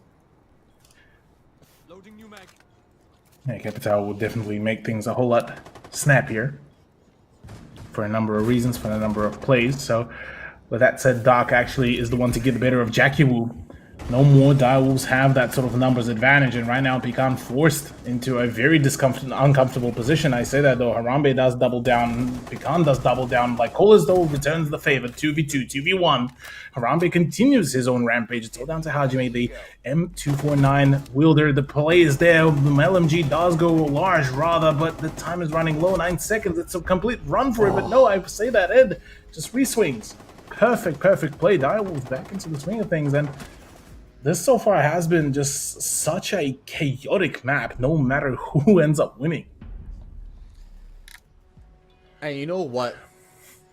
They almost lost that round as well. Direwolves almost lost that, but hey, we are on the swap now. Direwolves are on the offense this time. Can they keep up the streak? Fury, 2-4, finally struggling, and they were here yesterday. Don't get me wrong. They were here yesterday against a very different team, but against Direwolves, they should be much closer than this. The rounds have been close, but unfortunately, the performance is not showing. So they're technically just 1 round away previously from having an even scoreline, but now that they're 2 rounds away, oh, Cthulhu, what can I say? It's starting to look a little challenging for Fury, but we'll see how this first defensive round for them rolls out before we pass judgment. Considering that, you know what, that last round was pretty decent, and I think what really gave it away was that the Capitao pick didn't really work out for them. The Capitao pick definitely ended up being a little bit, well, not concerning, sorry, it's the wrong wording, but it definitely did not help a whole lot. Obviously, there's been a whole lot more extra thought being put into that sort of pick, but with it not being able to, you know, pay off as much as probably Fury would have wanted, does mean that Direwolves does get to keep that sort of numbers advantage for themselves. So, yeah, things considered, it's not a bad situation that they find themselves in, but not the best either, really. So with Fury now on defense, we could now see them start pulling up the numbers. Could be the case. This time around, they're bringing the Ace along with Zofia. So all operators that we've seen many times before, but this time Dark finally setting up some final Surya gates to deny entry and deny some utility. Might make it a little bit challenging for the Direwolves as they try to push in, but they're all on the second floor now, entering through Geisha, almost uncontested, but this time with a little bit of utility and a little bit of information. Dark getting taken off the board. Right, rather quick riddance of him, but so is I9 getting rid of Jackie Wu, so at least a bit of a trade coming around. Both teams losing out on quite a valuable amount of utility as well. On the side of Dark, obviously quite a big roamer in terms of Aruni with the DMR, with the ability to make just by herself those rotation holds with the melee. Whereas on the side of Jackie Wu, well, that's the Finka, that's the damage permanence denial off the board. So both Direwolves and Fury, they're both hurting, but with a half a round to go, it's down to Fury to just hold them off. They still have Azami, they still have Lycolas on the mirror, so there's still plenty of operators that could do a lot of work here. And with Pecan once again trying to make a play, well, the breaches finally start going to happen. Yeah, Ed's still got a little bit of work to do. He has one Selma charge left. Souffle. Holding these angles. They got a minute left. They need to just decide what their plan of attack is. And they've got, I think, about 30 seconds left for that execute to go down. But they need to make a decision on how they want to push this. I9 has his back to black to a mirror window here. But, ooh, a couple of flashbangs go out.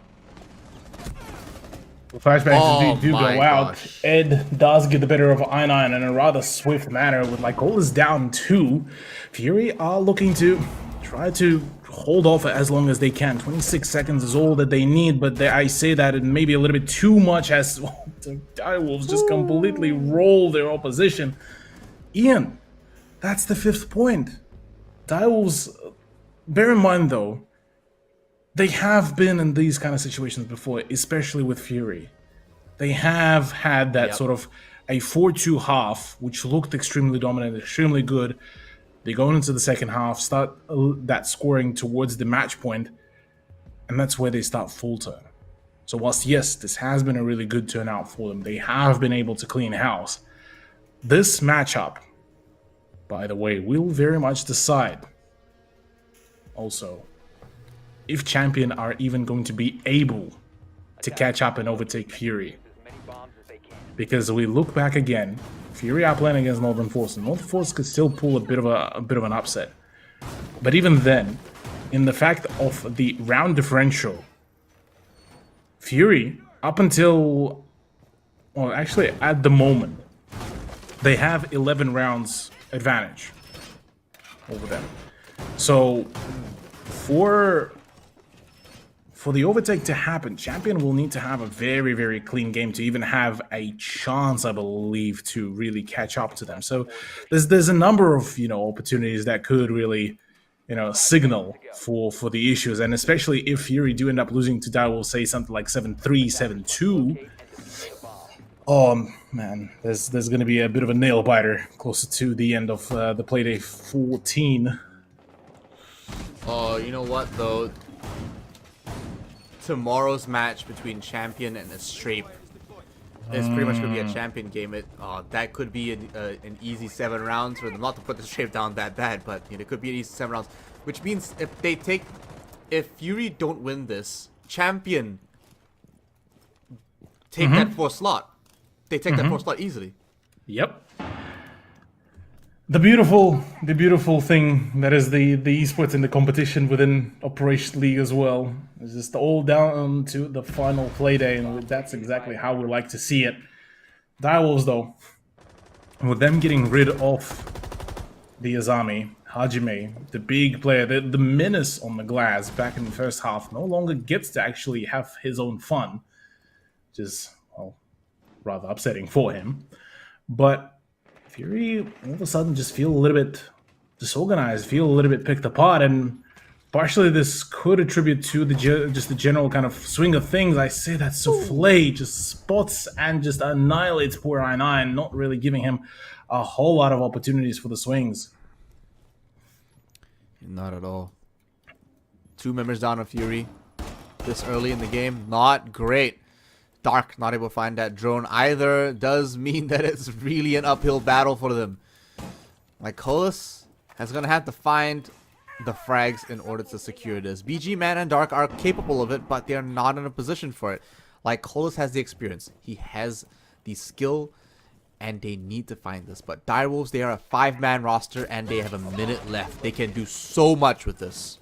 Yeah, absolutely. So in a 3v5 with full HP plus 2 Thinker boosts, this could be that big one to push this into match point. Yet another one is being popped, not enough to save Jackie Wu though. The MK14 EVR is just too good, too cooked right now to even bother to try to contest. Push comes around, Lycolas ready to rumble. Only 1 player differential here all of a sudden. Ian, the numbers advantage here could be dwindled rather quickly if Direwolves will end up stalling out, and this does certainly look like one.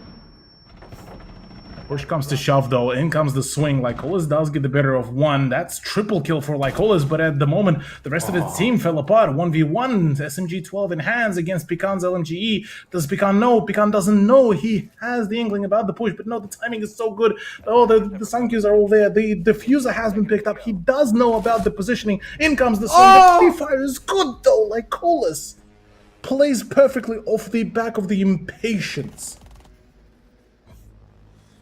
He heard the footsteps from the sprint, and that's saving Fury one more round and pulling it back up. Direwolves are not at match point yet. Fury still have all the opportunities. If they take 3 rounds back-to-back here in a cleaner fashion than that, they will win this. If they can take this to overtime or take this all the way to 7 from here. But it is a very steep hill. And Fury are making so many mistakes. Lycolis barely saved that round. Yeah. Lycolis was just this close to potentially whiffing those opportunities for himself. But look, yeah, not over yet. And certainly able to keep up that sort of the trade game. Certainly works out rather nicely for Fury and the team. But yeah, that play, that was so clinical from him. And yeah, by the end of it all, it did end up being on just the time management plus just the impatience. It's probably the only way to really describe this. Though, still 2-round buffer. That was, whilst, yes, probably, certain concerns should start be arisen for of the obvious reasons. But it's not yet critical mass. And that's what matters here for just the general mental game, I feel. 100%. And that's what I was talking about when we said, what do Direwolves need to do in order to win this game? And that's to be consistent. So far, they have been consistent, but that last round was not. Just losing track of time, losing track of the objective, and then having to play catch-up and then get greedy for the kill despite the time frame. Big loss on their end there. And sure, they probably made the best out of that situation, but honestly, Lycolis clutched it so hard. Already quite a lot of blind fire damage really here. Pecan, yeah, look, a sound idea to just fall back as much as possible, because that is not a worth trade-off. Man, it's a bit of a difficult one here to really read in by Direwolves, because now Fury, they getting to explore their own possibilities to just play for that sort of expanded spot, and with the exhibition room being just that sort of almost impossible to really take without fully dedicating to one or the other flank, it will force Direwolves to really spend some time to just open up as many opportunities as possible.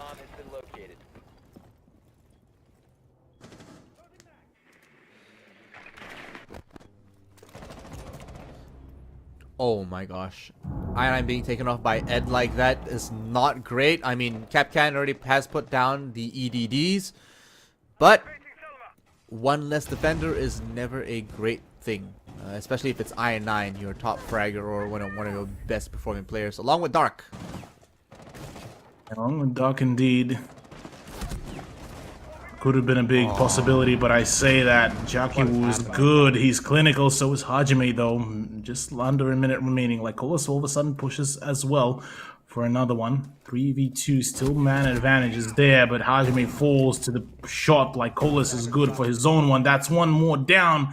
How are Fury just being let away with this? But Direwolves do manage to scrape it. Oh my goodness.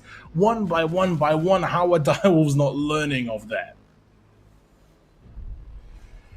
Jeez. The fact that Fury got that close to being able to take that round is alarming, but you can tell how serious they are right now, because they can't let this one slip, as we talked about. The stakes are so high for Fury. If they lose this, they are getting relegated. They are out of the upper bracket. That's it. They're done. Well, it's not completely over yet. There's still an opportunity that if Fury do end up pushing a very clean scoreline against Northern Forces, this will be still denying the champion the round. But leading it to that close of a scoreline, it's a bit of a yikes moment, really. Fury especially, letting it all slip away just at the last few play days certainly will be rather upsetting, at least within terms of Operation League standings. But for Champion, this is going to be a rather exciting opportunity to really push themselves as much as one can. Direwolves, their main objective here is to not fall into that sort of mentality yet again of just, guys, one more round. Can't really allow themselves to really do that, well, mainly just due to the fact that things like that happened before, and well, the whole point advantage has been completely dismantled. So for Fury, now it's a game of sudden death. There's something about this weekend that is not working out for Fury. Unfortunately, they are just unlike themselves and completely out of character. 3 rounds away from taking this into overtime is an alarming difference in scores. BG Man still putting down some of his reinforced barricades. Of course, keeping one in the back pocket just to keep yourself safe. Obviously, one of those things you gotta do. But hey, now that Ed as well is playing in some of these positions, he, as the Nomad, he might actually catch out those pesky roamers. He might find like Colas or Hajime and stop them from trying to bring in some of these rounds as close as they are getting. Oh man, there's the big chance here, really. Like Colas could be pressured here rather quickly if he doesn't get too careful. Wait, if he won't be too careful. Dark does get the better of Souffle though. That is a huge opener as well. First Blood has been kind of the name of the game for this very matchup, and with Souffle out of the equation, that's the big performer as well. I mean, 14-4, and the next big performer is 8-5. That is Pecan, and he just got eliminated as well. Oh no. Fury, they are slowly ramping their own momentum back, and Direwolves very much knowing this, now starting to lose the grip on the situation. As it slowly fades into the favor of Fury, there's just some semblance of hope. Well, speaking of hope, things are starting to just flop here. We were still talking the Caster Curse. The Caster Curse is all-time high, but there's still possibilities of that comeback. BG Man getting so much information here. The cameras are not yet shot out, not yet spotted. This is problematic right now. Oh, he does find Harambe. This is big, and now forcing Direwolves to either try to find that one safe spot or go hunting. With 40 seconds remaining, not much of an opportunity is being opened up. This is big. Ed, he needs to make sure that this is being counted and all accounted for. The swing coming around from the stairs. It is going to be 2 isolated 1v1s. The vertical gameplay is there. No, can't find the shots just yet. Oh, he does see the feed, I think. No, he doesn't actually. No, this is not working. The plant has gone down. This is perfect timing here. And right now, Direwolves could really make a play. No, the vertical does find the finish onto Ed as well. It's all down to Jackie Wu, but it's a post plant.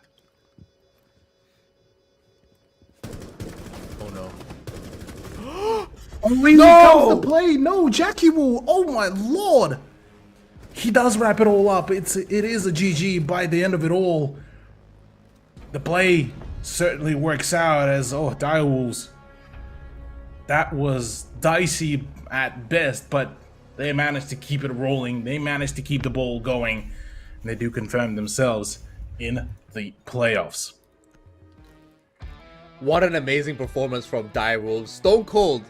You'd imagine they were a little bit more enthusiastic, but they know they made a lot of mistakes. They know they're still in that sort of that critical mindset where they're trying to figure out what they could have done better. But what a performance! Unfortunately, Fury just fumbled the bag. They had it so close, Cthulhu. That last round, they had the man advantage, and they just unfortunately did not time their entry.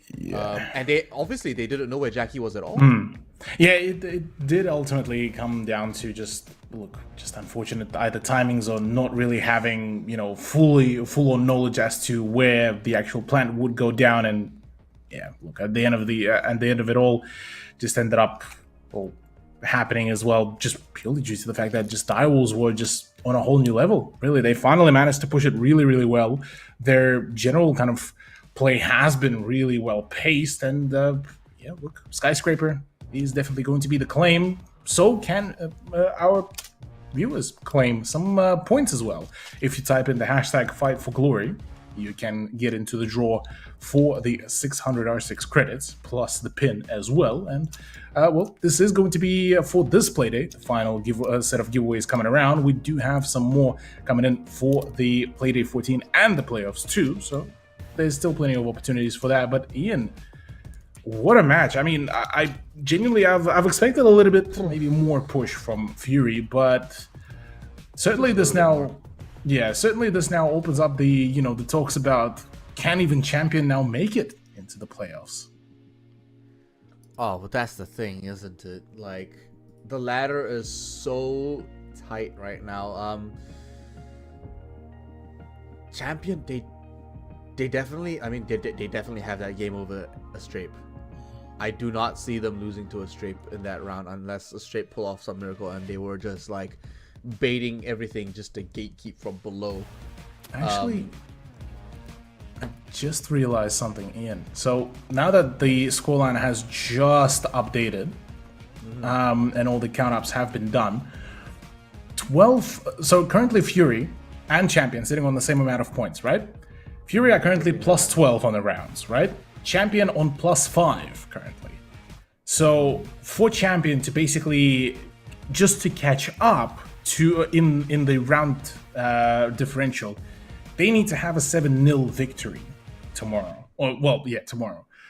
Whereas for Fury, they basically have to, I believe, actually, they will have to win in the OT to have the ability for Champion to actually overtake them. So this will go down to basically just nitty-gritty small stuff, but ultimately I think Fury might just be able to stick through it. And I mean, yeah, there we go. We get the leaderboard update as well. 21 each between Fury and Champion. That contention for the 4th place is just tight.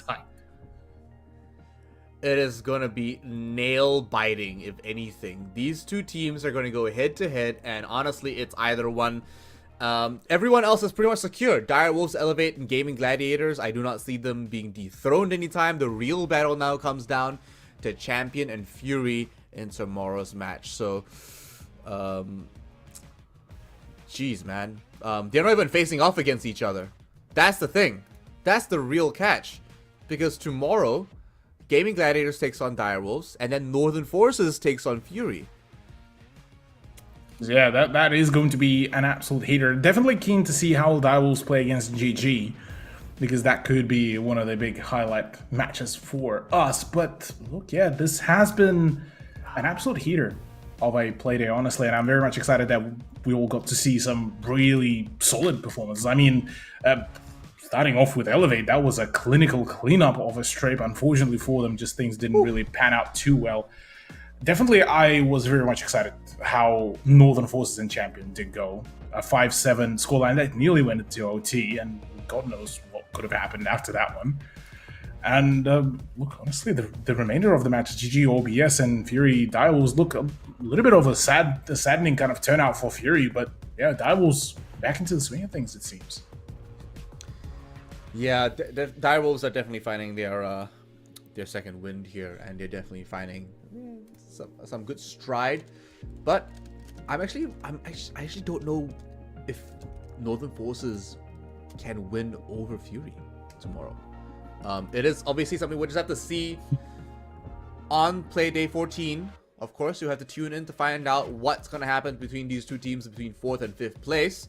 But it is coming down to the wire, and everything is just so tight. Honestly, today was it started, like you said, started off very clean, very clear cut, and then it got really tight, and then it just unfortunately just got really convoluted, and unfortunately kind of a little disappointing. Not sure how day 14 is going to go, but I hope we get some banger games. But if anything, despite performances, the stakes are there, Cthulhu. The stakes are all there Very much so, yeah. Stakes are all there. The storylines are not over just yet, and well, Playday 14 is looking to very much deliver. That's it from us, though. Thank you all for joining us. Thank you for tuning in. Make sure to come back tomorrow as well for some absolute heaters, and from there on, next weekend as well will be the playoffs. So for now, take it easy, get some rest. We'll see you tomorrow.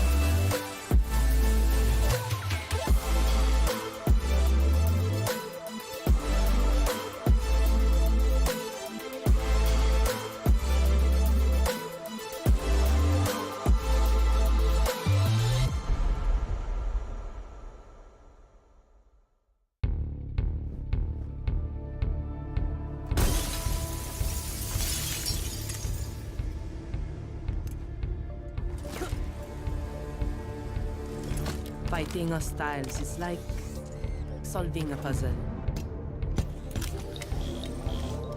All the pieces are a total mess. Then you solve it as if you always knew the answer.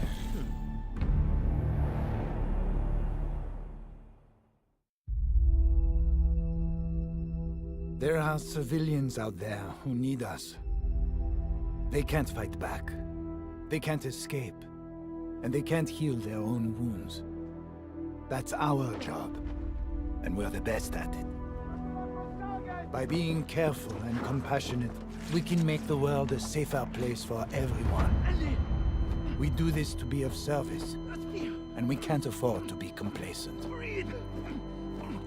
When we go out there, we work twice as hard to protect others. Whatever we have to do, we put the people first. That will be our focus. With unwavering diligence, we defend. And we get to say that when Wolfguard is on the field, things will be different.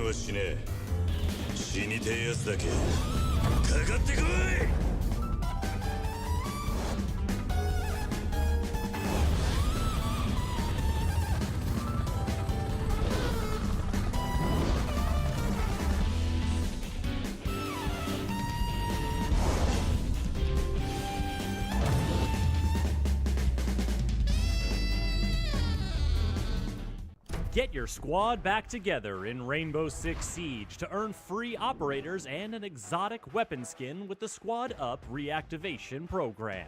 If you've played Siege in Year 7, find up to 4 teammates who haven't. Play 5 matches of any PvP mode with them to earn your rewards. Your teammates will earn a free operator as well. Then they can bring back 4 more players to earn even more rewards.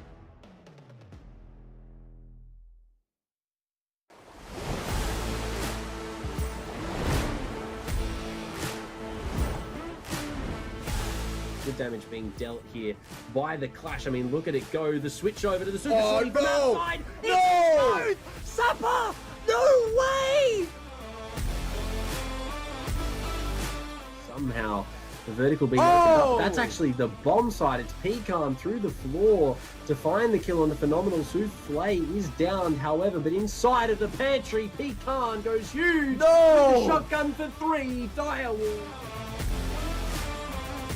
Unfortunately, he's just out of his reach just now. Jackie Wu going to turn this corner, going to win that trade and pick up 2 for himself on a double kill.